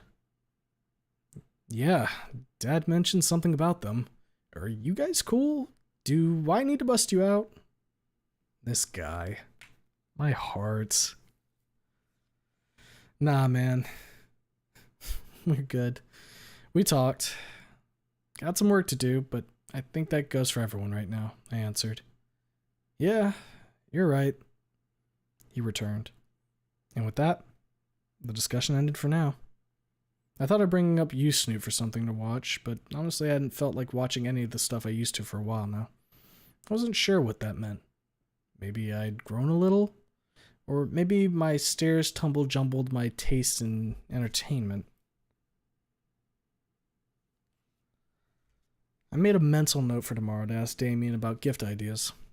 Mom was absolutely planning to go shopping for Christmas, and I wanted to do right by everyone in the gift department. It wouldn't fix anything on its own, of course. I definitely internalized that lesson, that just spending money on trinkets wouldn't fix things, from my introspection about how I screwed everything up for Olivia. But this was Christmas. It was okay to do gifts. And if I was going to do gifts, they may as well be good ones. No more of Inco thinking he knew better than other people about what they wanted. I opened the drawing app and doodled a little bit more. My practice was beginning to pay off in a small way. Olivia looked ever so slightly less fish-like. Damien's face almost looked vaguely recognizable as Damien. Liz was still a long-necked stick figure, but honestly I think regardless of how my art may or may not improve, that was perfect for her. With a chuckle, I laid my phone down and let sleep happen. I awoke. My neck was aching something fierce. I was clearly well past my time of taking my painkillers. Wonder how long I had slept in. I rolled over onto my side to reach for my phone and found myself at eye level with Damien, who was sitting in the middle of my floor, cross-legged. I startled fully away, and pretty sure I jumped enough to clear off the mattress. Right, yes! I gargled a yell. This in turn startled Damien, but he recovered quickly, a smile forming on his face, and he laughed. Sorry, dude. I got here a bit early, but your parents let me in. You were out cold, man, so I didn't want to disturb you. I held my hand to my heart, trying to steady myself. Once I was composed enough, I grabbed my phone and jotted down my reply. Why get here so early? He looked confused. Dude, what time do you think it is? I looked at my phone properly and noted it was already past noon. Wow. I really had been out like a light. Damien scooted himself out of the room so I could get changed, and then waited for me to take my medicine and do some of my exercises. First part, Damien, trying to be encouraging, mirrored some of those silly faces I was making, which admittedly made it pretty hard to keep them up. Mom brought us some simple sandwiches. I informed her we needed to talk about stuff that had happened. Thankfully, she took the hint and gave us our privacy. We sat in silence for a moment. Damien gazed around my room. I didn't believe he'd already eyeballed everything in there already when I was asleep, so I was pretty sure he was just trying to buy some time. I didn't think this talk would go poorly, but it was likely to be unpleasant all the same. Still, I should be the one to kick it off. I grabbed my phone and thought about it for a moment before settling on my wording. I jotted it down, and as I turned to show him my opener, Damien broke the silence. "I'm sorry, Inco. I fucked things up," he said, staring at the floor. I threw my hands in the air, annoyed, and snorted a huff. Not at him, but more that I'd finally resolved to confront the guy who should be my best friend about all horrific failings, and he opts to throw himself on my sword first. "Yeah," I growled. He raised his eyes to meet mine. I shoved my phone with my note in his face, and he took it in. "I am sorry. I failed you, your family, and Olivia." He looked at it, digesting it for a moment before he snorted. "Looks like we both got some stuff to say. So, who's first?" I snagged my phone back and shot him my best "don't you dare" look, which got him to raise his hands in surrender. I thought about how to approach it for a moment before flipping over to the text app. The Notepad app was good for quick messages I could show people, but it wasn't good for more long-form discussions. Something I would have to figure out going forward, but that was for later. Today was getting this ironed out. I tapped out my thoughts. Damien quickly realized that the game plan was, and had his phone at the ready. "Right.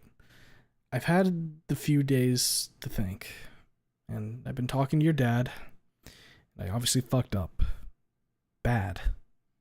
Real bad.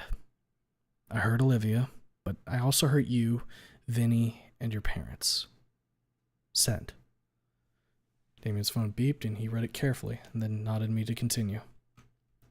I was too spineless and egotistical to see how I was hurting everyone, and that behavior hurt Olivia, pushed her back in her shell, and that made her lash out at you guys. That hurt you guys. He nodded again. I don't think I can make things go back to before, but I want to try and make things right. Properly. I've been doing a lot of thinking and realized that Inco doesn't know shit. If you guys hate me, you're well within your rights to, but I want to do what I can to make it better. His eyes scanned his phone, but this time, no nod. I ignored your advice, pushed you away, and I mocked you and insulted you in my head. You're an incredible, caring, smart guy. You deserve better than that. I know you feel guilty about hitting me, about destroying my camera. He reads. He flinches. But that was probably the best thing you could have done for me. I deserved it. Even if I didn't think it at the time, I needed it. I'm only sorry Ferris stopped you and I got a way to make things even worse. I'm sorry about your arm. Damien's eyes flicked to his slung arm. Randy had mentioned it would take a few weeks to heal fully. It's... I don't want to say it's fine. I still get tingling and numbness. I get that I shouldn't have hit you, regardless how you feel about it. And if Mr. Ferris hadn't stopped me, I would have done a lot worse. He finally replied to my rant. His expression was one of hurt and anger. I couldn't tell how much of that was directed at me. You're not the only one that spent time thinking. I know I tend not to do a lot of it, dude, but when I heard Livy screaming for help... His eyes misted up. I thought something happened and you died, man. Yeah, I was pissed at you, but I wanted to hurt you to stop you from hurting Livy, but I didn't want you dead. I figured that was probably a pretty common sentiment that night. Ferris was on the scene first, but I was pretty close behind him and I saw you at the bottom of the stairs. Livy was a wreck. She was cradling your head, and even after everything you did, I don't know what she was whispering to you, but it was pretty clear she wanted you to be alright, and He ran his free hands claws through his hair. It made me angry. tilted my head and to the side in confusion, but let him continue. You hurt Olivia so much. My family. You humiliated her in front of the entire school when she was at her lowest moment. You made me so mad. I actually hit you and broke your camera. Ferris fucked up my arm. And all that is just... He waves his hand as if dispelling fog with an angry snort. Suddenly gone. You were hurt or dead, and suddenly none of it mattered. Olivia was trying to help. Ferris was pulling Olivia off you. Scalar was trying to render first aid. I think Ben was actually the one that dialed 911. And I was standing there at the top of the stairs angry at you that you had found some kind of loophole to get out of this mess. His hand shakily covered his eyes. Raptor Jesus, what a fucked up thing to think. I thought back to when I first saw him, after coming to the hospital. What Randy had said about how he was running himself ragged. He probably spent those days I was out chewing himself up inside for that thought. Damien was one of the nicest people I knew, and that I had been so awful that a vile thought like that could have entered his head made me feel nauseous. I scooted over to his side and threw my hand over his shoulder. He was holding himself together much better than I had over the last several days, but even then I could see tears forming in his eyes. I was mad at you, but what kind of awful person even thinks of something like that? He didn't break down or begin to wail or cry. Damien's fortitude was honestly inspiring, but he did quietly sob while I kept my arm around his shoulder. I'm here for you, dude. I let him work out the pent-up emotions from the last week, and he slowly but surely centered himself. Another minute or two, and he took a deep breath and released it with a mighty... Sorry, man. I know I'm making this all about me, but it's been a rough week, you know? I gave him a smile and shook my head. Best as the neck brace allowed. Some progress, but I think we could use a bit of a breather. I looked down and saw a few wet spots on the floor and smirked. I whipped out my phone and noted down a question. Hey, Delo tears aren't acidic, are they? He read the message, saw the tear spots, and let out a long exhale that turned into a laugh. Nah, man, your carpet's safe from me today. I got him a box of tissues from my desk, and he dried his tears in my floor. You know, Liz actually screamed at Mr. Ferris, Damon said after a few minutes of quiet. Oh? I wrote. Yeah, she didn't have the full context of what happened, or anything, but I had to get my arm checked out by the EMTs when they showed up to get you. I tried to blow her off, but Mr. Ferris told her what happened. I don't think any of the rest of the situation registered for her, just that he messed up my arm and she just went off on him. His brow furrowed and he sucked in air through his teeth at the memory. Like, yeah, I think I could have done it differently too, and he was just trying to stop a fight, you know? I think everyone could have done differently that night. He idly picked at the carpet before concluding his thoughts. No wrath like a woman scorned, right, dude? That got a chuckle out of me. He was right. With things cooled back down, we continued to talk. I didn't take the time to apologize a bit, or I did take the time to apologize a bit more for my failings, but eventually Damien seemed to get bored of it, so we shifted the topic to more practical matters. The let's fix everything plan. That I was even thinking this up seemed to put Damien at ease a little. Apologizing and saying sorry a lot is easy, and means virtually nothing. Actually knuckling down and trying to repair and make amends is hard and real. I told him that he was step one. He considered that, and after a bit concurred that it made sense. I don't feel right in saying I forgive you exactly, but I'm down for helping you help everyone. They deserve that. You put in the work, and I think these lingering feelings will go away. So we're cool enough to work together? I inquired. Absolutely, man. I may not be the brightest dude, but Inky, man, you're kinda dumb. even before the brain damage. I groaned at the mostly playful jeering. He was right, of course. Damien may not have been a great thinker, but he was certainly more world-wise than I could ever hope to be. And my track record on the last part of the semester solidified my kinda dumb status for me. Still, it seemed like he was in my corner enough to help me see things through, and that was a huge relief. Next stop was Vinny. Damien agreed with my thoughts there.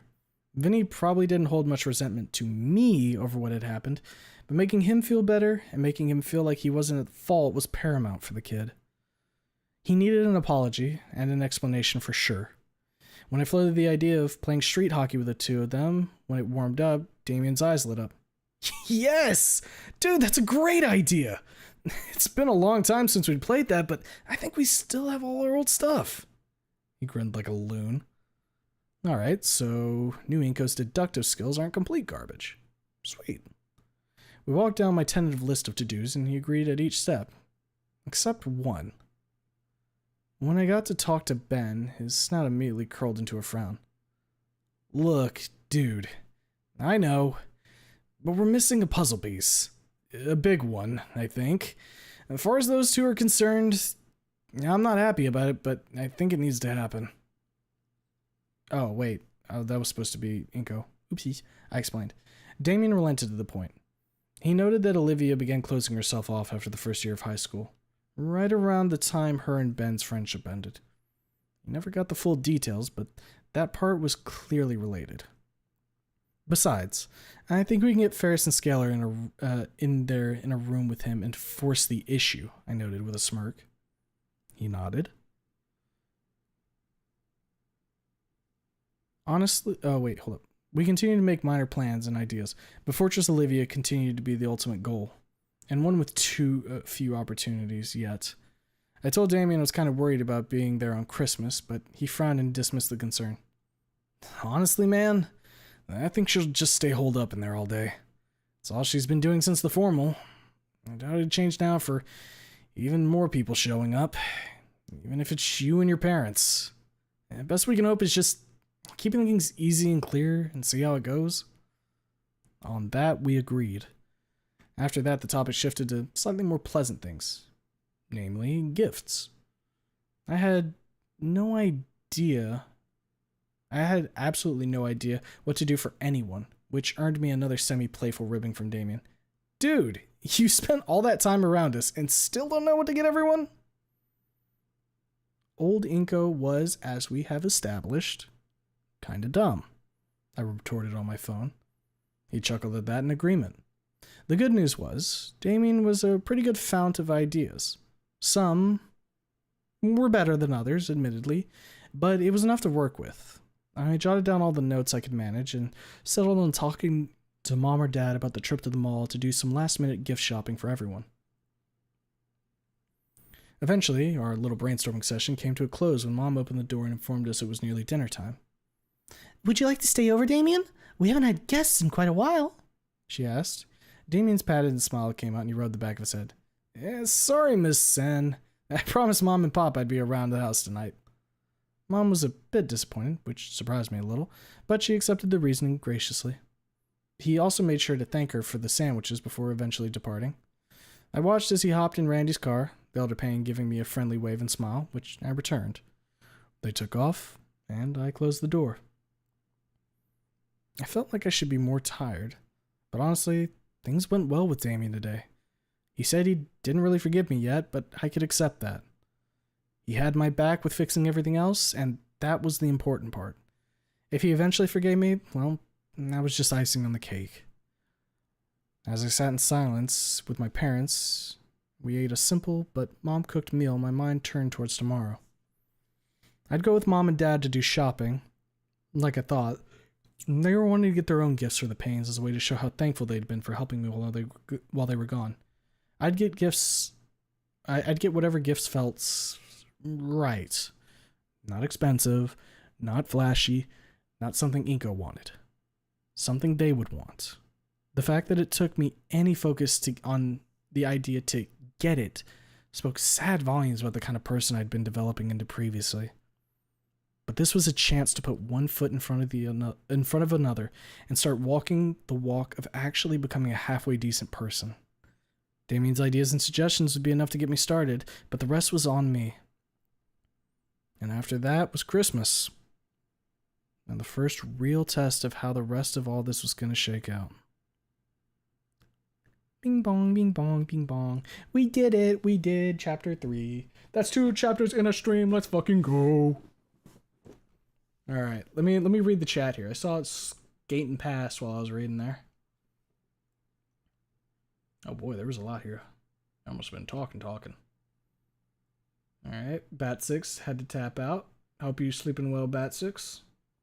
There's the beeping. Yep, the beeping. We love the beeping. By now, most people... yeah. By now, most people can see how it's a cope fic and guess how it's going to shape up, but I think most people can agree it's a lot better than the Broken Wings. Yeah, I'll agree with that. It takes things a lot slower. I mean, we're here at chapter 4 and we haven't even talked to Olivia, right? Like we broached the subject with Damien, Randy, and the parents, and that's it. And we're at chapter 4 of 8. This is handling the pacing very well, comparatively to the Broken Wings. Broken Wings was hitting like not even a quarter way in. They were already dating again, like breakneck speeds, you know. The prose and pacing is better than Broken Wings, but I felt it dwelled too much on Inco's self-hatred. I don't think I agree with that. I think it spent enough time on that thus far, given the fact that you essentially have somebody who had a life-threatening situation occur to them, and then they realized, oh god, wait, I fucked everything up. What the fuck did I... Huh? What? I think the amount of time they spent on that felt appropriate. For like a revelation type moment. So I was gonna send Inco to Little Gator School. I'm sure Little Gator Inco and regular Inco have the same IQ. Fic has its own problems near the ending as well, but like you said, it's miles better than Broken Wings. Broken Wings, speedrunning, fixing everything. True. I think the biggest mistake was twofold. 1, fixing things too fast. 2, not using some of the later chapters' ideas as a sequel. Those Broken Wings reprimed. Get those later events. At least the mod base on it was pretty decent. It's not like the author doesn't know how to take it slow. I remember they were having some parts that gave me hope that it wouldn't speed run towards an E5. Just wait until he gets to the spicy stuff. No spicy. Broken Wings, more like broken trash. Trash was the later chapters. Coincidence. Also won the best writing category in the Snoot Club Discord, if I remember correctly. Don't know if I agree with that, but still. Never mind, now that I think about it, I'm remembering what happened in the mod. It deserves that award.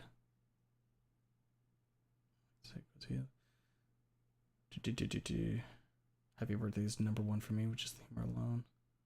I liked it, but it felt incomplete. Rapper, he says, jalapeno chapter, let's get to it. Give me the fucking Carolina Reaper now. Shorts referencing. Okay, looks like you guys are talking about the Snoot game mods, if I'm correct.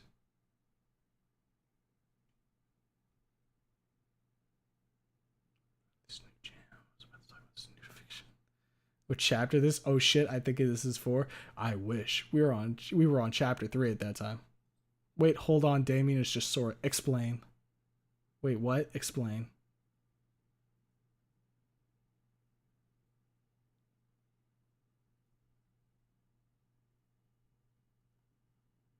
This part, Damien in Nico's room. Yep, and that did happen. See if Mr. Streamer remembers to use that as a palette cleanser between some other mods. Okay, wait. One of the anons used in Tabo is used as a silhouette in the 6 scales when Inco and Olivia are online for the roller coaster. No homo was short and stupid, but it did get a giggle out of me. Okay. Yeah, the mod actually made me remember about other fan projects as well. I forget that about them after seeing thousands of Mimi Niwa posts.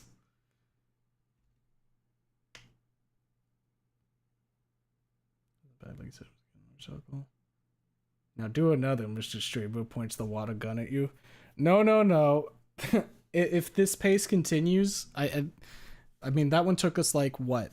an hour, we'd be hitting like 5 hours, like probably closer to 5.5 hours this stream.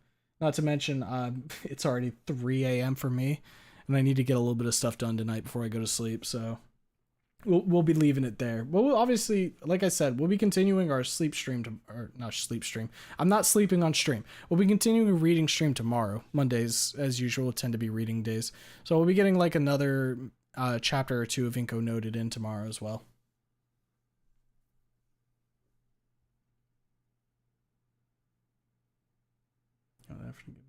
I get a glove or something like that. It was A+. Don't think it was a glove though. That spoiler won't make sense without reaching the part. I think Mr. Streamer's fine. Don't worry, I was breezing through all that. You're good. Dumb happy equals go lucky. And Vinny is Sephiroth. Oh my god. Wait, Sora from Kingdom Hearts and dumb and happy go lucky being their only two traits. Sora from the Devil May Cry franchise.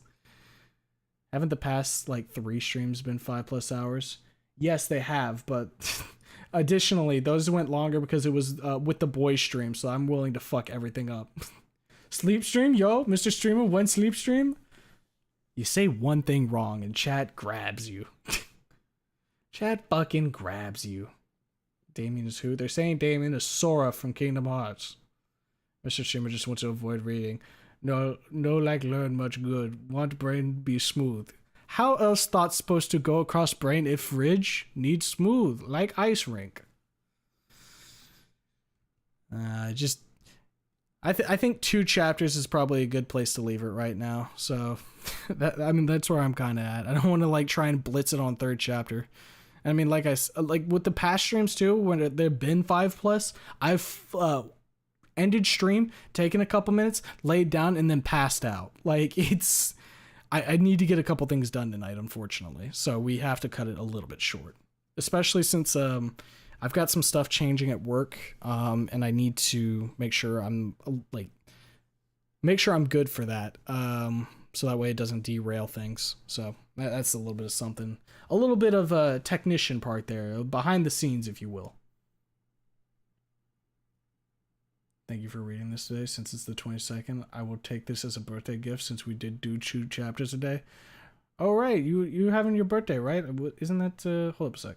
Let me pop the screen off real quick. I was reading the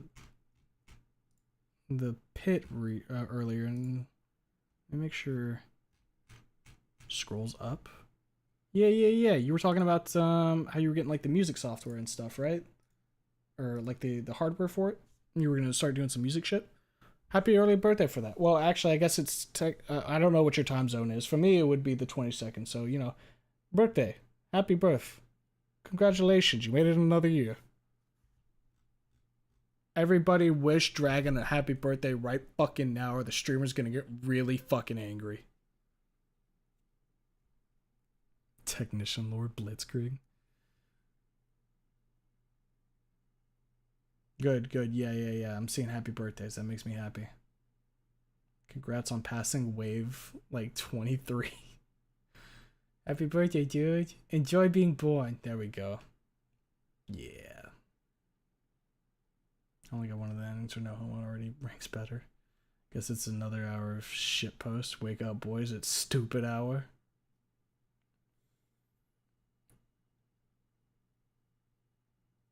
Now ask Mr. Streamer to read 500 is 500. Stop that. Stop that right now. Alright, we can pop this back up so you guys can have your little thing at the corner there. I don't know if read was alright. Biggest problem is the ability to skip scene text. I'm making a different choice. I think I'll get that at the end. It is the 22nd now for me, yes. Then yes, happy birthday. Birthday. We'll try to double chapters again tomorrow. Night just for you. We'll try to get it good. We'll try to get a good 2 more chapters in. Maybe even I don't know. I'll figure something out. True, we do 4 chapters. Wait, you're gonna. Technically, we probably could do 4 chapters if we had no talking before the stream. If there was like, hey guys, we're streaming tonight. Okay. Chapter 4 and just rolled straight into it. It would be possible. Also, Mr. Streamer, will there be any one-shot readings? I recommend one in the community post you made, but also caught this stream late. Yeah, we'll be doing like some one-shot stuff eventually. It just depends, because so far we've been doing like 2 reading streams a week, and usually those reading streams are more dedicated to whatever the current fanfiction we're reading is. But during like guerrilla streams and stuff, we do pop those up every now and again. So having like a backlog of one-shot stuff is good to have on hand. We can also at some point designate like a night where we can do just like a bunch of one-shots and like fire on all cylinders. So omitting stupid hour is a sin. Chat loves their stupid hour. They love it. They love it. X years ago, you popped out of this world screaming. Not again, not again, fuck. Hope after we're done with Inco Noted, we read a really sad fic. Well, if we decide to do None in the Chamber, that one will be pretty sad, I think. TTS stream when? Stupid hour, power hour. I gotta design the fucking my own voice AI for a text-to-speech and then make it really good. E4 Doomium fic. Does anybody have like any actual ones that are Doomium fics?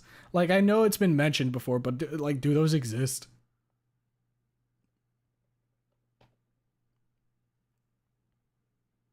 Do it, start stream 10 minutes and start reading. People would start panicking. They'd be like, fuck, wait, he's reading. You gotta dig. I have no shovel, but I must doomium. That's another thing. I mean, when I talk about knowing how to use Renpy, I had to quickly bind my mouse with a left click because I got bored of its pauses real fast. Gotta read Bad Bitch Stella. That has been mentioned. X years ago, I popped into this world completely silent. The doctor thought I was dead at birth. Yo, speak, baby. What the fuck? It's broken.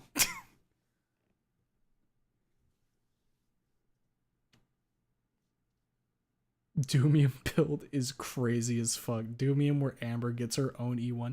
Jesus Christ, leave Amber out of this. Use your fucking hands, you coward. No, I don't like getting dirt under my nails. There's a reason for an archive. They can go back and get the start of it. When I was born, I pissed on the doctor. Maybe I was destined for the title of Piss Prophet. Damn, the twisted lore is forever increasing. Piss Prophet was way more of a soul read than we initially thought. Too bad, start taking or I get fat, Olivia. Son of a bitch. I fucking hate being on this stream and being bullied into doing things like digging for Doomium fix. This is bullshit. Amber by a body of water. And with that, chat, I'm gonna go ahead and leave you off tonight. We got through a good chunk of Inco Noted today. 2 chapters. I think some people thought we weren't even gonna get past 1 chapter at the end of the day, but we did 2. We fucking did it, boys. The past week of streams, obviously have not been like really had much done with them. I'll probably try either tonight or maybe sometime tomorrow, taking a look at those, adding the chapter markers I usually do, maybe even throwing like a couple thumbnails together. We'll see how it is, but I expect you to, Mr. Streamer. Thank you, Twisted. Thank you for having some goddamn faith in me. Mom told me I was so small I could actually be cupped in my father's hands. I was around 5 to 6 pounds. I was little baby guy. Little baby guy. Believers winning again. But not the amber in the water. Yo, new member. Yeah, we got Polska, who said burb. What a fucking terrific first time chat. I'm gonna frame that one on the wall.